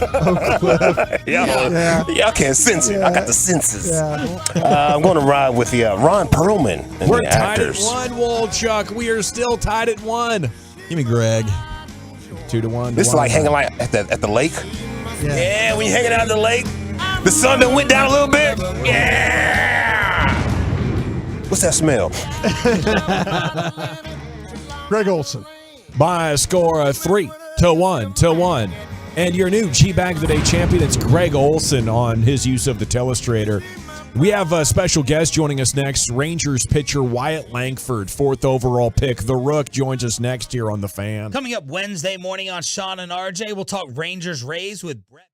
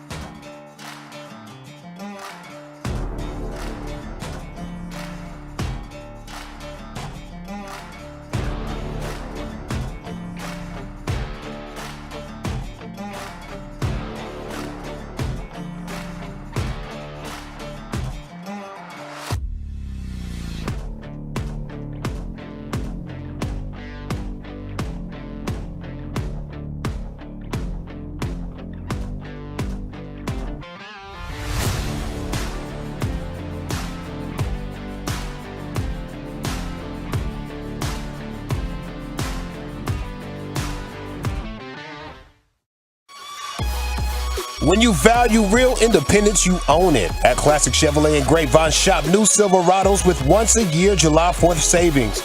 See them all at ClassicChevrolet.com. But hurry, the best models will sell fast. This is Texas.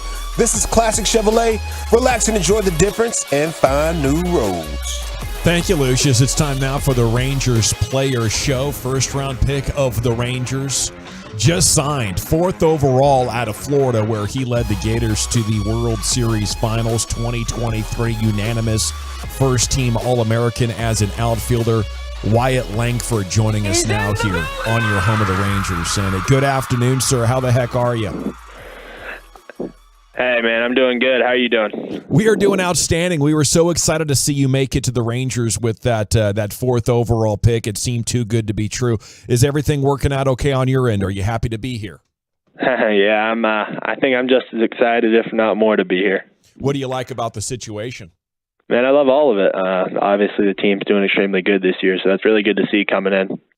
Yeah. Now, after living your whole life in the state of Florida, how do you feel about moving to the great state of Texas? I'm excited. I'm very excited, actually. I was super happy that this is where I ended up. Mm-hmm. Now, how much do you believe you could help this team this summer or this fall if you would get a call up? I think I could do my part. I think I would hold my own for sure. Because I know guys, when they get drafted, you can be very confident. Is that what you got? You think you could hold it down, or in the back of your mind, are you thinking, no, I could get out there and do some serious damage against these guys? They don't know what Wyatt Langford's all about. I don't know about all that. We'll see how it goes once I get started. Wyatt, you of course just had an outstanding season with the Gators. You play in the World Series there. What were some of your takeaways from playing in the College World Series? Some of your highlights? Yeah, I mean, everything about it was, it was all I expected and even more. It was a super good experience. I got to play against really good competition. So, it was a lot of fun and something I'll never forget. When you hit the longest home run on record at the College World Series, do they give you some sort of plaque or something? Are you able to let the people know maybe when they walk into the office or the house, like here it's like a diploma on the wall? No, I wish. That would be pretty cool, but I don't think I need a plaque or anything to remember that. You've been a pretty self-made guy, it seems like, even from high school. What's been the key for you offensively, being such a stud? Yeah, I think it's really just a lot of it's just hard work. I go in there and put in the work, and I just kind of have seen the results pay off. Hey, Wyatt, as an LSU man myself, congratulations on getting in the College World Series. But I was wondering, what is it like to face Paul Skeens? I actually didn't get to face him. It lined up where he didn't pitch against us. You did not see him at all then, huh? Nope, I didn't get to him, no. Okay. Yeah, you can tell him to go bleep himself, that backhanded compliment there, right? I'm an LSU Tiger. Congratulations on making it. Yeah, I caught it. Don't worry. We apologize for that guy. I don't know what that was all about, to be honest with you. It's Wyatt Langford here on 105.3 The Fan. Now, being such a Gainesville guy and a Florida Gators guy, is Tim Tebow like your favorite quarterback of all time, or how's that go? Oh, yeah, definitely. I grew up with season football tickets right in that time that he was there, so I watched every single game. So were you Florida through and through all the way growing up, like it was a dream come true to put on the uniform and all that? Oh, yeah. Ever since I can remember, I've been a Florida fan, so that was really all I wanted to do was go play at the University of Florida. So do you root for the Dolphins, the Bucks, or are you about to be a Cowboys fan, or what about your NFL allegiance? I'm a Cowboys fan now. Yes. There's our guy. It's a good answer. Yep. Now, how good were you at the other sports? It seems like you got a pretty athletic, tall frame there. I imagine you'd have success at other endeavors. Yeah, it wasn't too bad. I played all three sports growing up, so I loved them. I loved to play. I just loved to compete, so it was a lot of fun, and I enjoyed it. But baseball ultimately was what I decided to do. Could you have gone D1 in other stuff? I don't know. Maybe football. Maybe. Oh, what position did you play? Linebacker. Ooh, you like to hit? Yeah. Yeah. Built like a brick bleep house over He here. is, man. You're jacked. You're absolutely jacked, Wyatt. What's the weight room claim to fame for you? What's like if I was in the weight room right now, I was like, Wyatt, just impress me with the your one seed of impressive weight room things. What would it be? Probably either deadlift or bench press. Oh, okay. All right. So what are we benching right now? Shoot, right now, not too much after the season. But at the height of your powers, though, Wyatt. the height is probably like 355. That's getting it done. Ooh, That's there you getting go. it done. So what was the draft process like for you? Because we hear a lot about the conversations maybe with other teams when it comes to financials. How much interaction did you have with the Rangers? What was draft night like? It really wasn't too crazy. I mean, being up towards the top half of the draft, obviously, I feel like makes it a little easier when it comes to talking and negotiating. So it wasn't too bad. I mean, it's something I'll never forget, and it was a great night. Did you have a big party? Did you have the family, friends, that kind of deal? Oh yeah, it was a lot of friends and family. I mean, we had probably around 50 people at the house. Ooh, all right. What was the spread like? It was beef brisket and I think ribs. Those were the two things. Okay, so we're a barbecue guy. We're carnivorous in the Langford household. We respect definitely. that. Now, is that a smoked brisket? Yeah. Okay. Now, who's throwing that down? Was that catered, or is there a pit master in the house? No, we had the pit master. My fiance's brother. He woke up at 4 a.m. that day to cook for us. MVP of the night, huh? For sure. Yep, stud. Right on. So, I was going to ask you, coming to Texas, barbecue is a pretty big deal here, but it sounds like it's a pretty big deal in Florida as well. Oh, yeah. Okay. And I think I want to ask you about, watching here the College World Series, correct me if I'm wrong, but it looks like you got a pretty sweet collection of sunglasses and that you're a guy that takes pride in maybe your sunglasses. And I was wondering, what's the key to finding the perfect pair to play in? Honestly, I just tried a couple out, and that's just what I ended up going with. Okay. All right. Now, does it ever give you trouble when you're in the batter's box with the shadows and all that? At the College World Series? No, just in general. You're hitting, you got the shades on, you got shadows. How do you play that whole deal? Yeah, I mean, I can't wear shades when I hit. I've tried, but it doesn't work out. The shadows at the College World Series were pretty bad, though. Well, the good news is shouldn't have to worry about the shadows too much out there at the Globe, and we got air conditioning. You're coming here to the Metroplex in a great time, and it's amazing to have you, Wyatt. We're really impressed with your game and everything you're bringing to the table. So give him hell, and we'll be pulling for you. Awesome, guys. Thanks for having me on. I'm super excited to be here. There he goes, Wyatt Langford here, Rangers rookie here in the nation. Brian, what do you have to say? Yeah, I'll give him a $100 gift certificate to Pluckers. They got 8 locations here in the DFW locations for his wing needs. Man, I thought he faced Paul Skeens. Well, I mean, they did play in the same conference. I did. I looked it up. He faced him too. Yeah, I felt like that maybe he would have a thought or two there, but no, he didn't. So I'm going to give him some wings, though, for being a nice guy. Welcome to the Texas Rangers, and look forward to talking to him down the line. It happens. The other day I had a trade rumor I was talking about. I thought it was for Boban, not Bojan. No, those kind of things. You had that thing lined up like a dunk, though. It was like LeBron in the conference finals. I was trying. Lost it between your legs. Yeah, I was trying because Skeens got to beat Wake Forest in the elimination game, and he missed him on the way back. He would have pitched in the. But LSU had a big lead in the. That's pretty amazing. Yeah. How did Skeens not face him? I know. That's crazy. Yeah, You beat them twice without Skeens. Yeah, in conference. that was amazing. I thought for sure, and I'm like, God dang, I forgot. It was the Wake Forest game before, so he didn't see him in the first game of the College World Series. That's my bad. Well, congrats to the Rangers for getting him inked. That's Wyatt Langford. Signing bonus $8 million. Cha-ching. Maybe he didn't need this gift certificate. What am I doing if you got $8 million right now? Can you give me like 5 days before you want me to start playing baseball for some minor league bunch of jobbers? I'm going to know for 2-3 weeks before I'm on to the next stop. I got to hit Vegas. Vegas, maybe a cruise. I got to get my broskies. We got to go have a little bit of fun and celebrate with this $8 million before we start hitting baseballs again. I would think so, man. I would think so. Like, you got a couple of weeks, I think, before he gets out to Arizona. Yeah. Probably going to go ahead and live it up for a little bit. He's 21? Bro. Yeah. I mean, it's too good. perfect. So, and congrats to Wyatt Langford for ending up on the Rangers. Perfect timing for him. Get him here to the Rangers here in just couple of months, couple of years. He'll be off and running there with Evan Carter in the outfield. Okay. Maybe not the most energized. That's the other reaction coming in from the text. Those were very short answers. Those might have been the shortest answers ever. Very Jonah Heim-like. Yes, way shorter than Jonah Heim. Yeah, way shorter. Maybe slightly more energy than Jonah Heim. Dang it. We did miss an opportunity. 817. I should have asked him what the secret to the pork chops is. He might have had an answer. That's true. That's true. But I think you groom him up. Maybe Wyatt will end up being a that's little a rookie better. for you. You're there. nervous early on. He'll be all right. Give him a couple, 2-3 years. Should have fired back and asked him if steak is a barbecue. Oh, that might have been something. I'm fully on board with steak being barbecue now, for the record. Should have asked him, how many words do you think the average good radio answer involves?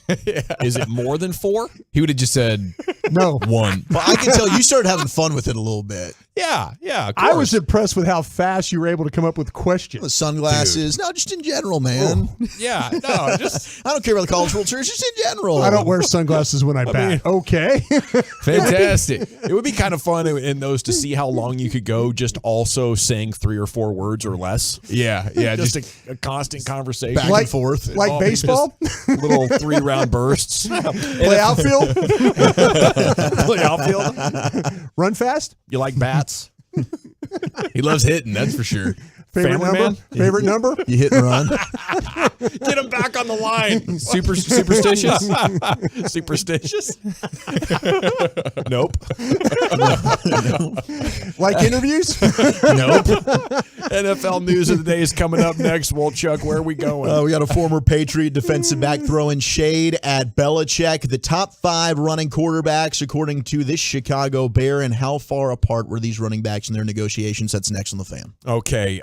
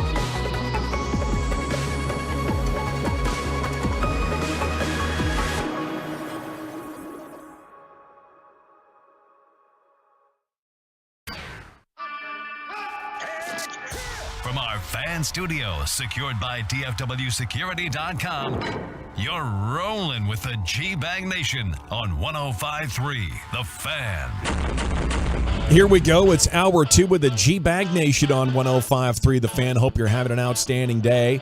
It's time now for Wolchuk to deliver the NFL news of the day. We want to salute Wyatt Langford, Rangers rookie. Just picked him. The Rangers Player Show brought to you by Oatly Oat Milk, proud partner of the Texas Rangers, an equally proud sponsor of this show. There he is, back from his cruise. The Woolly Bully with your NFL news of the day. Thank you very much. Appreciate you holding it down while I was gone. Eric, great job. We got issues with the running backs. They're upset. And we know this. We've known about this for a while, but they all went on social media. They banded together. Apparently, they got a group text among all the running backs in the league, and they're trying to plan moves as to how we can fix this problem. Well, today, you've got Austin Eckler. He went on the Zach Gelb show.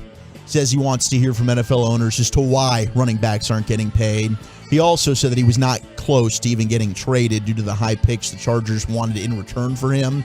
So the teams are like, no, we're also not paying you, but we're also not giving up any type of high draft capital for running backs whatsoever anymore. And he's alluding that there could be possible collusion between the NFL owners. Like they're all in cahoots together. They're like, we're not paying the running backs, guys. Let's do it. Everybody loves saying, hey, the market is what the market is. You know, when it's time to overpay for a player. Hey, market says Schmucko team paid this guy way too much money. Is there that collusion? means this guy deserves it. All of a sudden, the market is what the market is, and they don't like what the market is. And they shouldn't like it, and I understand why they don't like it, but it's no one's fault.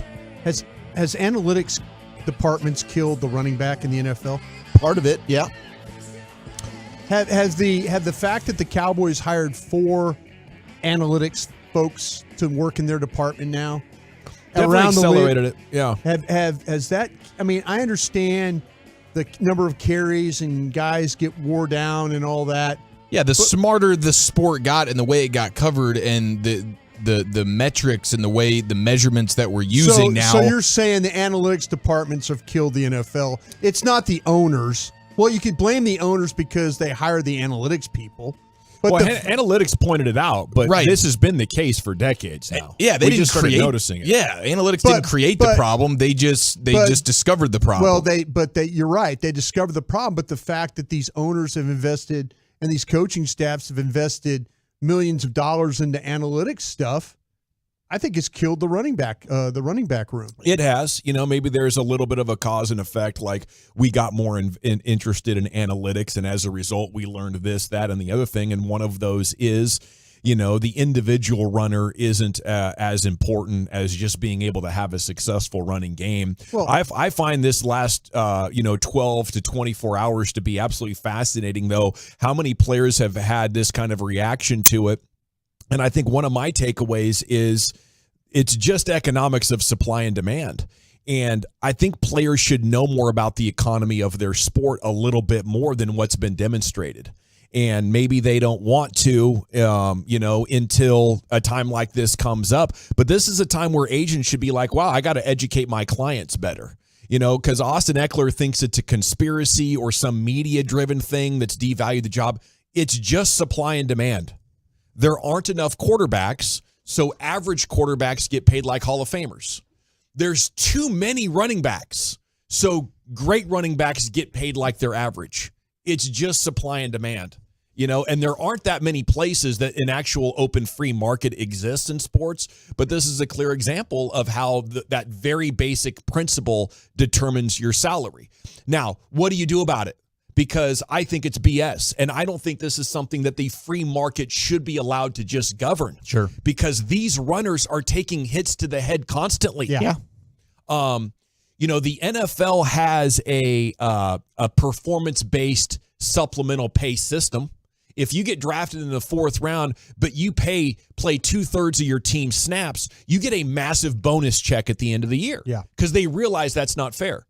Yeah. Just create the same thing for runners.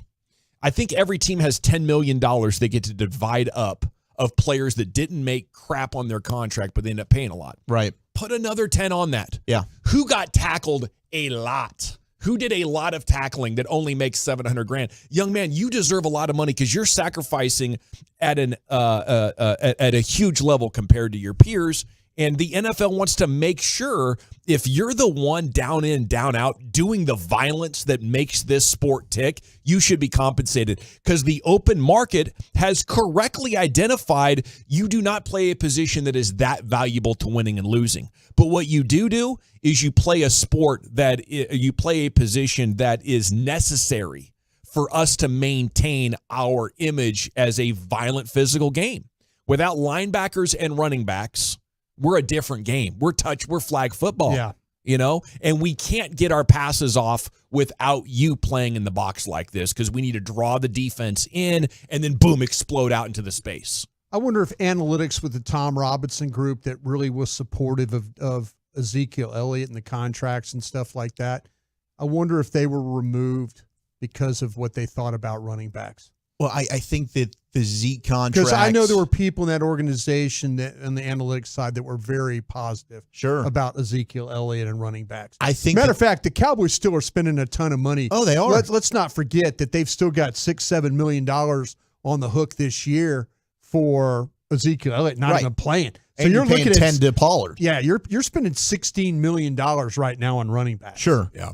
But I think that the fact that those guys have signed, whether it was Todd Gurley, Le'Veon Bell after he held out and then went to the Jets, which is why, and we'll play some Lev Bell sound here in just a second, but I don't think Josh Jacobs, that's a smart move for you to just go ahead and sit out. I don't see how that benefits you. Le'Veon Bell did it. His career went completely flat afterwards. A lot of these guys, besides Derrick Henry, when they have signed their new deal, it has proven to be a terrible signing for the team. And that's why I think, to everything that you alluded to, Gavin, but I think recent history says it's not going to end well for you longevity-wise, putting that amount of money into the running back position because they're only going to decline. These guys are not going to miss game checks. They're not going to miss game checks. They will report the week of week one. If they're going to hold out the whole entire time, it's still $10 million. Yeah, they're going to sign they're going to sign and they're guaranteed that money. Once they put their name on that contract, they're guaranteed $10 million. And you know what? If you show up week one, they're probably going to make you inactive, and then you got your money. You start getting paid, and that's one less week you have to deal with right there. So yeah, I mean it's guaranteed, and maybe you're going to get some running backs that get to the point too where they, well, hey, I'm not. Instead of Ezekiel Elliott playing through because he knew he was making all that money, you're going to get some other running backs saying, I'm not really interested in doing that. Sure. I'm not. Oh, yeah, not really playing through injuries. Yeah, Zeke played hurt. Yeah. And because he was making really good money. And so he felt obligated to keep playing. These other guys, you really need me this week? I don't think I'm going to, I don't think I'm up to it. I'm not going to push the hammy. I'm not going to. If you're going to pay me a lot less to do this, nah. I'll play. I won't play as much. I was made even more sad when I saw the story about Josh Jacobs sitting in his car in the parking lot at the Raiders facility right at the deadline, like in hopes that he could be ready to just run in and put pen to paper if need be, like just sitting waiting in his car. And then the deadline happens and he's like, no. Analytics have killed these guys. I'll go home now. I'm just telling you. That's what's killed these guys. It's sad. Josh Jacobs and the Raiders apparently weren't close at all. The difference between Barkley and the Giants, according to the New York Post, was within $1 to $2 million. If that's the case, I do think that gets done eventually. If we're talking about $1 million to $2 million, they're going to figure out a deal here before camp. Why was I hearing that they can't now? Deadline passed They're yesterday. passed. Yeah, they're done. Oh, that's right. See, so you can't. No, you're done. This is it. You either play on your 10 or don't play. Like, what are you doing if you're Chalk it up to Barkley? the cruise week, boys. Chalk it up to the cruise week. yeah. We already said on the front end, Walchuk gets 3 strikes this week. I was totally He gets- plugged he out. gets- he gets 3 strikes this week. And I Well, will I got say a story for you. the internet wasn't very good. Well, there's questions I was about that these trying. guys that Barkley and them were talking about contracts where they were making $11 million a year. If you're Barkley and the $11 million, right? So you're getting $1 million Jacobs, more. Do you want the Barkley- longevity? No Yeah. one else is going to pay you that. You should have just signed the deal. Well, if the report is it was $1 to $2 million, you were off. We you find a act like common that. ground. You get that thing done. We say that until we, we're not carrying the ball. And No, for sure, but wouldn't you rather have that? Now I'm under contract for 4 years. I know I'm getting paid $25 million guaranteed. If I start to go south like Zeke did, they're just going to get rid of me. Yeah, that's true. Yeah, but they're all sort of like they're coming together now as a position group. So if one guy makes the decision for himself to sign one of those deals, it kind of like hurts it for all the other guys. And I think they're all sort of wrapping their arms around the idea that we as a running back group, we as players need to go on a full on brigade here not versus signing. the NFL. We're not doing this kind of stuff. See, that's the I thing. would tell all those other running backs in our group chat, I'm sorry, guys. You're pretending like we're going to be worth more than Zeke. We're worth half of what Zeke got. Yeah. I'm taking it right now, 4-24 with 15 guaranteed. That's what these players should do.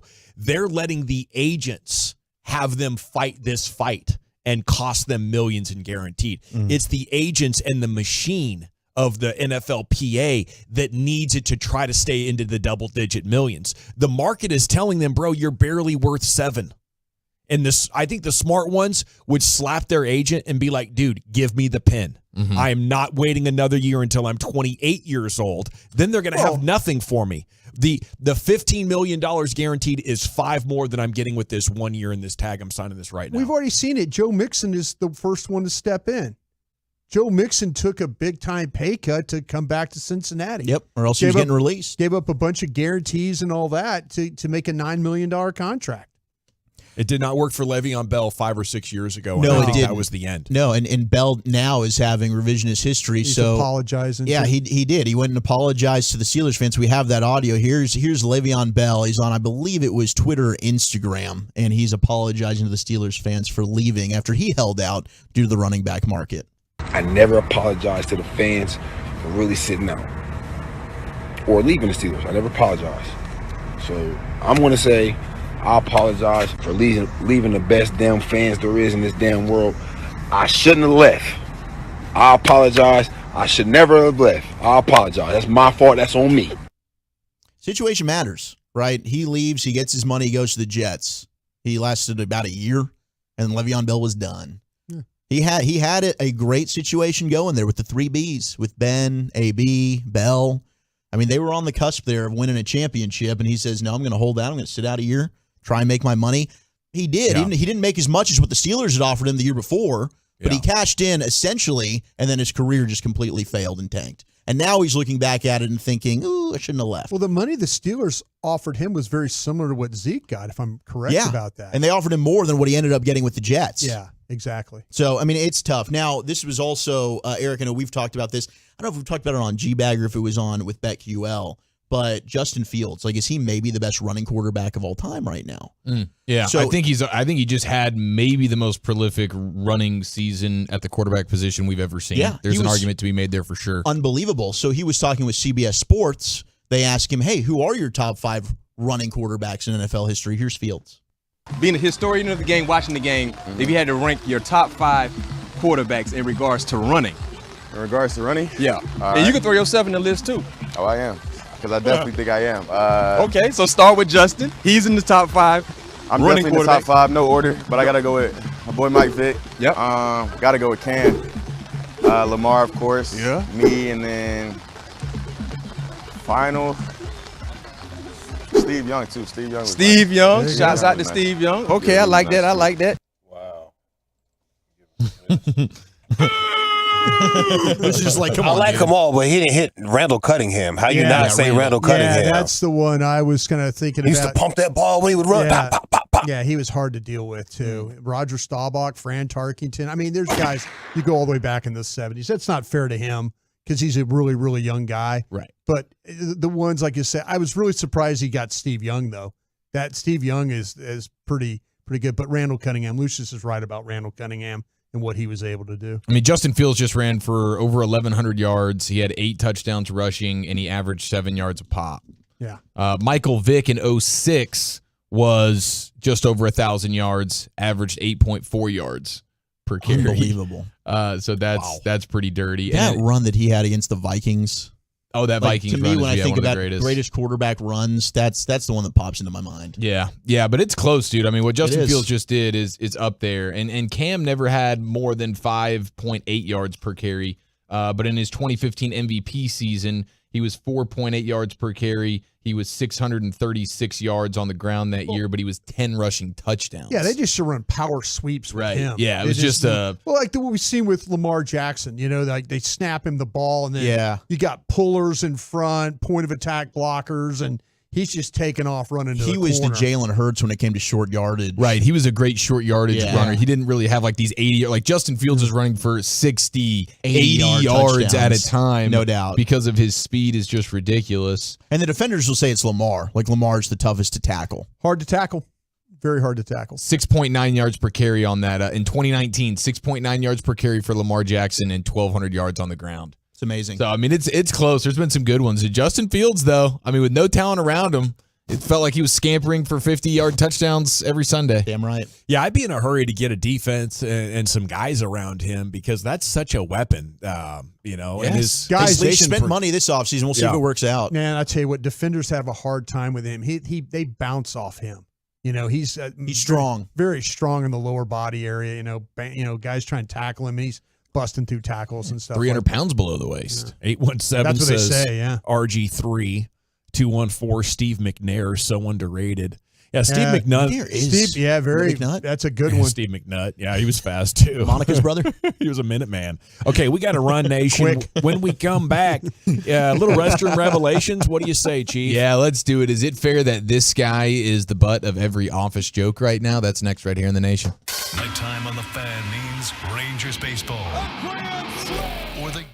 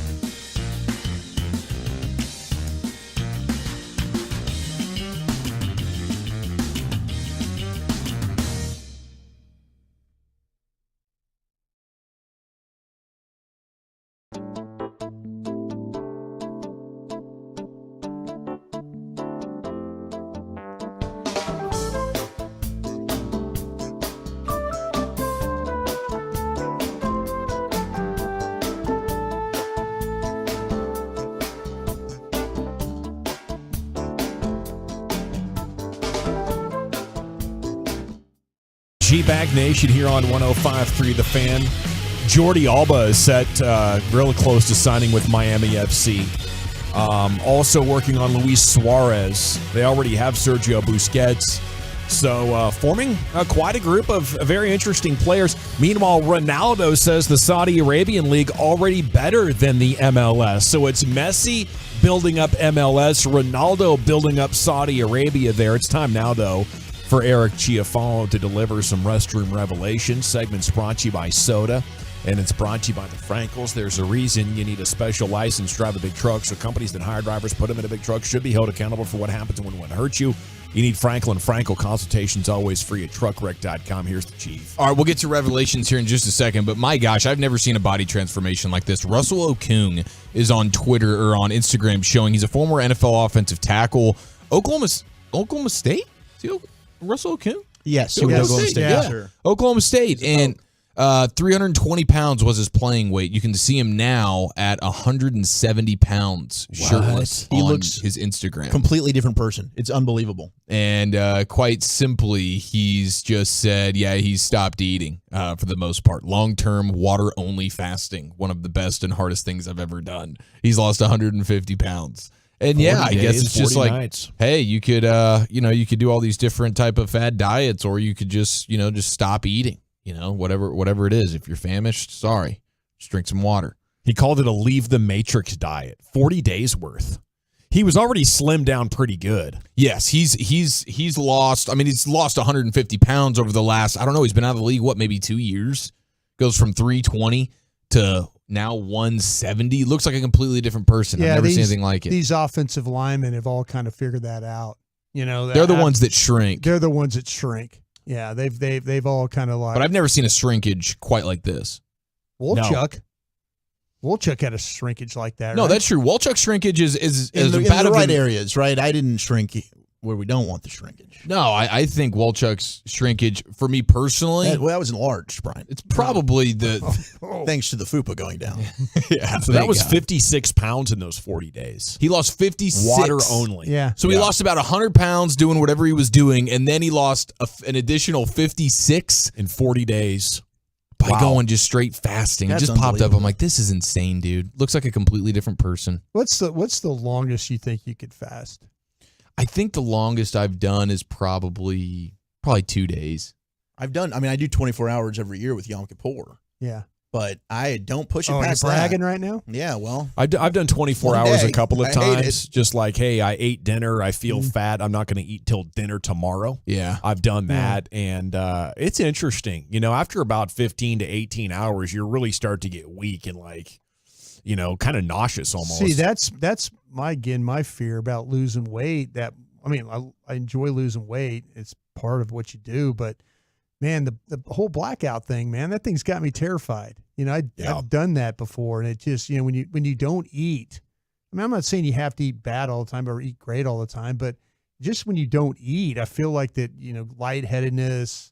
The only way I could do it was on like a video game marathon, where it's like, okay, I can just obsess over the video game and not think about my hunger. Mm-hmm. Plus, I'm already seated, Brian. Might want to try that out. Okay, I don't have to worry about passing out and hitting my head. That's true. All good techniques, Take a header, man. Yeah, I mean, so it's just the way you view the blackout. Like, you might be scared of it. Wolchuk stepped onto that ship last week, and he was ready for a 7-day blackout. He just approached it differently. It's a mindset brought us. Yeah. All right, here we go. Restroom revelations time. Is this guy deserved to be the butt of every joke in his office right now? Okay, that's the question. Right after we dive into the music. Does number 2 work for? That's right, buddy. You show that turd who's boss. Hey, just grab a hold of something, bite your lip, and give it hell. Come on. We're going to get through this. There's a gentleman in the United States right now that's being shamed in his office for being a guy. I guess he got vulnerable in a moment, and he decided to let the people know that when he's chewing and when he wipes, he will fold it. He will take the toilet paper. He will fold it up into like the square, and then he will use it. And then he won't dispose of it immediately. He will then fold it again and use it, and then potentially fold it again and use it. until it's no longer usable. Then he will flush it. If he needs more, he will then go pull some more toilet paper. Is that a party foul? Yeah, I think so. I get wanting to reuse, but so you're one and done on the toilet paper? I just think there's massive risk of getting poo on your hands. Yeah, is there any other way on that? Seriously. Well, it sounds like for this individual, there is another way where you will fold it. I mean, I will admit to being the guy that will do some folding. Is there any other sensible way? I'll fold, but I'm not folding after initial use. What do? You save it on the side while you're waiting for the next time? Is that what we're doing? I think the only other way would be the bidet. You know, this guy's trying to be as economical as possible and use as little TP as possible. I'm asking, does he like wipe and then put it over to the side to wait for the next time? He then takes what he just used to wipe and he folds it in half again, and now there's clean paper there. He's folded over his wipage, and now there is a backside to the paper that he can use. So he's getting multiple wipes out of just a couple of plies. Yeah, but. Okay, I wouldn't do that unless I was. It made it sound like that he like wipes and then saves it folding for the next time. Next time he comes in and uses the throw. Now that's even more. No, that would be insane. Well, that would be clinical. That's why I was not having any of this. I've done this though. I've done this, and I will admit to I do this. I thought this was commonplace. I thought this was common practice. Wait, you're like, I will fold before initial wipe. Of course, you fold it up.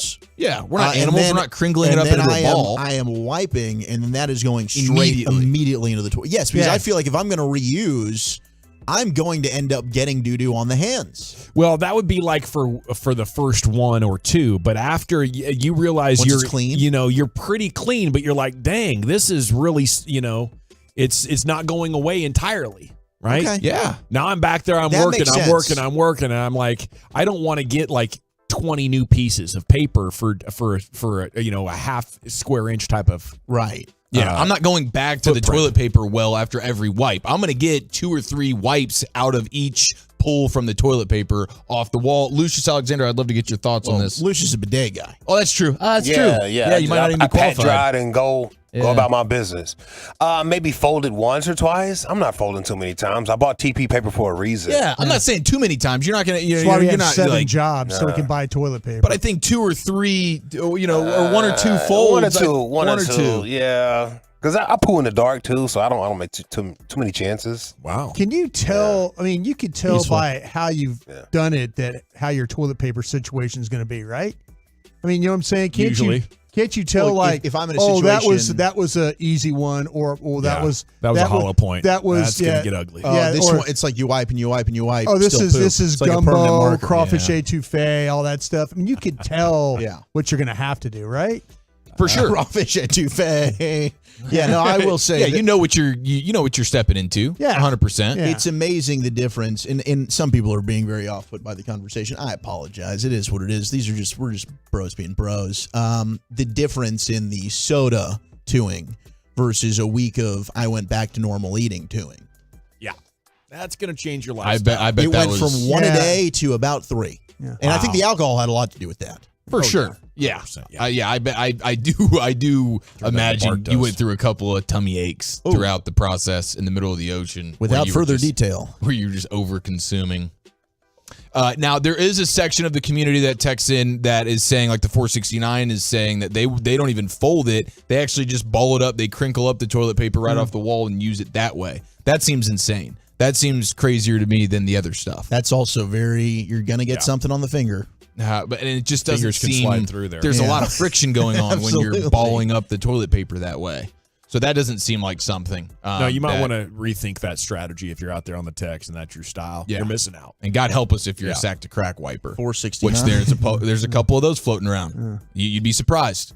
Wow. You'd be surprised. They're going the wrong way. They're going against traffic, against the current. I don't understand, but that is also something. I still don't know what I am. Freaks me out every time I think about it. You're not a sack to crack guy. I know you're not. I know you're not, Walchuk. That one time you saw? Yes. You're doing it appropriately. But I guess I'm in the minority. I guess I the guy in the office who is being shamed, it appears he's relatively rightfully being shamed according to the community. A couple of people are kind of with me and that guy on this, but most people are one wipe Charlies. So there it is, boys. Restroom revelations. Thank you, Chief. It's good to know what's out there and what people are being shamed for. You know, I do take a certain amount of pride in being able to come to this guy's defense a little bit. You know, I'll tell you that much, Chief. But I appreciate the content. It's always interesting to see what is out of the norm for some of these folks. You know, very, very inefficient, I'd say, with your toilet. Nothing to be scared of. You know, you're already making a mess back there. Nothing to be scared of. Yeah, just a little. It's just normal life. You already got to wash your hands. Okay, we got to run though, Nation, and when we come back, now we're going to do Krusty's Corner. Broadus, where are we heading with that today? Yeah, my buddy Sean Payton calls this guy a generational player.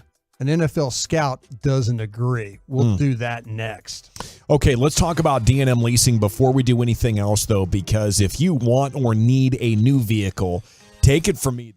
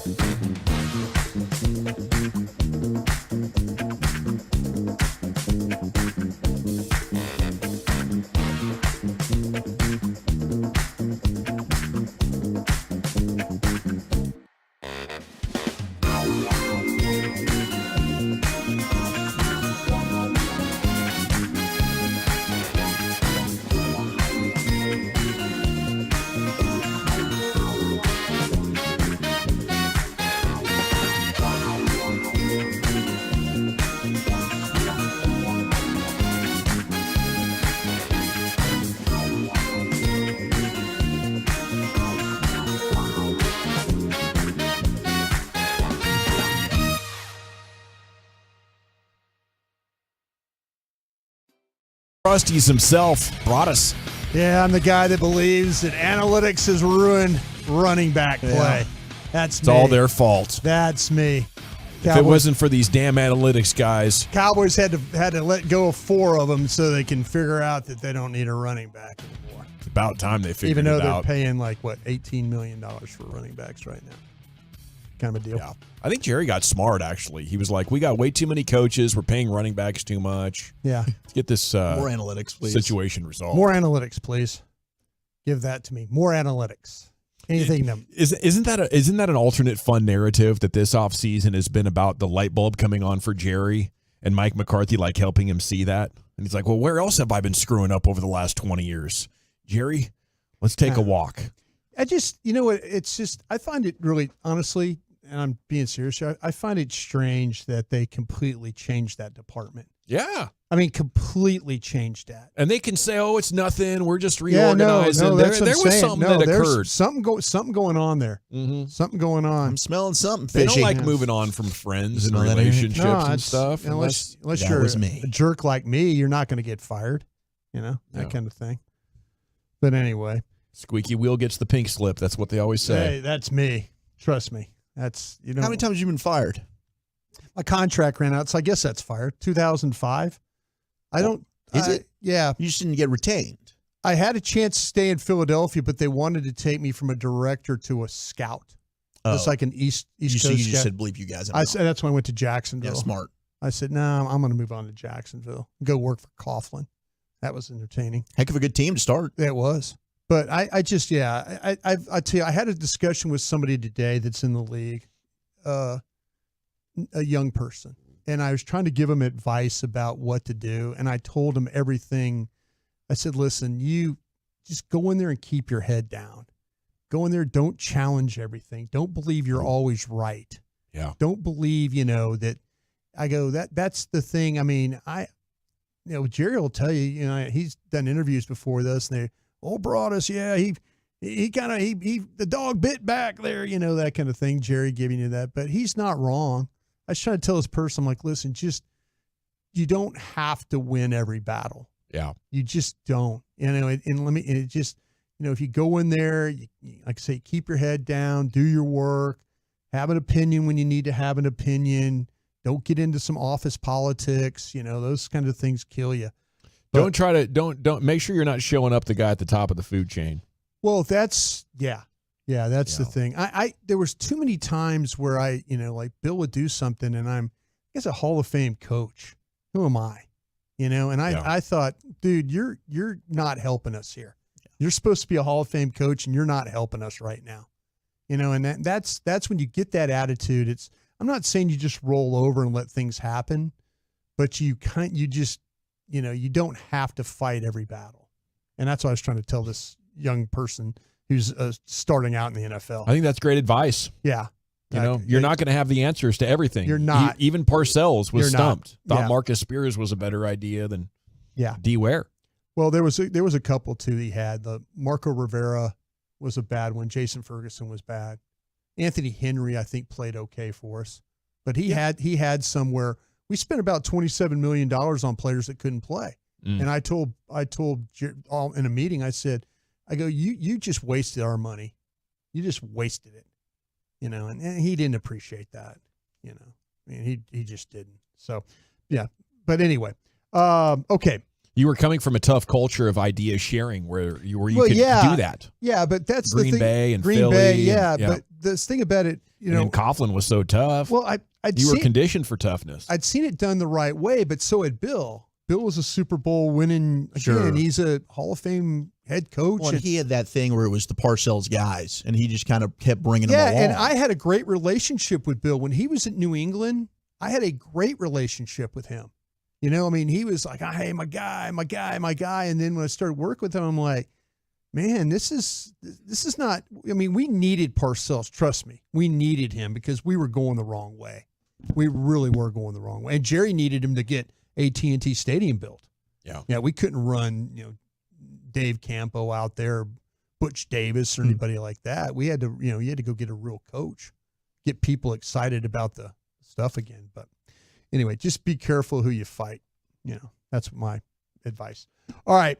I talked about this scout, this pro scout, guy named Daniel Kelly. I've never had any interaction with Daniel Kelly, but he was a 4-year scout with the pro scout with the New York Jets. And on Yardbarker, he published he's a published author of a book called Whatever It Takes, the story of a fan making it into the NFL. And so he's this author, but he's also an evaluator. And I know I teased this about, Sean Payton calling this particular player a generational player. And I'm talking about Caleb Williams, the quarterback at USC. Ooh.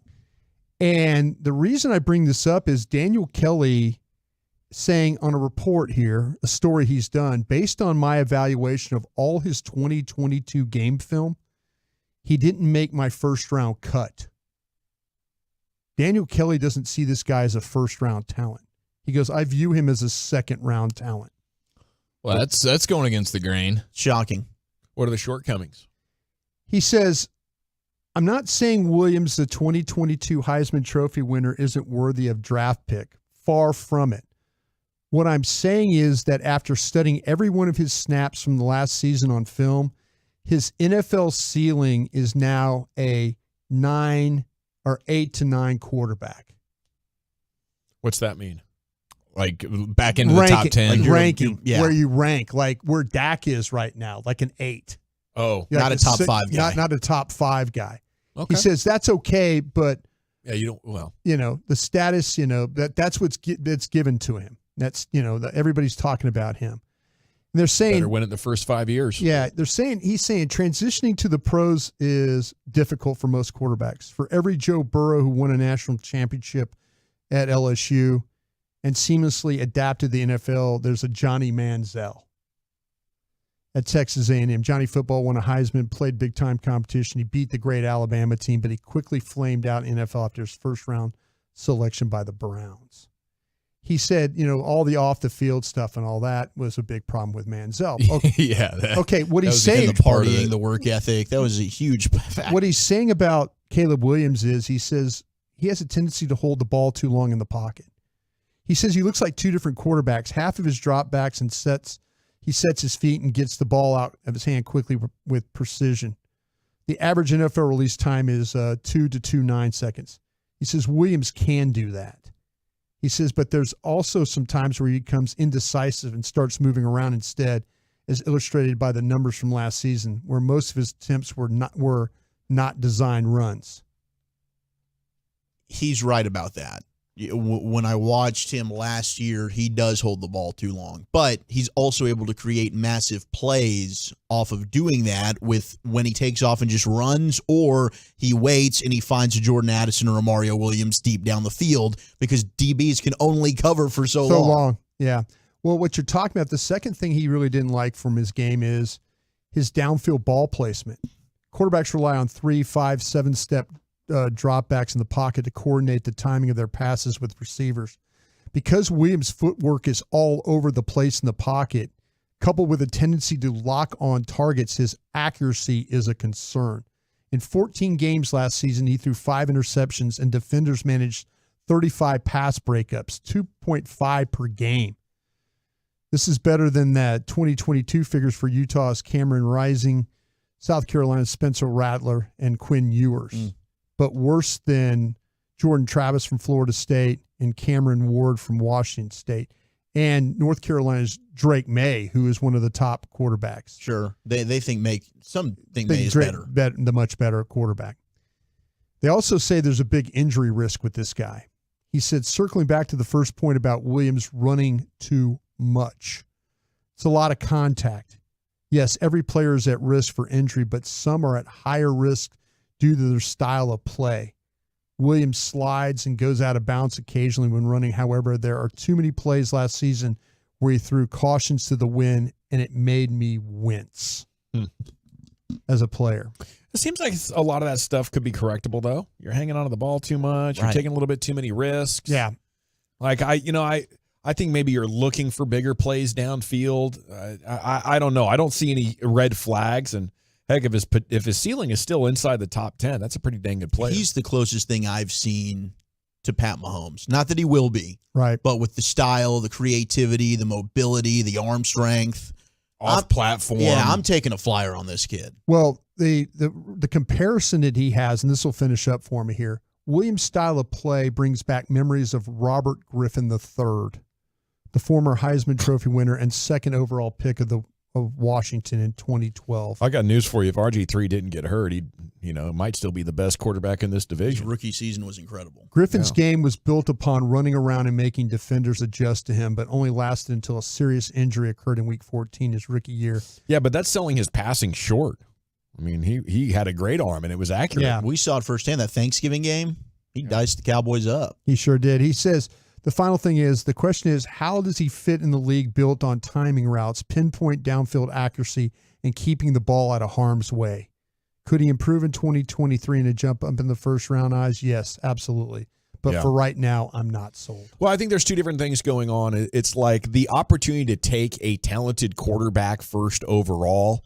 I think you should do that, if you need a quarterback. But it's far from a sure thing. Yeah. I wouldn't be surprised if a lot of what he says is true, and if Caleb Williams ends up being not a very good NFL quarterback, he'd be like, yep, it happens all the time. There, I told you. Yeah. Told you so. But if he's comparing to Robert Griffin III, I want that. Yeah. It's kind of like you said, other than him getting hurt. Yeah, if he doesn't get hurt, I think the you're dream right. come true. Yeah, absolutely. Thanks, Brian. Krusty's Corner usually every afternoon at 2:40. Did it here at 3:40 because old Wyatt Langford joined us back there in the first hour of the show, the Ranger rookie. Dak news, a lot being said in response to his quotes over the weekend. What was actually said, and where do we go from here? It's next as we're on the countdown to camp. It's next year in the G-Bag Nation on 105.3 The Fan. Hey, life's unpredictable. You know that. You never know when you or a loved one might be hurt in a car or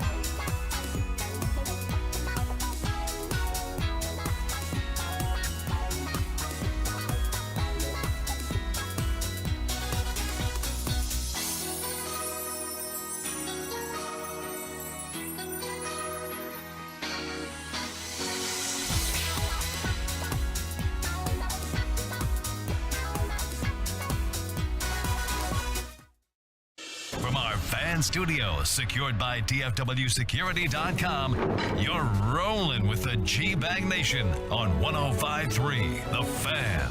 Welcome to the Nation. Here we go. It's hour 3 of the G-Bag Nation on 105.3 The Fan. Hope you're having a fantastic day.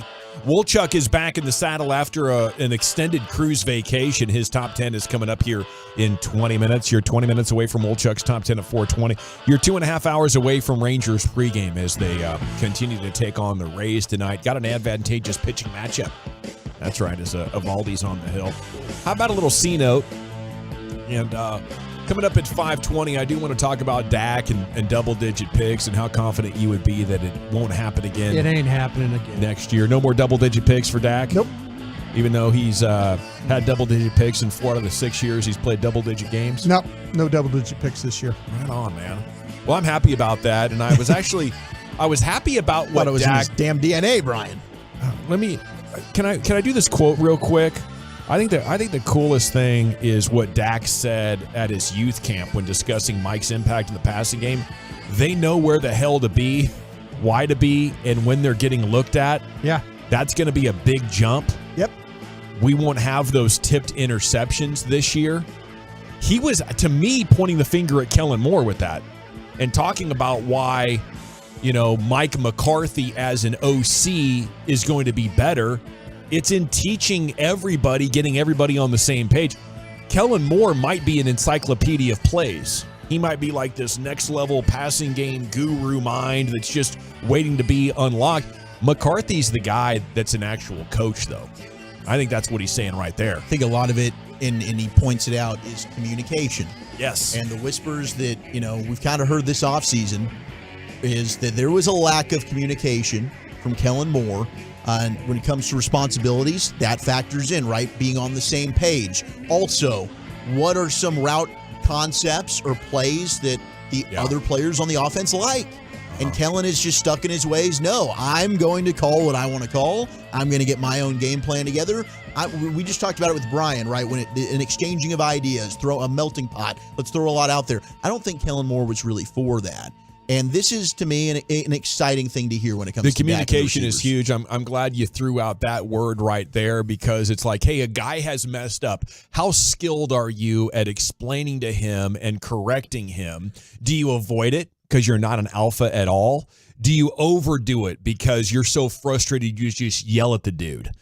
Can you actually coach it and have the impact go? I mean, everybody knows how hard it is to learn and just focus on what another person is saying for any more than a couple of seconds. It's tough work, and guys like Bochy are genius at it. I don't know how good Kellen Moore is at it, but I think last year the lack of connectivity, in their passing game, you would have to point back at the coaching staff, and we'll talk more in depth about that coming up in the 5 o'clock hour. I'm sure the coaching staff would point at the players. Sure, they did. There's some breakdowns where if you watch like Mike Martz on the 33rd team, Mike Martz does some breakdowns, and he's really defending Dak on some routes, and if you go back, he does some stuff in the Green Bay game where there was the separation between Schultz and Lamb. That one of them has got to go inside, and both of them are like almost like tethered together, and there's no break. And so Dak's thinking that one of them is going to break inside, and he throws the ball in the middle of the field, and it gets intercepted. Yeah. See, there's several of them where that's the case. And if you're Mike McCarthy watching Kellen Moore do this, for 2 years, 3 years, you're thinking, well, this is who Jerry Jones wants. I think it was probably pretty frustrating for him. And now we get to see, can you actually do it better? Or was Kellen Moore creating an optimal Dak? Okay, 5:20 is the conversation for that. There's a lot of interesting Dak conversations going on, Chief. But I mean, the picks that I'm looking at is where I want to start here. The picks of Dak over the last couple of weeks. I believe he's gone full Jordan. He's a Team Jordan guy with the kicks. I think he went receding hairline. We'll see you later. Going full bald. Other side of 30 now. Receding hairline. I think Jordan was the one that sort of innovated this, or maybe not innovated, but made it popular. for young athletes who might be losing a little bit of the hair, if you just go full Bic, it looks more badass. It does. And he wears it well. He's got the perfect shape for it. Some people, they go bald and it's like, they weren't really built for this. I think he was built for this. And now he's freaking shredded. After being in the league Lean for machine. like 7 or 8 years, his weightlifting routine's pretty dialed in. He looks like a prize fighter now, is what that is. That's the 30 years old. He's got some of that full older man adult strength coming on board there. But I'm just impressed at how often Dak will make the right decision. And that's the right decision there, Brian. I'm still waiting for you to go full Bic. Oh, me? Full Bic? Yeah, No, you took a big man. step in the right direction last month, breaking out the clippers for the sides. I've actually got to get it cut before we go to camp. I'm kind of enjoying the fact that it's 103 outside, and I don't have that Doc. What was it, Doc? What's the guy's name? Doc Brown. Doc Brown hair. Yeah, you're transitioning from Doc Brown to like badass Brown. Yeah. We're gonna go full Bic and then go T. Right. See, that's the Wouldn't thing. that look sick? You come back with a little bit of that facial hair, and I think that's what Dak's done here as well. Is like he's let the beard go up a couple of notches now, where usually he'll keep it pretty clean. It's apparent, but more shadowy than anything. Now it's full on beard status, and I think that's the perfect way to do it. When you go with the bald head, you couple it with a nice little beard, and that's just oozing testosterone. Ladies love that. That's a manly vibe. I think so. No, you're not interested in the ladies anymore, is what I'm. No, detecting, I'm interested in Dak and his receivers being on the same page. Okay, to be honest with you, okay, that's what. No, I to me that's where Clapback brought us live. No, yeah. I just like I say, I think Dak stood up there earlier in the spring, and he's got tired of answering the questions about these interceptions, and he basically said, "Hey, listen, it's got to be on all of us." He was the one guy that has to take all the questions, and nobody else had to take those questions. Lamb didn't have to take those questions. Schultz didn't have to take those questions. Noah Brown didn't have to take those questions. I think Dak is tired of that. Well, I don't think he should be, because you're the quarterback. Quit throwing the ball into trash. Well, all these changes, and I'm with you on the whole thing. Yeah. I think to me that, and this is the question I want to ask Dak when we get him, is that why do you trust guys that consistently let you down? He will. I mean, and he'll say, "Well, wait, it's my teammates. You have to trust." But he constantly, quarterbacks. And I'm not saying Dak is not a good quarterback. I'm just saying that, guys, if you're letting me down when I'm throwing you the ball, you don't get the ball anymore. Yeah. If I'm finding out that I can keep hitting guys and I can keep keep moving it down the field, you're going to have to earn my trust back. I'm not going to sit there and throw the ball to you again, Noah Brown, when you keep batting it up in the air. Or I'm not going to throw the ball to you over here. Brown's gone, Schultz is gone. Those guys are gone. But CeeDee ran some poor routes for him too. The thing about it is, I just feel like, though, that he is to the point where he's like, damn it, I ain't going to stand up here and take all the heat for these. Well, I'll tell you what, you did a nice job a couple of weeks ago talking about how he's a winner and he's always going forward and he's refusing to lose. Yeah. Earlier in his career, how that manifested wasn't him running. Now he's trying to be the same refuse to lose player, but when the bleep hits the fan and he's got to make a play, now he's throwing that ball into traffic. Yeah. And it's just those couple of moments a game or couple of moments a month that I think are well below the standard of the ball security you want from an NFL quarterback. Yeah. And, to me, he's got to look in the mirror. Certainly some of these wide receivers could run better routes. Right. But it's my job as a quarterback recognizing, okay, those guys aren't running the right route tree and seem confused. Yeah. I'm not throwing it over there. See, earlier in his life, he'd say, I'm taking the first down with my legs. Yeah. He can't do that anymore. No. So it's retraining yourself on what the response is when a play breaks down and I don't know where to go with it. I think the last couple of years, too often it's been, I'm going to try to throw this into that window. He doesn't have the arm talent to complete that ball. So, we're poking into a new era where quarterbacks are running more. And because they're running more of them look good when they're 25. They're going to look less when they're 30. That happened with Cam Newton. It's all of a sudden like, oh, wow, how'd Cam Newton get so bad all of a sudden?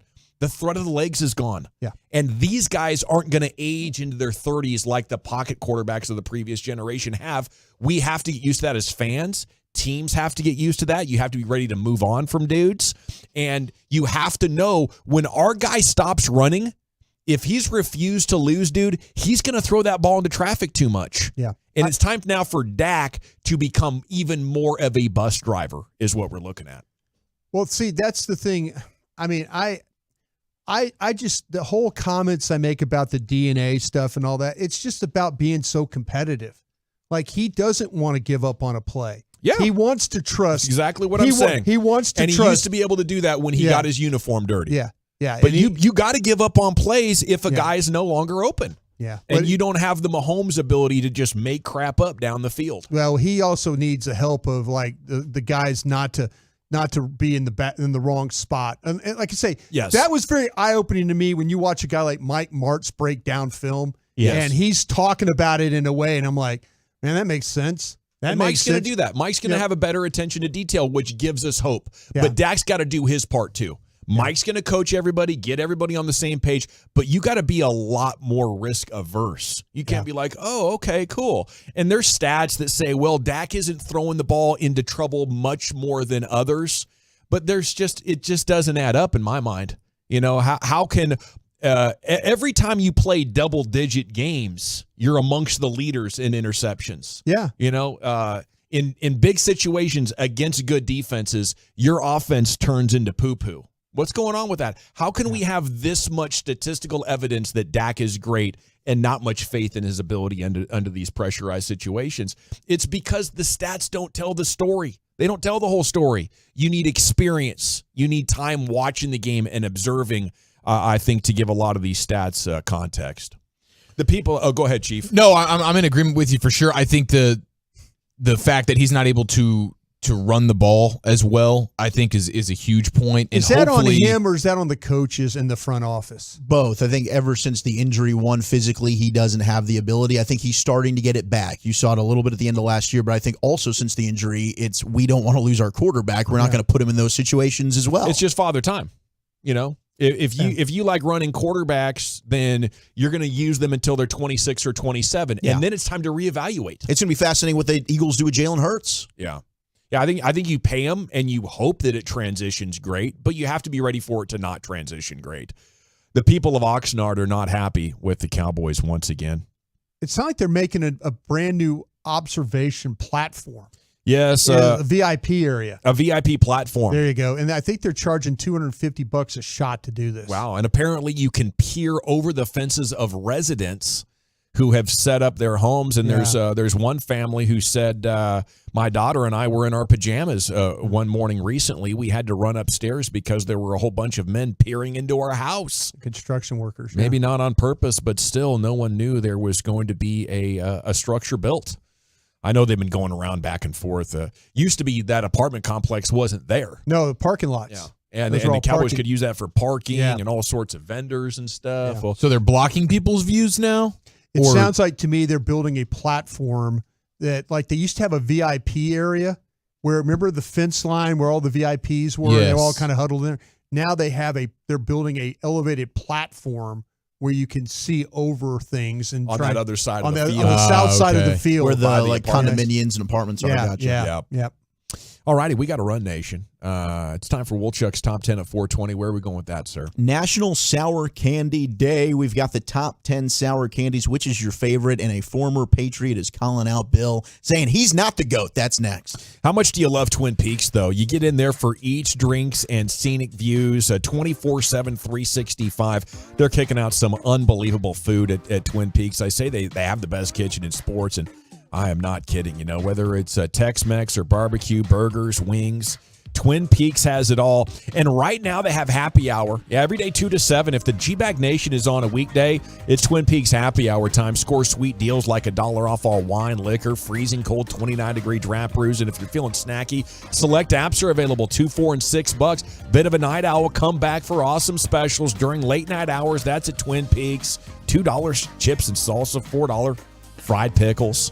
Yeah, that's the happy hour lunch combos every day. And If you get into a Twin Peaks near you, I think you are going to agree this is the place to be, baby. I'll see you there soon. 10 locations now in North Texas now that we have that new one up there at in North Lake by the Speedway. Twin Peaks, Eat, Drink, Scenic Views. Always a welcome sign for this clubhouse. Featuring breaking sports news.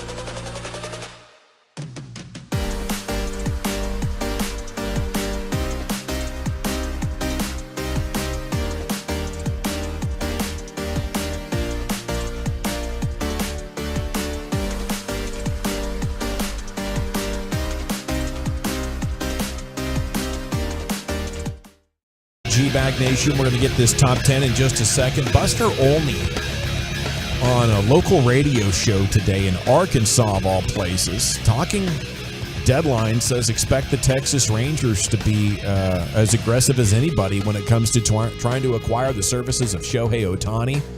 I don't think that means Ohtani's coming. I don't think a deal is going to get done with the Rangers and Shohei. But what it shows is their level of commitment, and how much more money they have to spend, how big their appetite is for a trade. That's very exciting, as it is trade deadline season now on your home of the Rangers. And we'll be all over that story for you. We'll get Sandler's thoughts here coming up at 6:20 right before the pregame show tonight as they continue their series with Tampa. It's time now for Wooly Bully and his top 10. It's brought to you by the Olmated procedure, only available at EliteSkinCenter.com. Here's Zach with an H. Appreciate you, National Sour Candy Day. So I'll give you the top 10 best sour candies here in just a moment. 877-881-1053. What's your favorite sour candy? And do you like the sour? Nope. Just a couple of them. Grown on me over the years, but I didn't like the sour as a kid. I lean sweet and savory when it comes to the candies, but I was a sour Skittle guy for sure. But the sour tears your mouth up a little bit, doesn't it? It does. Yeah, dries it out. Back in the day, the old sweet tart. Remember the old? Oh sweet yeah, tart? absolutely. Love a good sweet tart, man. That's they talk about that. They used to have that thing where, like the little bitty pieces now, but no, back in the day they had big. Like it would take you all day to eat this thing. It would just wreck your mouth, tongue. Just terrible. Sweet tarts. Sweet tarts, like a football or like baseball size sweet tarts. It was like the Sounds size. like good living. It was the size of almost like a hockey puck kind of a thing. Ooh, back in the day, that's huge. And it would just literally, it would you would try and eat it, and your mouth would just the roof of your mouth. It's too much. You lose all the taste in your tongue. Mm-mm. The taste buds would just go away. It's crazy. I think that's the vitamin C. No, I don't know what it is. I know one thing: when you were eating it as a kid. Yeah, I remember the flavor. I remember the feeling. They used to come in like big round, candies, and you would as a kid, it would take all day, and you're working on it, and finally you're like, I've got no taste left. You spit it out. Yeah, I'm just over this. I'm totally over this. That's gross. Do you have pictures of that? The sweet tart. Are you looking at it? I was looking for it, couldn't find it. Well, let us know. It's a very 1970s candy. Yeah, what's your go-to sour candy? Before we get to that, we have a former New England Patriot, Asante Samuel, who was talking about Bill Belichick. And this is the NFL on CBS. They put this out on the Twitter world. And, Asante Samuel was asked, is Bill Belichick the best coach in NFL history? Here's what the former Patriot corner responded with. Is he the best coach in NFL history? Absolutely not. Are you crazy? Why not? Well, look at his record without Tom. You got to win without Tom. So you telling me? One thing I learned about being great, you got to be great in different situations. It was all Tom. I was there. I saw it. It was Tom. Everybody know it. Tom know it, but he ain't going to admit it because he want to be politically correct. That's why I'm here.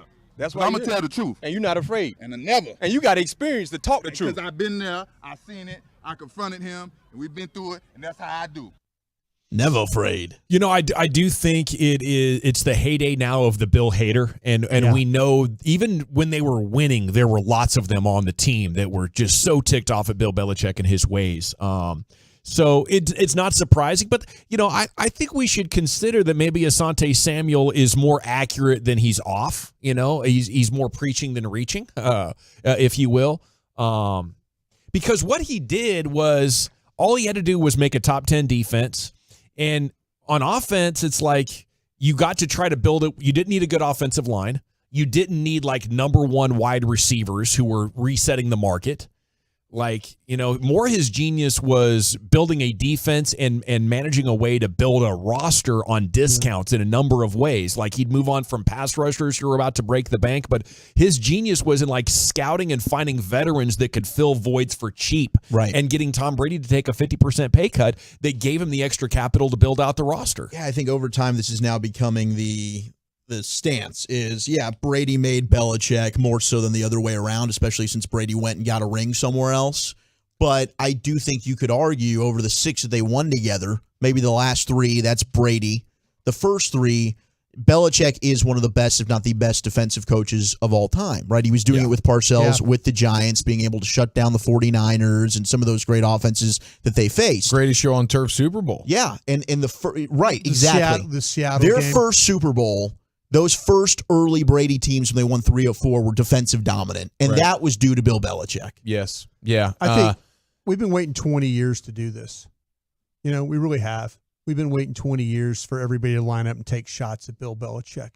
You know, I think that's kind of where it, it's, the excellence that they've had. And you're right, Brady, won the all-time. He is the greatest quarterback ever to play this game. But we're all lining up now taking shots at this guy. And I think, to me, that there's certain things you have to have: team building, handling the roster, game management stuff, things like that. That Super Bowl they beat Seattle in, where they should have run Lynch in there for the, maybe for the go ahead, and they said they bait Russell Wilson into throwing an interception. That's what coaching Tom does. doesn't make him being able to get a guy like Malcolm Butler to perform. Yeah, I mean, I don't disagree with you, Gavin, about what Tom Brady's done. I said he's the greatest quarterback I've ever seen play this game. But I will say this now, it's, you have 2 or 3 years where you haven't had some success, and people are lining up to take a shot at this guy. Yeah. And I think, hey, if that's what you want to do, if that's how you want to play it, I don't think you could diminish what that guy's done. I agree with you. As an NFL head coach for all those years, even if he had the greatest quarterback ever to play this game. Not even like a 5% diminishment. Maybe like just a little downgrading. There is some downgrading. I was championing of like the Belichick is the football genius. I have a hard time. Like the heart of this Patriots run. Yeah. And I was hugely wrong about it. And it doesn't mean that he's not probably still the best coach of all time in the NFL, but he there's some shine that's been worn off, and now he's on the hot seat. Everybody's talking about Rich Eisen. Just been talking about it. Robert Kraft is about seen enough. But if we all were honest with ourselves here, and I think we did this one day. I think I threw that out there. If Belichick became available, him or Mike McCarthy. Yeah, Belichick for sure. 10 out of 10. Oh, I think. Did you say Belichick too? Yeah, I think you did. Yeah, I want to see how it would go, though. I'm not convinced it would be better. I just want to see it. I just feel like there comes a certain point in time where you can't just totally just poo-poo on everything he's done. And I think that's where people are now taking. Yeah, I think it's happening a little bit. I agree. There's revisionist history. Yeah, we're lining up to kind of take shots, but they're, like I said, give Scott Pioli and those guys credit for drafting Tom Brady in the 6th round. Sure. Give Dick Rabine, the quarterback coach, credit for saying, hey, if I want to coach a guy, can you get that Brady guy from Michigan? Mm-hmm. That's who I want to coach. He does suck now, though. There's no doubt. There is a. I'll say this: if you want to, I'll speak from a Cowboy fan for all my life. Tom Landry had the same problems at the very end. Yeah, Tom eventually Landry. The game passes you by. They right? They stopped drafting well, and the quarterback situation got poor. You're playing with Steve Pellure. I'm sorry, Steve Pellure. No offense. Or Gary Hogaboom, I'm sorry, no offense, or Kevin Sweeney, whoever, they were playing with a bunch of just in the final years of Tom Landry, 87, ever since the game, that it just towards the end of the end of the 80s, we've seen where like Tom Landry, where his star or shine was going down. To the point where Jerry Jones bought the team and moved on from it. A all-time great coach, like when you're talking about Lombardi's and those guys, you got to put Tom Landry in that category. Yeah, it's a debate that we'll continue to talk about. It's fascinating, and the fact that more of his former players are saying it, I think, makes it a relevant talking point. Well, he's not the best human being. No, I hear you. Let's Yeah. I mean, there's a lot of players now that are, you're right. They're gonna line up and they're gonna go ahead and take their shots. Sure, they are. Let's slide into ranking the best 10, the top 10 sour candies here on National Sour Candy Day. Lucius, were you a sour candy? Yeah, back in my wee lad days, in the elementary days, we would sneak across the street to the Food Lion. First, we have to put all our coins together and get something called Crybabies. Oh, wow. Crybabies. So try to put as many as you can in your mouth and see who can hold it the longest pause. That or Warheads. Okay, yeah, the Warheads I grew up on as well. Oh, put your change together, boys. We're going to run across the street here during lunch. Watch my back. We weren't supposed to leave. Yeah, we'd run across the street real quick. Well, the honorable mentions just outside are the Nerds and then the Smart Sweet Sour Melon Bites, which I've never seen before. I don't even know what that is. Me either. The Haribo Zing Sour Streamers. Those come in at number 10, the Haribos. Sour streamers? Is this like gummy bears? They basically look like, no, they're like ropes. Like streams, like streamers. They're long. Unless you know you're healthy too, by the way. Yeah. Good ropes. Yep, Solid good ropes. 9 is the Sour Fun Dip, and I did like Fun Dip as a kid for a little while. I did. Fun Dip was fun. What about the baby bottle pop, though? To me, that was better than the Fun Dip. Yeah, it probably was. I think it was tastier. Number 8 are the Starburst Mini Sours. Okay. They're minis. I never had these. I'm against Starbursts are amazing. I'm into Starburst, man. And too much teeth damage with the Starburst. For sure. They get caught Too in chewy. cracks and stuff like that. Hard to. That's why you had to get those dentures. Yeah. Some flavors transcend that, dude. Like Captain Crunch, I know it's going to tear my mouth up. It's worth it every time. You gonna do it? Just leave it in the milk for an extra 40 seconds. So it's Pro tip. Okay. 7 is Airheads, the Extreme Bites. Airheads were great too, man. I don't know if I ever had like a super sour version of them, but Airheads were awesome. I never had the sour ones. They look good. Number 6 is Sour Punch Strawberry Straws. Yeah, Sour Punch straws were getting it done. Okay. Sounds great. These were divine. Those were really good. Number 5, here you go, Lucius. Warheads Extreme Sour. I did one of those. Was like never again. Really? Yes. You're one and done on the Warheads. I didn't like them, man. There was a challenge. No, the extreme sour ones. Oh, yeah.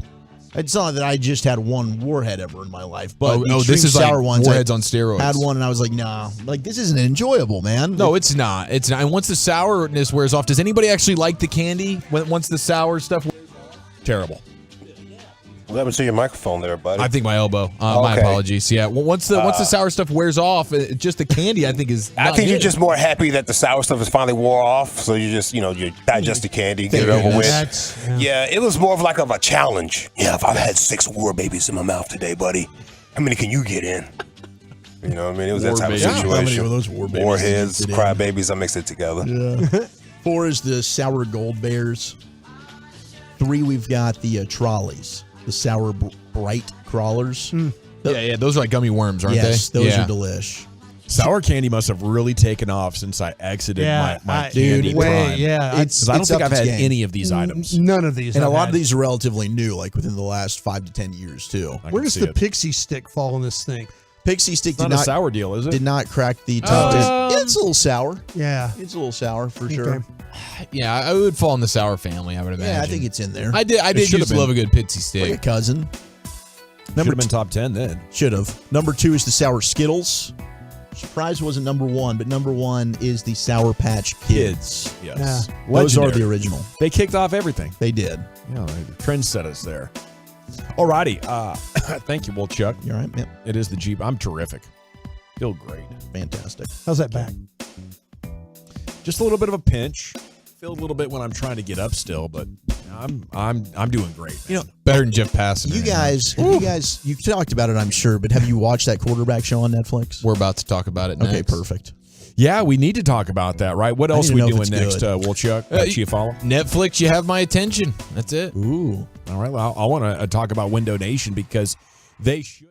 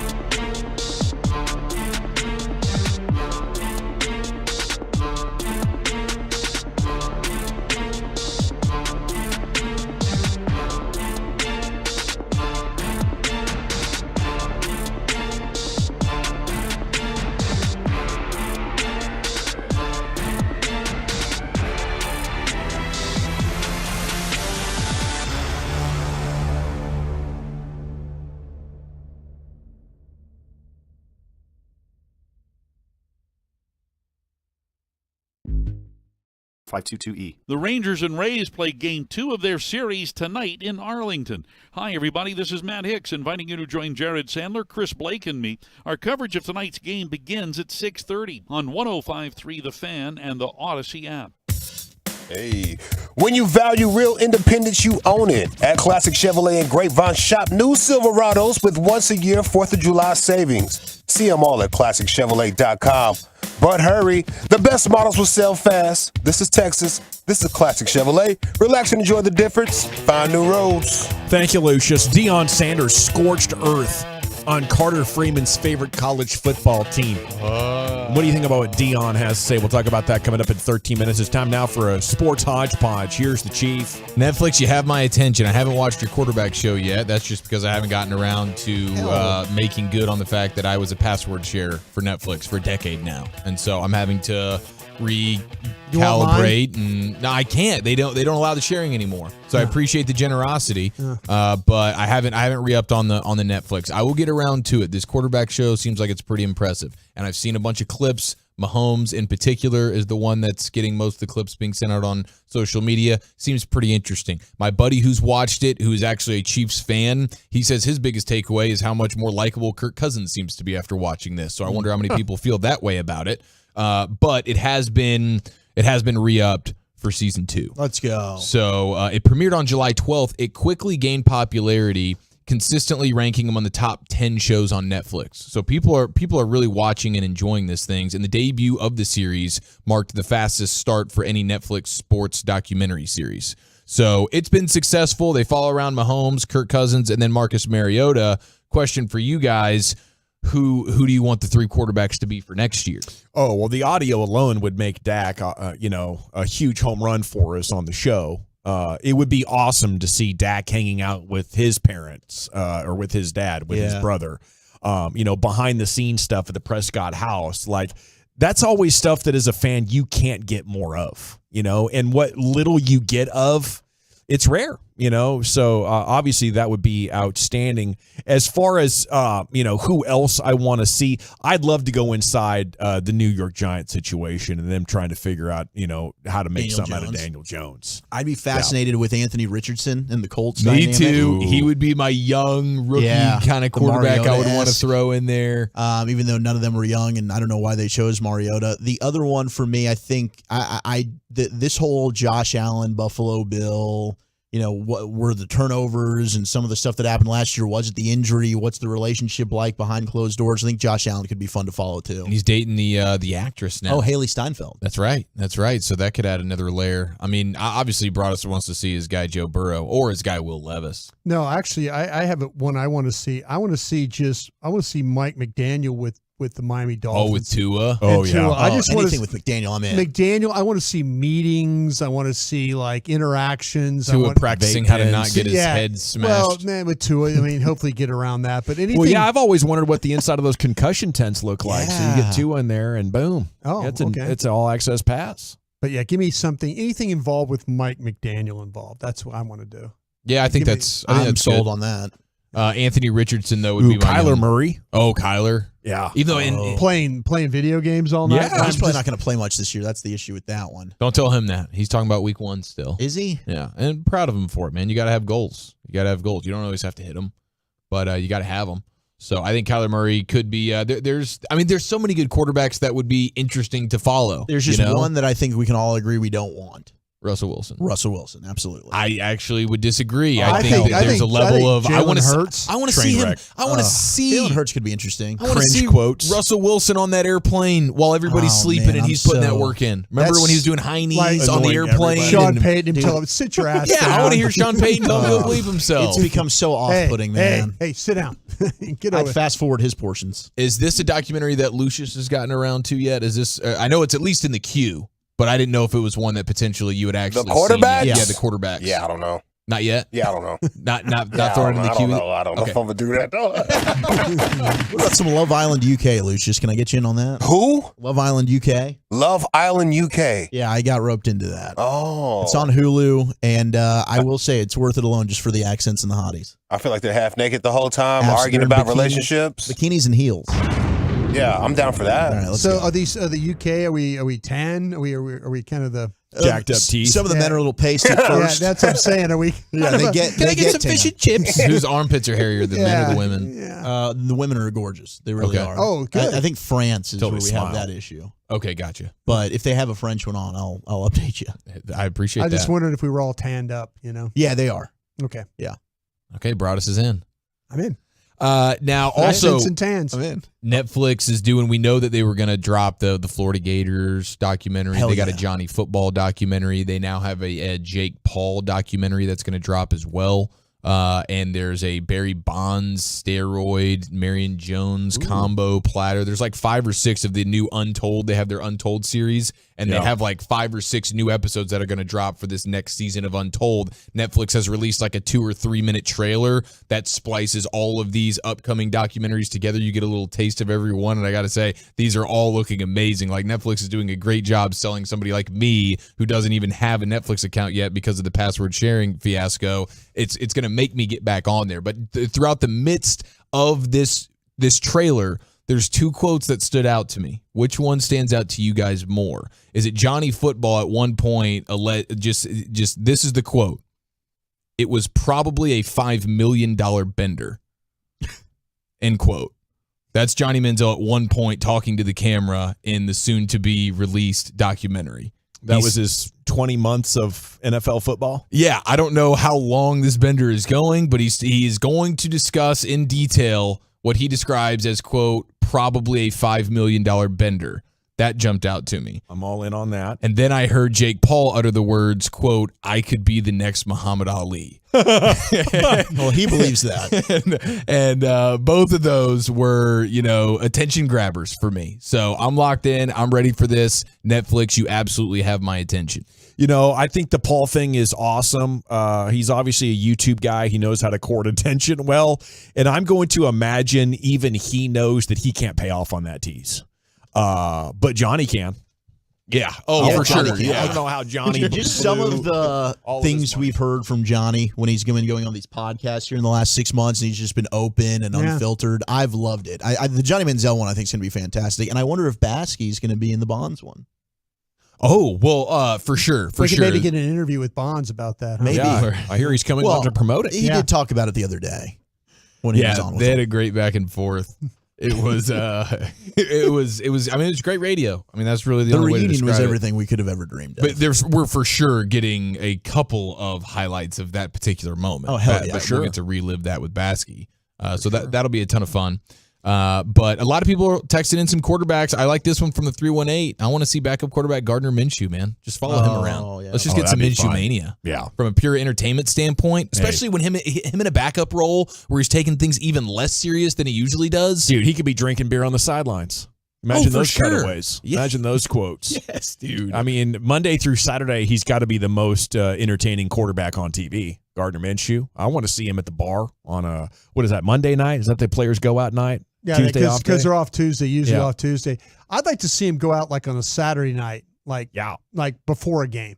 Yeah, honky tonkin'. Yeah, like with Jerry, right up until curfew, and then sneak back out. See, that's the show. That's what I want to see. How do Hold on, guys? I'll be back in 45. All of a sudden, he's paying like the guy on the floor, the gal on the floor, the security person, like here's $3,000. You didn't see me. He's in Vegas with Dennis Rodman, flies back, starts the game. Well, Gardner's the type of backup quarterback that in the cold weather game, when usually the starter runs off the field for the sideline, they're waiting for him with the big jacket, the trench cape. coat to He's warm him waiting up. Gardner's waiting like when Jalen Hurts runs off the field to the sideline, he's warming him up with a little bit of whiskey. Yes. Most backups have the jacket. He's got the whiskey. I got the JD ready for you, guy. buddy. That's the backup quarterback you want, man. Trainer's coming over with the water bottle. There's Minshew and Johnny Manziel. They got the flasks. Just tilt your head back, bro. Deion Sanders, scorched earth. We have wide receiver rankings based on execs, coaches, and scouts, and so much more football next year. It's the G-Bag Nation on 105.3 The Fan. Let's talk men's T Clinic.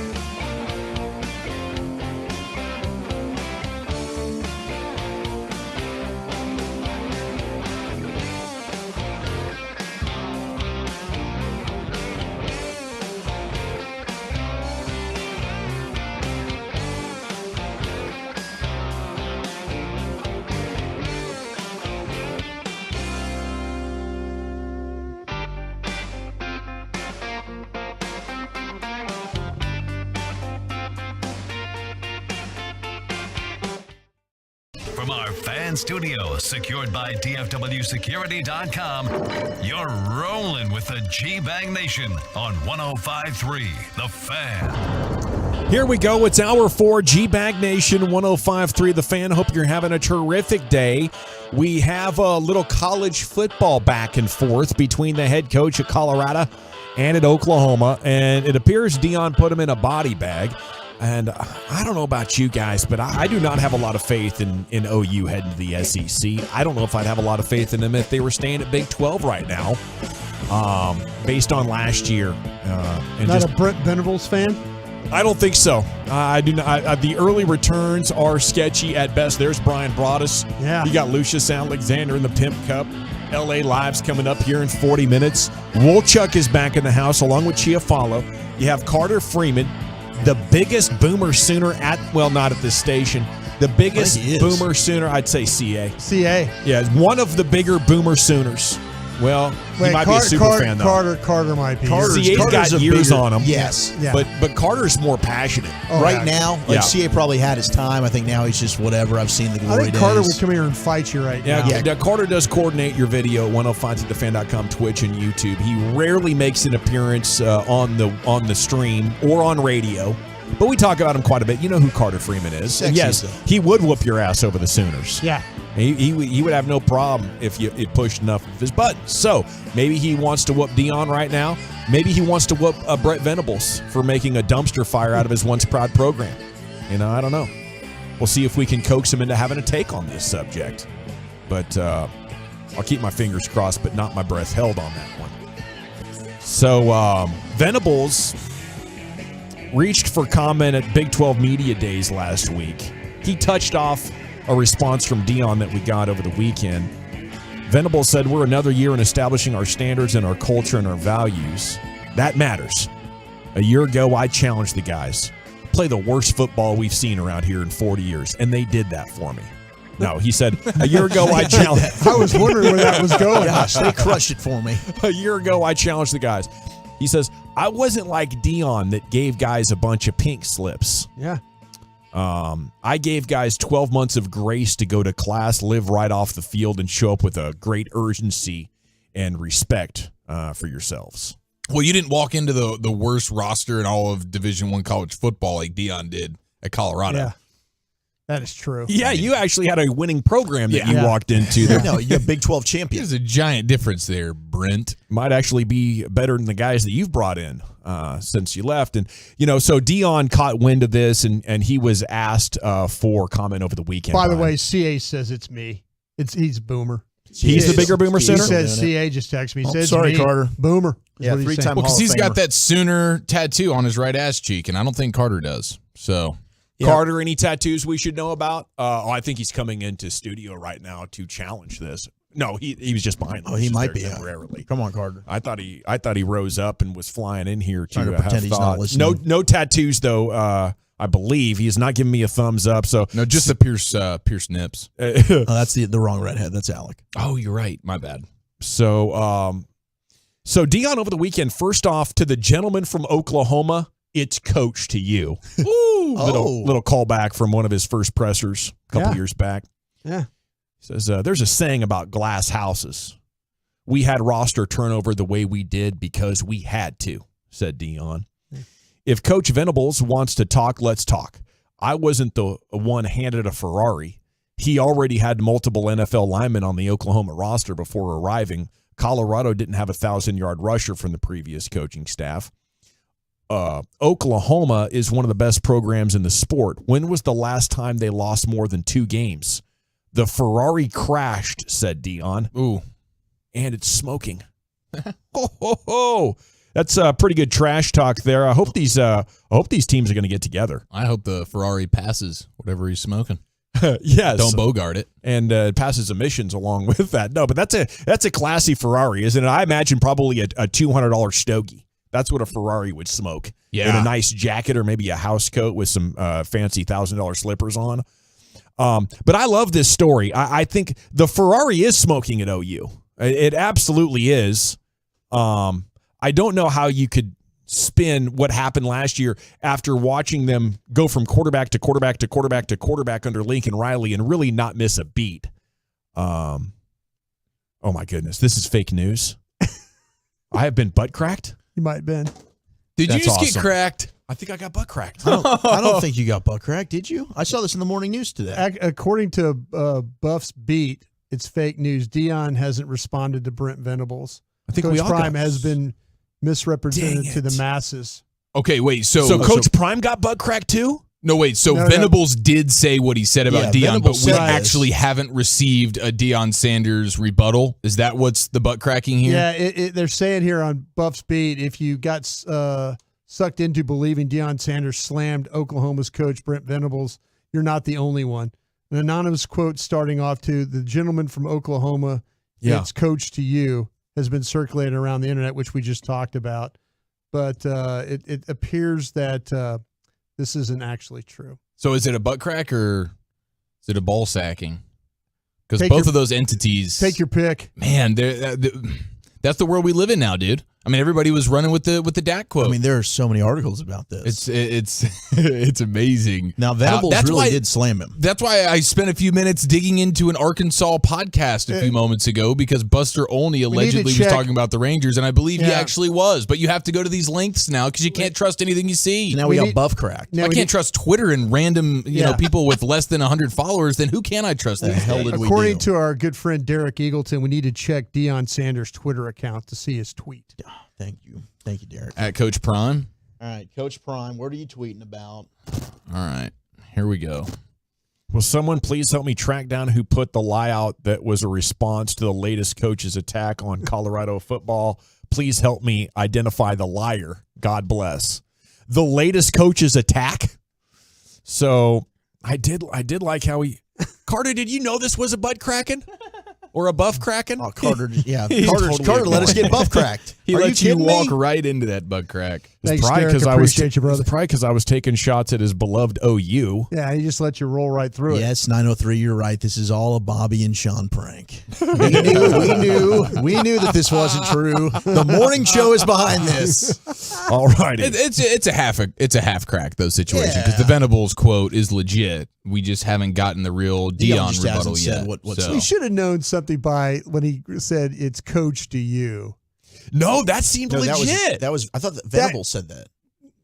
No, I'm so confused. No, Deion. Venables just said Dion. Supposedly Okay. Deion. Remember, and Dion was correcting the reporters at his got it, presser. got it. It just Understood. doesn't seem like that somebody Deion would say. He'd be that cheeky. Yeah.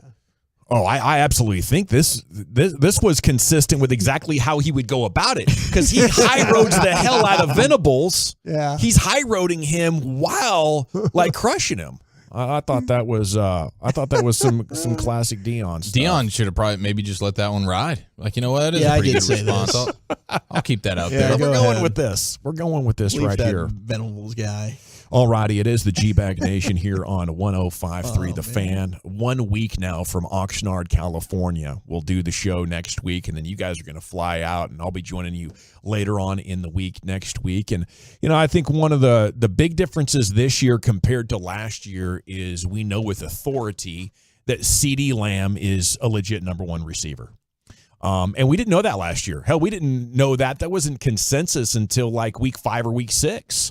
That Giants game when he Monday Night struggled. Football? Yeah, he struggled right off the jump, and then all of a sudden just took that game over with in the third. Yeah, that was awesome. Yep. Now you're starting to say, okay, things are kind of maybe going the right direction here. So how far did CeeDee Lamb move up last year? We go to Jeremy Fowler, senior NFL national reporter, ESPN, and he talked with executives, coaches, scouts, and players to rank the top 10 players at all positions. And now here we have the wide receiver rankings. And number one on the list, CeeDee Lamb. big surprise, is not CeeDee Lamb, but it is a guy that was in the draft with him that everybody missed on. LSU guy. That entire build-up to the draft was about the three guys, Judy, Henry, and Lamb, and everybody had different opinions. Who would have known that Jefferson, the best wide receiver, was actually the fifth one taken, right? There was a fourth guy, Rager from Waxahachie. who was taken fourth. And last year, the numbers were just outstanding. Somebody had Jefferson as the seventh best wide receiver in the NFL. I don't even know how you could come up with something like that. Maybe you're saying he gets too high of a target share and they're just force feeding him because they don't have anything else. Or No, I mean, the guy had Adam Thielen when he first got into the league and then just completely warped him and said, this is my football team. If Jefferson has a weakness, evaluators say it's attacking press man coverage from bigger corners who will wrestle him, knowing officials can't catch every single holding call. It's amazing, this ascent to greatness from Justin Jefferson, not only how unexpected that it was, but also I think compared to other great wide receivers over, say, the last 15 years or so, there's not as much excitement about Jefferson as there has been about others. There's not as much consensus or fear of Jefferson. It's just kind of like it's kind of like when the guy from the Colts, Marvin Harrison. Marvin Harrison, yeah. Now, there were reasons to fear him other than his game, but there was a period of time where he was like the best wide receiver in football, but it's not like, it was more than just the production. The production kind of speaks for itself. I'm interested if you were to try and stop, if a summer project was, how do you stop Jefferson? Like you pull out the Diggs tape, right? Yeah, I mean, the Cowboys did a good job. Diggs has played him well. Played a lot of big-time receivers last couple times out that they've played, and so maybe you watch, how does Diggs play a guy like that? The size, certainly. The length. The length, yeah, I think that causes him trouble. And Jefferson's a thin guy. He is, and he's also he doesn't have the elite speed, at least in his 40 time. Right. And Diggs doesn't either. So speed-wise, they might be pretty comparable. Jefferson just makes some unbelievable, unique catches. Yeah. I mean, he's got the ability to high point the football. Game. Yeah. Amongst the best of them. But you're right. That was the first time I think we, pregame, we'd had that conversation. I know, Eric, you were a part of this as well. Like, is Diggs going to travel? That was the first time Christie's like, yep, they're traveling with Jefferson today, and he did a great job. He did, and he shut down a number of the game's best wide receivers last year. So you have Terry Jefferson at one. McLaurin's another one, too, that he gets pretty well. There's no doubt that the Cowboys fans would rather have Jefferson than Lamb. How many of the other players here inside this top 10 would you rather have than Lamb? Devontae Adams, obviously. Mm-hmm. Yes. Number 3 on the list, Jamar Chase. Yes. Yeah, clearly. Total package. Number 4 is Tyreek Hill. Less of a total package, but more productive. At age 29, I'd rather probably put CD on my team now and have his future. But if it's just one game, one season, Tyreek Hill's a better player. Yep. Man, I was just thinking about Hill running through secondaries if Dak could hit him on the go. I mean, not the go route, but underneath stuff, the drag stuff, all that stuff. If you could, you hit Hill on the move. He's got to get him the ball in his hands, man. That's he's hard to beat. But I would take Hill over Lamb. Yeah. Number 5 on this list is a Super Bowl champion and I believe the record holder for most catches in a single season, Cooper Kupp. Cooper Kupp. Coming off an injured season. And he's ranked number 5 here. Last year he was all the way up at number 2 coming off the Super Bowl. Another guy that plays on the move. Right. Getting the ball. Number 6 is Stephon Diggs. Still a better player than CeeDee Lamb? I think age 29? but that's getting close. Yes? That's getting close. I'll take Stephon Diggs for sure. Number 7 is A.J. Brown. That's neck. I mean, I think that's neck and neck. Yeah, it's very, very close. 1,496 yards, 88 catches, 11 touchdowns. About the same amount of yards, same amount of catches, but did have more touchdowns than physically CD by a couple. 2 different looking players. Very much so. I would argue. I think A.J. Brown has hit his ceiling. I think CeeDee Lamb has more that he can still get to. So in terms of potential, I'd take CD over A.J. Brown. But right now, I think they're both right there. Number 8 is DK Metcalf. Man, 2 big body guys in a row. Number 9 is Terry McLaurin. And number 10 is CeeDee Lamb. Is that the category he's in? Below McLaurin, Metcalf? I kind of feel like that. I feel like Terry McLaurin and CD are pretty similar myself. Yeah, you're kind of splitting hairs on these bottom 3 or 4 guys. Yeah, I think, and then it comes down to what type of guy do you like? Yeah, you want the big body. You want the guy that defensive backs fear because of their size, or do you want or do you want it for a guy like McLaurin who makes a ton of catches? McLaurin is so underrated. Yeah. I would probably flip DK and CD for me. I think the goal though is to you can make it as high as number 3. I think Jefferson and Chase are going to be up there, but all these guys are a little bit older over the next couple of years. I think if CD continues to progress and some of these guys move into their 30s, maybe top 3 is doable for him here over the next couple of years. All righty. Well, we got to the bottom of that Dion stories. Butt cracked, ball sacked. Unreal. I think that's the second or third time that's happened to me. But coming up next, it's time to hit the expressway. We have 35 minutes of uninterrupted sports content. LA Live's coming up at 5:40. And we got to tell you about what Buster Olney said about the Rangers at the deadline. It's next in the Nation. More G-Bag Nation.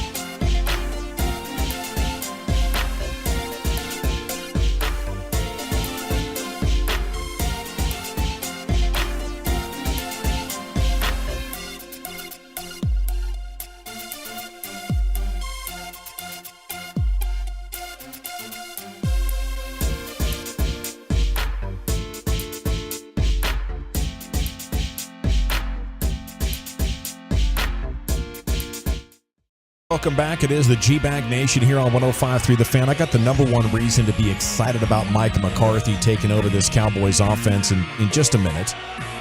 But one of the stories right out of the gates here as we open up your expressway is the Chiefs trying to go back-to-back Super Bowl champs for the first time in 20 years in the NFL. Hasn't been done since Tom Brady and the Patriots 03 and 04.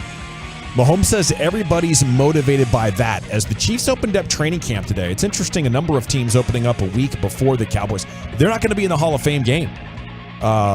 He said, you should be motivated to do it again. When you have that parade, when you go through the offseason I've been through, you want to do it again. You only get those opportunities by winning the Super Bowl. And so for us, we want to make sure that we can build up and try to win that again, because that moment, that feeling is something you just want to grab every single time that you get the opportunity to do it. And that's huge, to still be hungry after winning it. I think that's an important trait for all of the GOATs to have. You can't be satisfied or content or anything like that. And Patrick Mahomes seems to have a great focus on it. Why do you think it's been so long? Especially that was right through the Patriots dynasty, and they were only able to do it once. And do you think the Chiefs can do it again, or will do it again? More likely, obviously they can.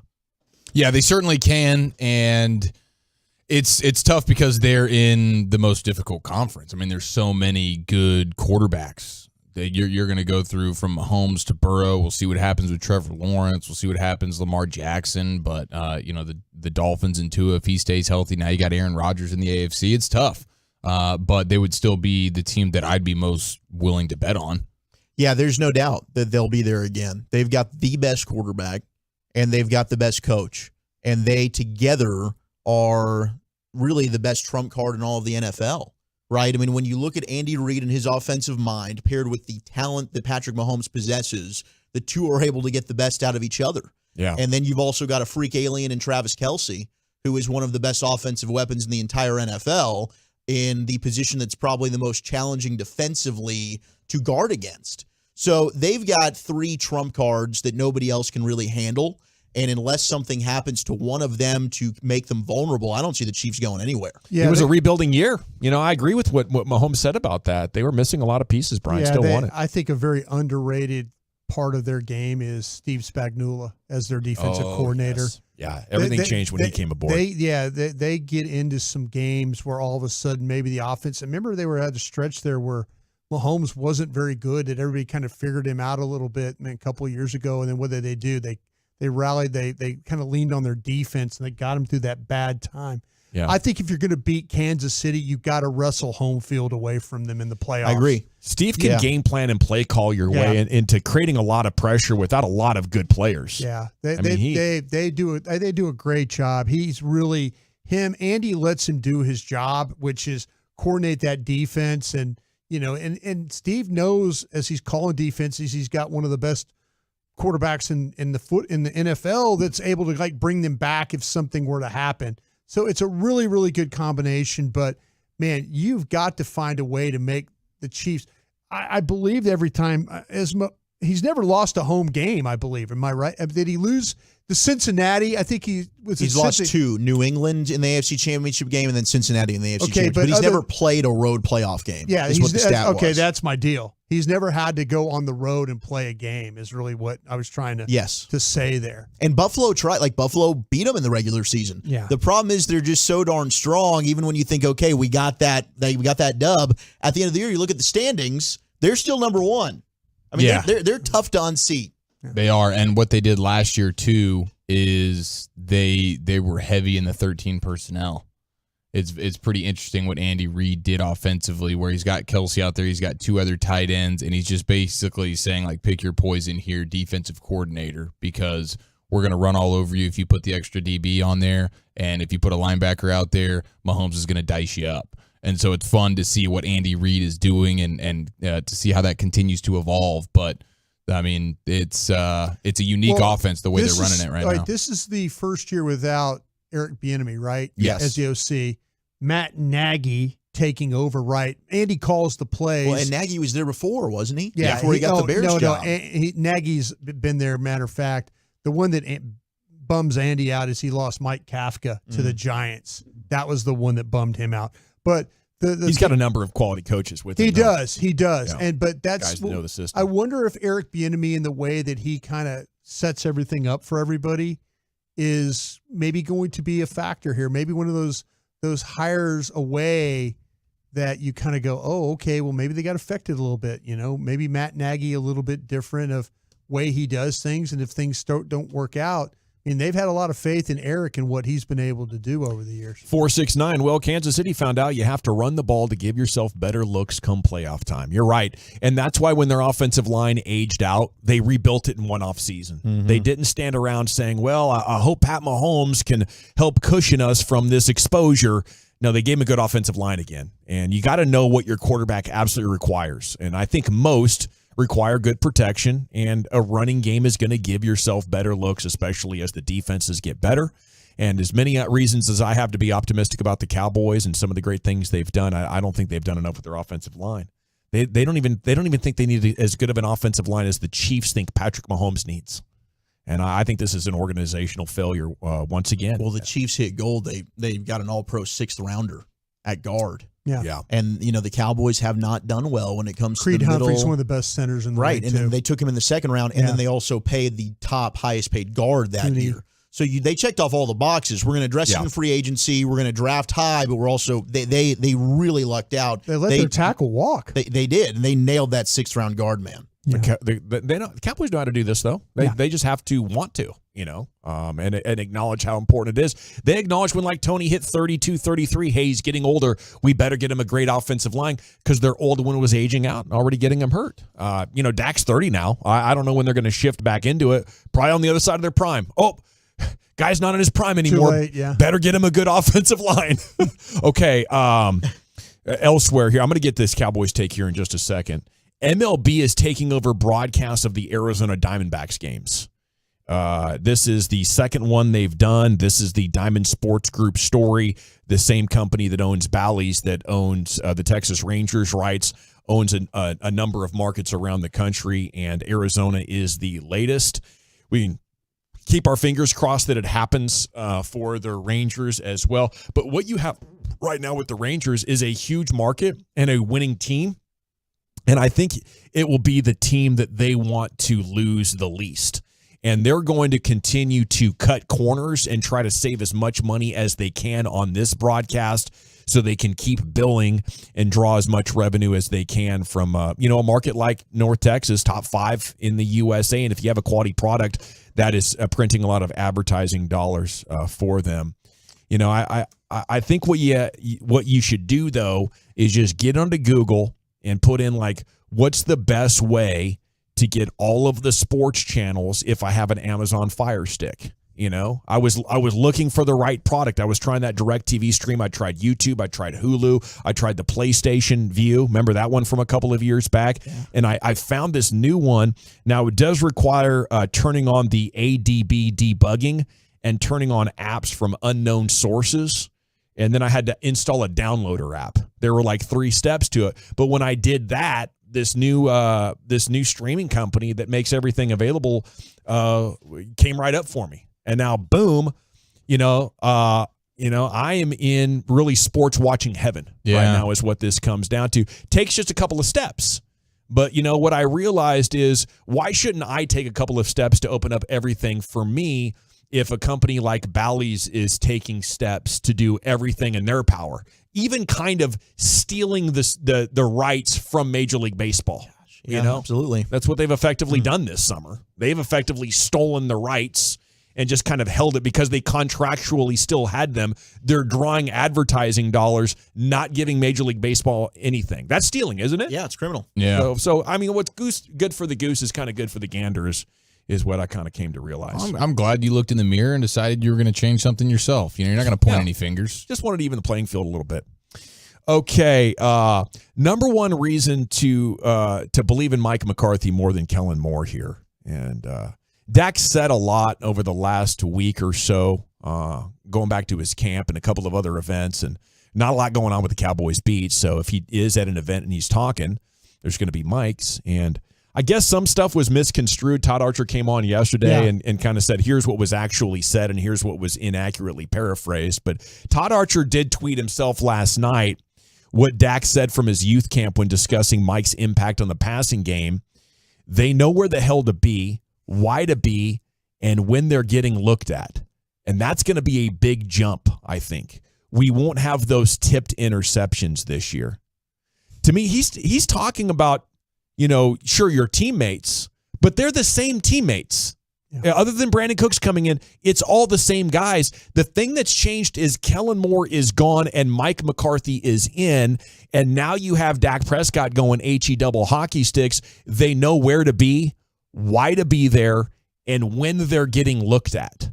I don't know what Kellen Moore was doing, but the way Dak talks about it, it's like, hey, here's your route, go run it. While now the coaching staff, I assume Mike McCarthy, maybe wide receiver coach, a number of people are not here that were. So maybe it's not specifically Kellen Moore and Mike McCarthy, but now from Dak's, and there's frustration, there's emotion in that quote. They know where the hell to be, why to be. How do they even win games? How are they putting up top 5 stats last year with these wide receivers that sort of had like a mindless idea of what the route they were expected to run was, but didn't have a good idea of the how and the why and what their other teammates were doing? I mean, so this is something to be optimistic about because now you actually have a coordinated attack where everybody knows my role in this and why it's important for me to be here because this thing is going to work. And, to me, that sounds like a connected, coordinated offense. And it draws up what happened under Kellen Moore is, to me, about what you'd expect. You take a player just out of the NFL and plug him into essentially the driver's seat of a Ferrari, with all these great weapons that he had at his disposal, great skilled players. And then you empower him because he's the guy. He's the young guru that Jerry Jones wanted to take this Cowboys offense to the next level because it's the old crusties that don't have any of the answers. Give the kid. So what do you get 4 years later after doing that? Some pretty good results. But now an experienced head coach comes in. And he's like, oh, boy, look at all of these things, all of these details that were slipping through the cracks. I think it's a huge opportunity for the Cowboys to improve for next year. Yeah, I would agree as well. I wonder if it means they've dumbed down some of the option route stuff. I know Dak would not be in favor of that, so maybe that's not necessarily the case because he seems pretty fired up about this standpoint. And I think part of it is when you clearly have an issue, whatever that issue is, in one season, then it becomes the emphasis in the next offseason. So because that was such a problem for them last year, McCarthy's even more hell-bent on making sure him and Schottenheimer and this staff is going, talk to these players like a 5-year or a 5th grader if you have to. Make sure they dang well know all the details. He's probably making that even more of an emphasis than he usually would because he saw how much of a problem it was last year. It's like, we can't let this be a problem. And then there will be new problems that arise, and then they'll focus on them next offseason. Right. But for this one, that's good news, and that should save you on a couple of these interceptions. The communication we talked about earlier, that's huge. The one thing he can't count on, though, is we're not going to have that many more we're not going to have as many tipped interceptions, right? Like, that's not on Dak.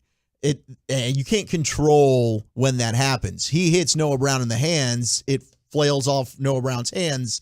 Jacksonville picks it off, returns it for a touchdown. You're playing Tennessee. You hit Hendershot in the chest. It bounces off of his shoulder pad. Like, these are things, Dak, you didn't need to do anything better in that situation. It's just an unfortunate circumstance that happens in football. Now, the odds of it happening as many times again, not high. I get that. But that's one area they can control the mental side of things, the understanding, the processing of why and why you shouldn't. But in terms of the tipped interceptions, that's just up to the football gods. Yeah, that stuff's bad luck. When it comes to everybody being on the same page, I think that's very controllable. It seemed like there were only 3 or 4 picks at most last year where it was like, I think it was mostly CeeDee Lamb is running one way and like the ball's zipping behind him. And it was clear that either Dak should have thrown it to a different spot or CD should have broken differently. But, the interceptions are huge. I think one of the interesting things I'd love to get your thoughts on this, though, is the interceptable ball stat, Yeah. Because while Dak led the league in picks, the turnover-worthy plays, I think is what the analytics called it, says he was only 13th. Right. So for you, Chief, do you just take that stat and say, well, this is overblown. Not going to happen again. Yeah, for sure. And I take in all the other large sample sizes of throughout Dak's career where his interception rate is sub 2%. It's one of the best in the sport. So, yeah, I think the turnover-worthy play is a good one because sometimes you'll look at a quarterback season, wow, he barely turned the ball over at all. Well, how lucky did he get? We see quarterbacks get lucky all the time. For as unlucky as Dak got last year at some times, quarterbacks get super lucky. And then they come back down to earth because all of a sudden, all those turnover-worthy plays, they're not getting dropped this year. The defense is actually going to intercept that ball now, and you will now regress back to the mean. So, yeah, I think the turnover-worthy play stat is much better than just looking at a random interception total. Okay, but double digit picks in any year are probably not a good thing from your NFL quarterback, right? I would disagree. I don't think 10, 11 interceptions in a full 17 game season, to me, you're totally fine. Well, and Stafford proved it right 2 years ago. He led the league in interceptions. They're able to win a Super Bowl. I think it's just, is that what your quarterback's constantly doing to where he's just got awful and we're just throwing a lot of interceptions, or is he also good enough to be able to overcome those mistakes? Because you do want your quarterback to take chances. You don't want to be completely risk averse, or else you're just going to have a stale offense. Then what happens if you get behind? You have no faith in being able to come back and win football games in that way. Right? Because your style's just so vanilla. We're playing not to lose. We're not playing to win. So there's a common ground there. I think Dak used to be, when he started, way too risk averse. Then he tried to be more aggressive. Now we're a little bit worried about that, right? There's a median here that he needs to find. I mean, Mahomes had 12 interceptions last year. No one cares. Herbert had 10. Let's see. Burrow had 12. Josh Allen had 14. So, I mean, everybody wants to talk about Geno Smith having a good year. He had 11 interceptions last year. So no, the number's not until the high teens where it's like a possible deal breaker. Yeah. Well, if it caused you to lose games, if the timing of them and stuff like that. Yeah, the timing, like all of a sudden you're driving and then you throw a ball in the middle of the field you're on the 18-yard line trying to score to win a game, and you throw it in the middle of the field and the safety picks it off in the end zone and kneels it down.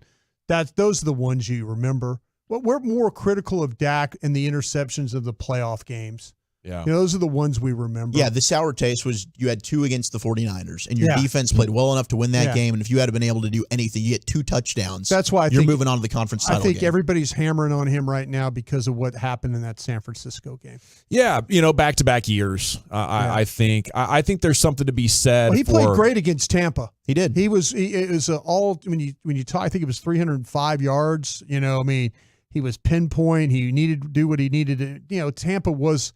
They were compromised. They were compromised, like you want to say, but it's a playoff game. But, he has got to find a way to not have a killer turnover in a playoff game. I think the better course to that is Mike McCarthy in his ear all summer long instead of Kellen Moore. And we'll see how it plays out once the regular season starts. But like Kellen Moore, without the experience that Mike McCarthy had, maybe he did some things better. Like if you want to pick which one of you is going to help lead the offense of the NFL into the next generation, you'd say Kellen Moore. But which one has the experience to find things that are broken down in a system and fix them, right? And I think for Dak, it's like, it's time to stop being so aggressive down the field. It's time to take easier throws. And it's time to figure out what to do when you can't run the ball anymore, because probably your agent, our coaching staff, and the owner of this team agrees we can't run anymore. And when you were a younger man and you could tuck that thing and run and take a first down, maybe stiff arm somebody, it was cool to not give up on plays, because your answer to not giving up on plays wasn't going to be turnover worthy. Now, late in the play, it's like, well, can't run. What am I going to do? It's probably time to start throwing it out of bounds so you can live to fight another day instead of throwing it. Or just take a sack. Into the traffic. Yes, there's the sack taking as well. Time now for Lucius Alexander in LA Live. Into the Pimp Cup we go.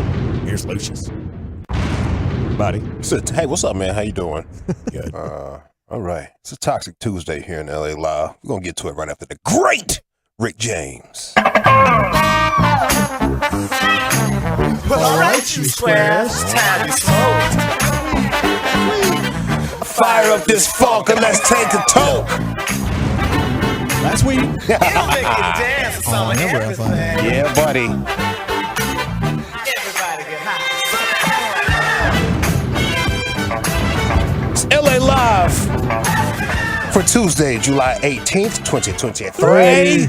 Happy Toxic Tuesday, people. They say if you want to beat somebody, you got to kill your heroes. You shouldn't idolize anybody. First thing I would give you is this man kills Batman right here. Batman is my hero. Batman and Dick Tracy. Yep. Oh, Dick Tracy. Dick Tracy. Well dressed. Let's go. You know it, brothers. You know it. Yeah, this man kills Batman right here. Is he the best coach in NFL history? Absolutely not. What the hell is this? Oh, here we go. I don't respect the concept of Batman because of what I understand about politics now. Rich dude owns a corporation, has state-of-the-art equipment, and he uses this to beat up on street-level crime. He doesn't mess with the industrialists or the super capitalists, the Murdochs or the Trumps. He rather just with the purse snatchers on the corner. Batman is a conservative's wet dream. Batman. Triggered! It's Toxic Tuesday. You should be. I'm upset. Yeah, you should be. It's Toxic Tuesday. What about all the orphans he helped? I love it. I've been on a one-man campaign against Batman for 2 decades, and now I just got a new best pitch. Oh, you know I got a new fastball. You'll bleep yourself. It is. Hey, Dawson. Anti-Robin Hood. Yeah, for real, 100%. I love Batman too, though. Man, it's crazy. I love that one. Does your cable have Hulu, Netflix, and new movies that drop when they drop? I don't think I have Netflix on there. Okay. I gotta. Maybe that's a subscription option. I gotta press. But you do have Hulu, maybe movies when they drop. I do. No, Yeah, it's amazing. I don't have the It's Netflix amazing. either. I wanted you to say know? you did, so I can tap in and see what you got. Tap. I guess since the pandemic, like people aren't going to the movies anymore, so they're like, let's just make them available on They this cable drop, package. bro. They drop every day. It's just a lot of Xing out of things. Let's see. Here we got 9 toxic phrases on a Toxic Tuesday that gaslighters always use. I'm going to play you that. But first, I'm going to give you this G-Bag of the day. We do it every day on The Fan at 2:30. If you see anything floating out there on any social media platform, don't be afraid to hit me up. Drop it to me at Lucky Lucius P. Our winner is Greg Olson. Well, he tries to avoid drawing members, male members, Johnsons and whatnot on the screen for us on Sundays. Listen to him talk. Yeah, appreciate you, bro. It's kind of awkward. I got my kid with me. But I've messed up a million things and drawn the wrong picture on the diet, the penis, the illustrator dong. That's tough. Yeah. There's so many things in NFL football that look like penises. Yeah. I can't even, and there's a lot of very questionable verbiage that's used in NFL football that penetration, come inside. Yeah. Like there's a lot of stuff Wild. that you got to be careful. Yeah. And I'm not gonna lie. There's times where I'm like, here's a safety, and you want to show that third little zone, and you're like, nope, delete, clear screen. You're like, I am not gonna be the guy. That's right. I'm not going to be that guy. You have to respect me as a person. I'm just not going to be D guy. I'm not your emergency D in the glass that you just call up every once in a while when your relationship fell apart and you need some. That's to a certain person out there. I was wondering who you were speaking to. That's a certain person. I get personal right there. Got a That little person personal. listening right now? Yeah. They still sitting in my DMs too. Screw you. Yeah, screw you. Don't play me like that. 9 toxic phrases that gaslighters always use. Fellas, you know what gaslighting, the definition is? I don't. It's like intentionally telling people stuff that they should ignore what's obvious. You 100%, Mr. Dawson. To manipulate another person into doubting his or her perceptions, experiences, or understanding of events. Yeah. And it's also a great series on Stars called Gaslit with Julia Roberts and Sean Penn. It's fire. Yeah, 100% it's fire. I suggest you do that one. There's a little phrase that they like to use on you so you can be equipped out here on these streets. You're being crazy. Gaslighters like to tell you, no, you're being crazy. Yeah. They try to manipulate you into questioning your own sanity. Like, damn, man, I feel like I'm being right, but what? I guess I am being crazy. Or they tell you that you're overreacting. Yeah. Oh, you're doing too much right now, Woolchuck. You're doing way too much, bro. How many times I heard that this past week? Oh, you're overreacting?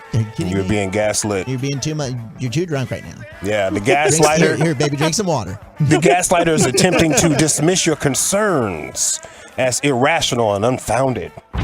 Watch out for these gaslighters. I was just joking. There's another phrase that the gaslighters like to say. Oh, man, I was just joking. I can't believe you got upset about that. Why all of y'all turn around? Y'all all must be guilty of that one right there. Yeah. You know, I think I've done some gaslighting in my day, but I also think that gaslighting might be my type. You know, meaning like your vibe, or somebody gaslights you and you kind of like understand that energy. Or I just accidentally end up with gaslighters. Okay, you know, I feel like I get gaslit every other day. At least. They say you attract what you are. Okay, and I'm not saying that you are. Because she probably thinks I'm a gaslighter. Yeah, that's what I'm saying. I'm a gaslighting narcissist. Boy, that narcissist word is flying around a lot lately, right? Proud of you for admitting that. I don't know. It's a hell of a buzzword. It's a hell of a buzzword, that narcissist. 9 toxic phrases gaslighters always use. I'm only telling you this because I love you. I'm only telling you this because I care about you. You're all the way wrong. Oh, wow. I'm trying to set you back right. Level. That's good, like gaslighting right there. Yeah. We should start a new segment. I'm coming from a place of love Dawson grades the when I say gaslighter. this. Yeah. No, that's evil right there. Because like you're crazy or you're overreacting. That's something you could just throw out like in the heat of battle. But that one right there, you've had your blow up. You've both mother bleeped each other a few times. Now you're coming back around like 30 minutes. Yeah. And you're like, hey, you put your hand on your shoulder. I'm really concerned for you. Yeah, it is. That is evil next level. It is. That's not reactionary in the moment. You went back into your office and thought, wow, how can I gaslight the hell out of this person? You come back 30 minutes later playing good cop on them. Yeah. Oh, you were diabolical. Like you trust, like you can't even trust your own gut feelings at that point. Like, damn, man, what's going on? This person really cares about me. Am I tripping? I think I need to go to the shrink. I think I am the problem. You're not even mad at them anymore. Now you're confused about yourself. This person is emotionally and mentally abusing you, and you're sitting in a shrink's office Monday morning at 8 a.m. trying to figure out what's wrong with you. Yeah, you're the problem. 9 toxic phrases gaslighters always use. It's the Toxic Tuesday. Here in LA Live, here's a toxic phrase they would say. This is all your fault. This is all your fault. Yeah. The gaslighter's trying to accuse you of harmful actions, even if there's clear evidence that they're engaging in similar behaviors. Excuse me. Yeah. I had a weak moment. I told that to Abby Saturday in the height of my back pains. I think this was her fault, though. The area that I was cleaning up, I had told her to clean up 20 minutes earlier. Oh, so you're cleaning up the stuff that she didn't already clean up. Yes. And so now you And had to that's go ahead where and you do got it. the back situation. So my back is out. I'm laying on the driveway. She's in the pool. And I look over at her, and I'm like, Abby, get out of the pool. Get over here. So she comes over there. I'm like, look at this stuff. It's all your fault. My back hurts. Well, I made her do everything for way 2 to days. pass blame, like a real way to pass it, bro. Yeah, I bet she was ready to wait on you hand and foot after that. And she was, whether she liked it or not. How about she just looked down at you and saw you and you couldn't move and like, later, Dad. She Just starts walked laughing. away. They were making fun of me. Yeah. Ruben had to go to work. I had to roll into the yard. I had to roll off the driveway of the yard. I couldn't get up and get You out see of this how way. wild it is when Dad actually gets hurt?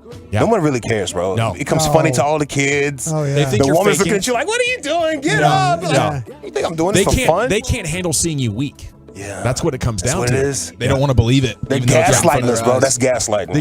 The kids Gaslighting. can't believe it. They're like, what? You're the epitome of strength and you're paralyzed basically right now? And wifey is just so disgusted that obviously you couldn't handle an intruder right now. She wants to avoid it. She's ready to call you P-word. She's in denial. She already did. Pusillanimous is the P word that we're referring to. Pusillanimous. 9 toxic phrases on a Toxic Tuesday that gaslighters always use when they're gaslighting you. This one I've heard a lot. You made me do it. Oh. Yeah. Yeah. I went out with my guy from work because how you act at the house. Yeah. You always leave your socks and shoes out, so I got this boyfriend all of a sudden. I had to. You I forced got me a to do whole this. boyfriend. Yeah. Because you don't take out the trash. You made me do it. No, that's who you are. You didn't pay and you enough took that attention. opportunity. Yes. That's right. You got to own it yourself. You got to own it, girl. Yeah, my mom told me that once about her girlfriend that cheated on her husband, and she's like, well, he kind of asked for it. He wasn't paying her enough attention. Oh, Like, yeah, well, she's really? nagging him constantly. Yeah. He's just trying to get some damn peace and quiet, Mom. Yeah. There's no such thing as you made me do it, especially when it comes to relationship situations like that. No such thing. Go ahead and bounce from the person if they make you do something out of control. You can't control myself. I can't control myself when you're around because of your actions. So you get that person out your life. Dating somebody with superpowers. Yeah. They're obviously not in control of themselves. They're dangerous people. Yeah. Everyone agrees with me. You're just being difficult. Some other phrases that they use. The real problem is you. And if you love me, you'll let me do what I want. That sounds toxic off the rip. I don't even have to go into that right there. Toxic food culture. If you're going to Vegas and if you're a fan of the Heart Attack Grill, well, health advocates are calling for it to be banned and closed down. What? Because they reward people because there's a big old scale in the front of it. Yeah. They reward you. If you're over 350 pounds, they give you free food. Yeah. Toxic have food these culture. people at this food place not been paying attention? Look at our entire food supply, bro. You're going to want to protest half the aisles at the grocery store. Yeah. Amen, dude. These people out here in Vegas are just having some fun. It's a land of excess. Yeah. It's a 72-hour vacation from life, buddy. Get out of here. Yeah, these are facts. On the Toxic Tuesday, too, I've seen this. Unsolved murder news, fellas. Authorities in Nevada confirmed Tuesday that they served a search warrant this weekend in connection with the long unsolved killing of rapper Tupac Shakur. About time. They got a lead? I mean, I feel like I've seen the lead my whole life, my whole adult life. This guy named Keefe D. He is the uncle of Orlando Anderson, who people believe was the shooter that killed Tupac that night on the Flamingo, right? Keefe D has been on Vlad TV selling a book about, well, if we did kill Tupac. No. An OJ book. Here's how it went. Oh, the OJ that book, type of yeah. situation. Yeah. And I feel like it's been solved. He was in the car. Pull him inside and get all the information you need from him so you can sit down whoever you need to sit down for the murder of Tupac. Just to tell you, I'm not capping on this microphone. Listen to Keefe D on Vlad TV talking about the murder. Well, in the book, you said that as you're driving up with Suge driving and Tupac in the passenger seat, and you said that Tupac pulled out a gun. It looked like he was reaching, yeah. Did you actually see a gun? Once he got the reaching, I got the ducking. So someone from your car That's what happened. started shooting at Tupac and Suge. I ain't gonna go into detail on that. Well, I'm going to go ahead and read from the book. I'm not going to go into details on that, but I was right next to him. Keep listening. A young Phil Jackson interviewing him, by the way. You hear this? Shut up, bro. Stop it. You're going to ruin Vlad for me, bro. Sorry. God. Wyatt Langford So interview. Let him buy the book then. Okay, well, I'm just going to read this passage. The was on. Tupac made an erratic move and began to reach down beneath his seat.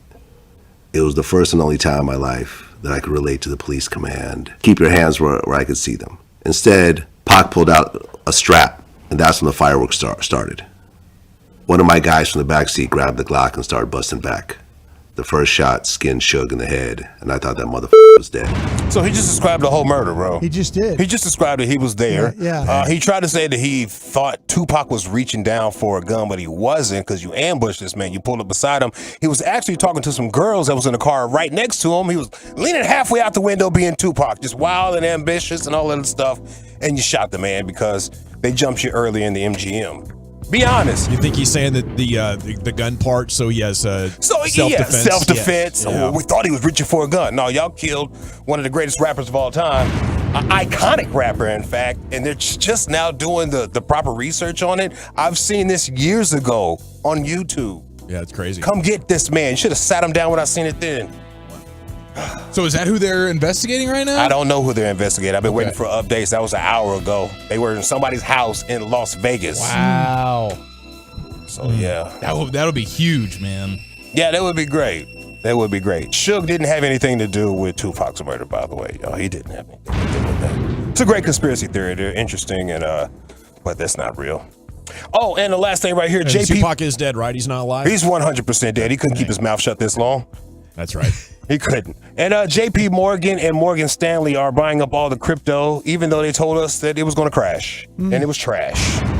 Just let you know that. Appreciate it. Yep. All right, that's my time. I'll see you tomorrow. Lord willing, and the creek don't rise. There he is, LA Live every night, about 5:40 here in the G-Bag Nation here on 105.3 The Fan. Okay, we have 30 minutes to go. Sands is coming up at 5:20, give you the very latest, but a proper round tripper around the base is coming up next. Well, Chuck, where are we going with that? Who could the Astros have their eye on at the trade deadline? Aliens and Ohtani next on The Fan. It's out of here.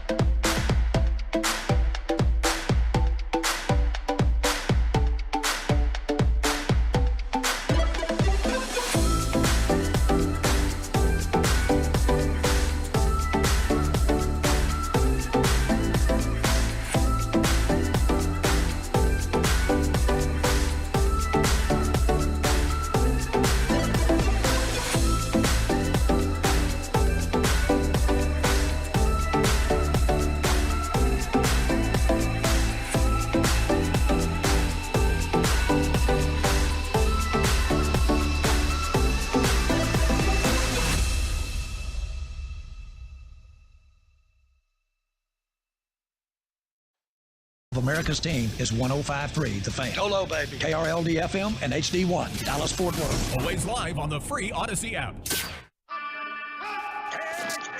From our fan studio, secured by DFWsecurity.com, you're rolling with the G-Bang Nation on 105.3 The Fan.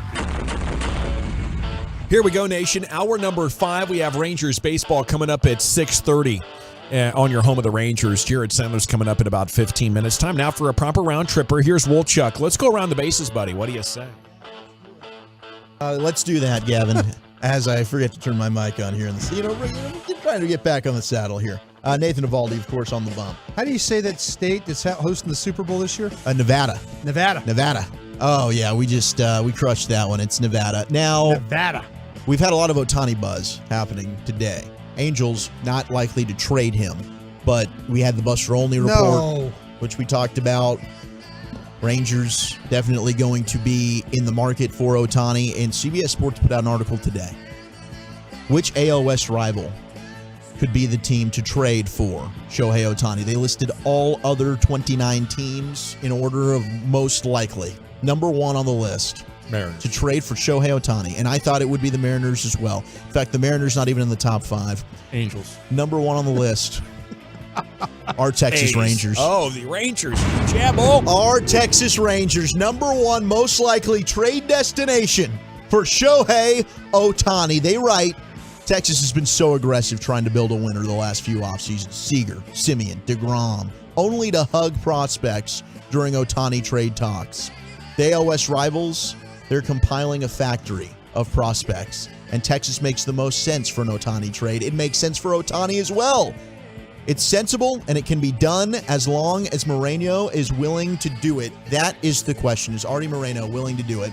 I say no, he's not. I don't think the Angels are going to trade Shohei Ohtani, but if he did get traded, it's the Rangers or the Dodgers. Book it. It's the Rangers or the Dodgers. I'm saying it now. I love it, man. I mean, the Rangers have enough. I do think if the Rangers pulled the trigger on the move, they would be feeling very, very confident that they'd be able to retain him. Yeah. And they know that the number that they're willing to get to is so high that even if this isn't number 1 on his most desired place to be, they will give him a number that he can't refuse. And so I will be confident in that if they did, if they were able to swing a deal for sure. But I don't understand that, like, to be Artie Moreno, or how much are you really gaining in Q rating or whatever with your fan base by keeping him and then trying to make him an offer that you know he's not going to accept, just so you can show your fan base, hey, we tried and we didn't trade him, when you know he's out the door anyways. Why wouldn't you get as much for him as you can? Because he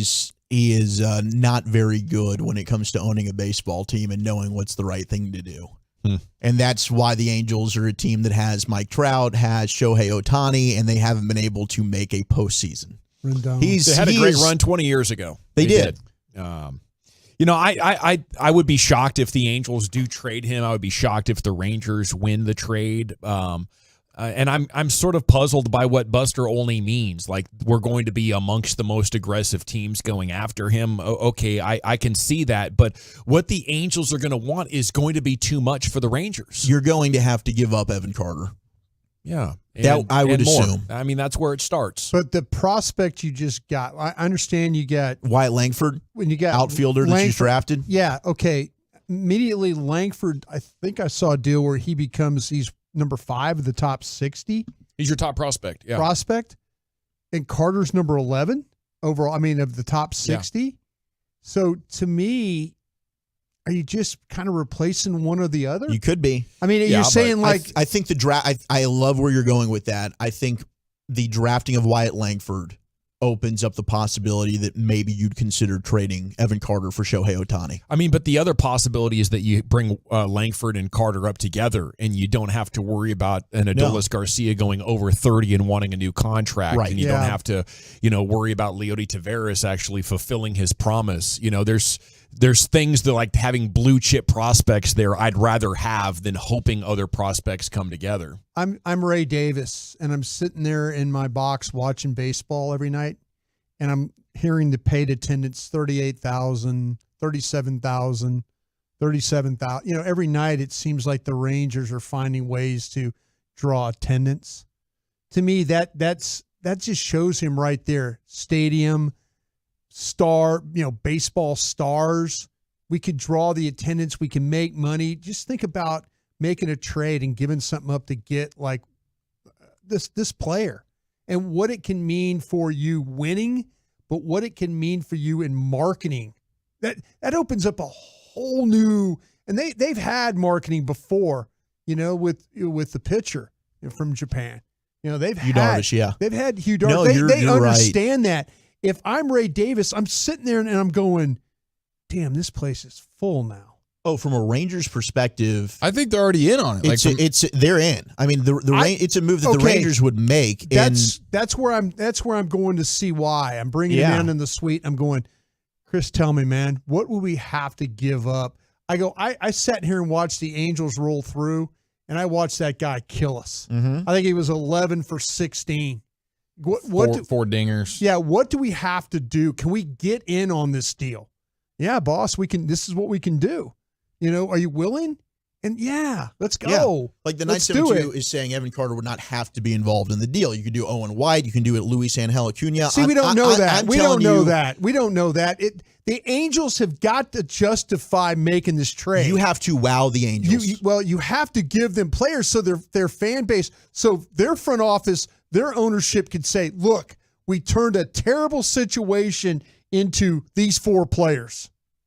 That's what they have to. The Angels have to save face on the trade. Yeah. They have, they'll give them up if you give them the right offer. Yeah. Because that's the whole thing. You can't, Gavin, you were talking about the other day what it took to get Cliff Lee. Yeah. And it was nothing. Mm-mm. It was nothing. The Angels can't do that to their fan base. The Angels can't. They've got to say, okay, we're in a no-win situation here. This is what we got. Boom, we got a haul for this guy. And in that way, that's why they're going to want a lot more than it makes sense for you to give up for rent a player. If you feel like that you could bring him in here and in the 60-odd games you have left that he potentially could re-sign here. Yeah, if you make a deep playoff run, I don't know that he is going to be a rent a player. I don't either. You can make an argument. He is the greatest baseball player of all time. Right, but when you're making a trade, I need an assurance for it to be worth that. Sure. And 70% sure for it to be worth that, I'm not taking that risk. We've made worse trades. I don't know. If you, he's filling both of your massive needs right now. You would like to get another bat in the lineup, preferably to DH for you. He's that. And you're worried maybe about the rotation. You're filling DeGrom's spot. He's that. So now, you still need to probably add another bullpen arm or two. To me, you are the favorite in the American League. It's you and the Braves. Which one of you is going to win the World Series if you make that deal? So you don't need any assurances about him re-signing? You win a World Series, which I think they would be on the short list. I think it would be the Rangers and the Braves. And I think it's worth it. Even if he leaves, I think absolutely it's worth it. Even if you have the best chance of any team in baseball to win it, it's not any better than 25% when the playoffs start.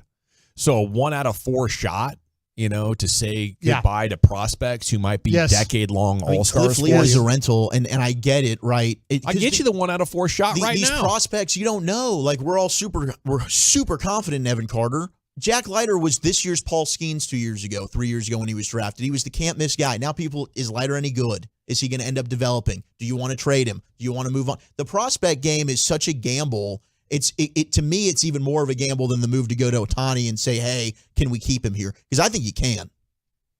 And I think if the Rangers make that move, they will be very confident that they can as well. You just traded maybe a pitcher or a player, maybe one of your generational players for a generational player that you already know is that guy. Yeah, he's coming up on 30. It's both parties win here. Mm-hmm. You get Ohtani, they get the player they want. To be able to pry him away because the Angels are reluctant to even trade him, you're going to have to overbuy. That's what I think. Yeah, it's tough to overbuy for something that you only know you're going to get for one playoff run. I'm taking a chance. You're putting all your eggs in one playoff run basket, and that's the decision you have to make. He looks at our roster and he says, "This is a winning baseball team for a long time." Yeah, and so you're going to sign here for 7 years, the next 7 years. You're happy? Then great. We have a deal. Because I think that's what the Rangers have to keep in mind. They're not an old team that has to win right now. they can win it without Ohtani. You know, we can make trades to make this team a lot better over the next month or 25 months because the championship window for this ball club is about 5 years open. You know, if you're getting old, if you're like, wow, we have all these contracts we have to redo and next year we're done. That's when you sell everything to try to take a shot at 3 months. When time is on your side, I don't think you have to be in a hurry. You can wait for the market to come to you. There's going to be other players besides Ohtani. He makes, I tell you what, he just makes up for a lot of things that you need. And again, ownership sees that as he's a dollar sign. Yeah. He's a dollar sign at the box office. He would do that for sure. And that would be very exciting. And going into the Cliff Lee deal, if y'all weren't around or paying attention 13 years ago, it was not considered something that could happen. Oh, no, the Rangers couldn't get Cliff Lee. He's going to the Yankees. And then boom, on the day where everything went down, we had this massive story, a huge surprise right in our very laps. It was incredibly exciting. We got to run, Nation. When we come back, we'll talk with Jared Sandler, get his thoughts on Rangers-Rays Game 2 tonight here on 105.3 The Fan. But Diamond Direct's main summer event is going on right now. An extra 20% savings and expanded selection, in-store designer appearances, special financing, all that and more. A major store-wide event. You can't miss it. 20% off Diamond Direct's already valuable prices on rings, earrings, bracelets, bands, colored gemstone. It's the primo event of the year, and they are breaking all the rules to make you happy at Diamond Direct in their 2 locations here in North Texas. You can even meet the top jewelry designers who've flown in with all their new collections. And if you're about to get engaged, you need wedding bands celebrating a summer anniversary, or you have a special event coming up, you need to take advantage of this amazing opportunity to save. Sometimes I go into Diamond Direct, I don't even know what I'm buying for. I just know I need high-quality jewelry presents for the future. And this is the most exciting event all year long. Huge store-wide savings, exceptional value in every showcase. Ask about the special low-interest financing as well. Spread your payments out as long as 60 months. Get details, showroom hours, directions, and more at DiamondDirect.com.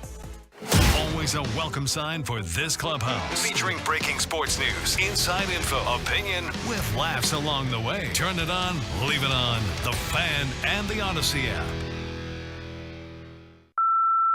You've reached the holdovers. You know the routine. Routine, so comforting. Yeah, people say we should switch to Champion Energy to get lower rates and better customer service, but that's not part of our routine, so we can't do it. It would be out of our comfort zone. Entirely. I wish the energy bills weren't so high in our comfort zone, though. Yeah, sometimes it feels like a discomfort zone. No kidding. Oh, wait, is this thing still recording? Oh, yeah, the wheels are turning.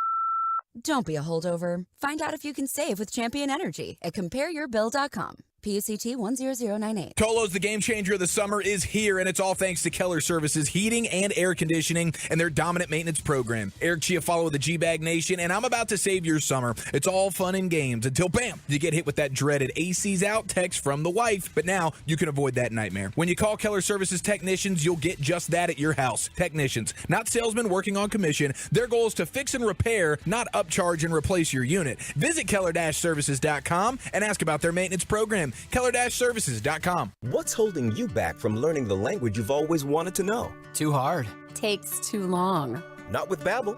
Babbel's lessons take just 15 minutes a day. 15 minutes isn't long. Nope. And they're fun. So you don't realize you're learning a language, but you are. In 3 weeks, you're able to start having conversations. And Babbel's lessons are built around real life.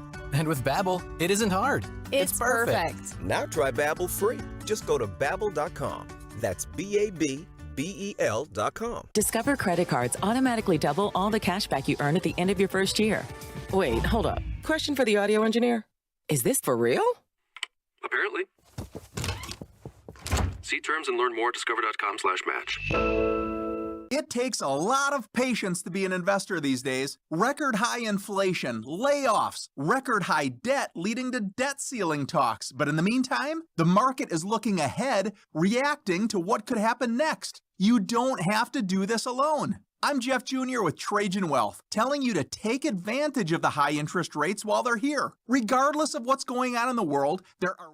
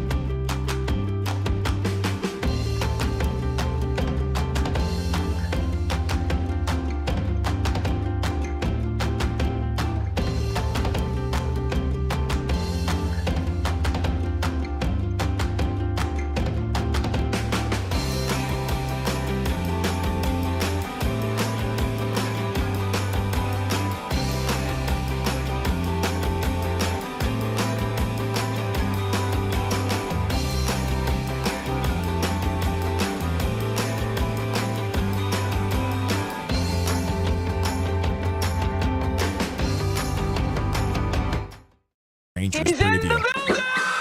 How you doing, buddy? What's up? All-Star break really fixed these boys up, didn't it? Yeah, I think they needed a little recharge, and they've come out firing. It's been fun to watch. Hey, Jared, thanks for last night before the wild pitch telling us about the guy's potential to throw a wild pitch. I thought that was great great broadcasting on your part last night. Well, I appreciate that.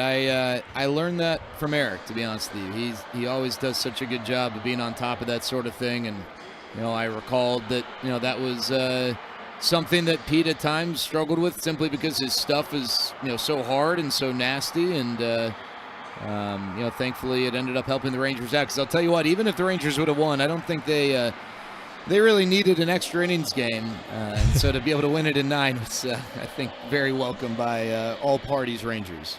The stadium sounds extra lively there in the background. What's going on, Sands? Oh, they're playing something on the video board, some highlights and audio attached to it.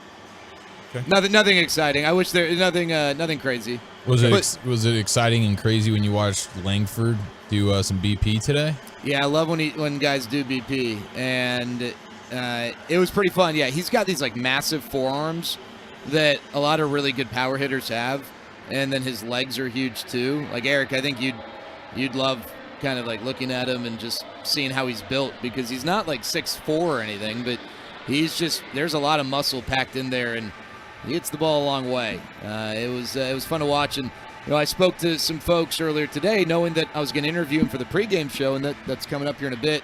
And I was just asking for some, can you give me anything beyond the stuff that's out there? And Jim Callis, who does such a great job covering that sort of thing, didn't really do that at all. I was like, hey Jim, I know this and that about Wyatt Langford. Anything else? He's like, he's got great power, best in the country. And I'm like, thanks, Jim. I've heard that like 70 times, but yeah. I guess maybe that's all he could think about. And so, that's the type of guy the Rangers are getting, someone who's got a lot of power, but also foundationally very advanced as a hitter. We were just, kicking around the Ohtani trade rumors, and I wonder, from your perspective, the drafting of Wyatt Langford, if it meant, hey, you've got to part with an Evan Carter to get a Shohei Ohtani. Does that correlate? Have any, okay, now we got Wyatt Langford in the system, maybe we're more willing to trade an Evan Carter, or does that have no correlation? No, I don't think so. I mean, I think that their palate for making a move like that, Langford or not, is unchanged. Could Evan Carter be traded? Yeah. If there's a perennial all-star who's on the move, like a Juan Soto type, last year, I don't know if this year's Juan Soto would even yield that because of his free agent status in a year or so. But if this was last year, you get a player like that, then absolutely. But I don't think any other deal would warrant a trade of Evan Carter, and I don't think the Rangers are necessarily looking to move him. Hey Jared, I hate to maybe jinx a guy, but what has gotten into Leclerc? Well, you know what, Broadus?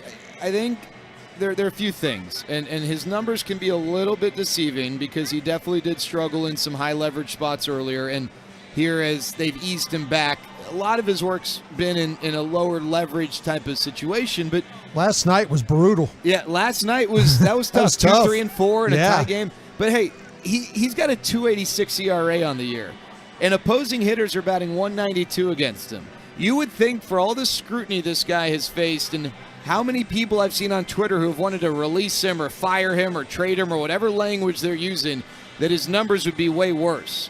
And so he's still got it in him to be a really good pitcher.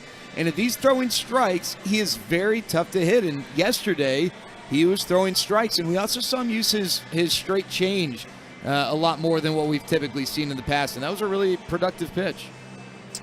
All right, Sands, great stuff. Anything else about this team before we let you go? They're in first place of the division, guys, and that's fun.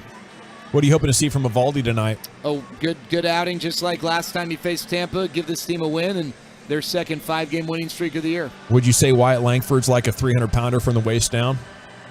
Man, not sure how to. A lot of talent in that body. I think there's a lot of talent in that body. Yes, I would agree with that. And he zigs when others zag. Maybe. Yeah. Not sure where you're going with that, so I don't want to step in a hole here. Well played, He's Jared. going to hit a lot of balls hard. There he goes. He's at Jared Sandler on Twitter. A must follow for Rangers fans everywhere. Have a good night, buddy. Thanks, guys. We'll Appreciate chat with you tomorrow. Now, tomorrow's game will be early. I believe it's a 1 o'clock start, which means we'll be on about 4 o'clock or so, maybe 4:30, depending on how quickly they can get that game played. Thanks to Carter Freeman back there coordinating your video at 105thefan.com, Twitch, and YouTube. Thanks to Lucius Alexander over there in the Pimp Cup Master Control here. And, of course, Wolchuk and Chia following brought us. It's great to all be back together again. And until tomorrow, after the game, you're going home with the G-Bag Nation at ease. Hello, it's Gavin Dawson for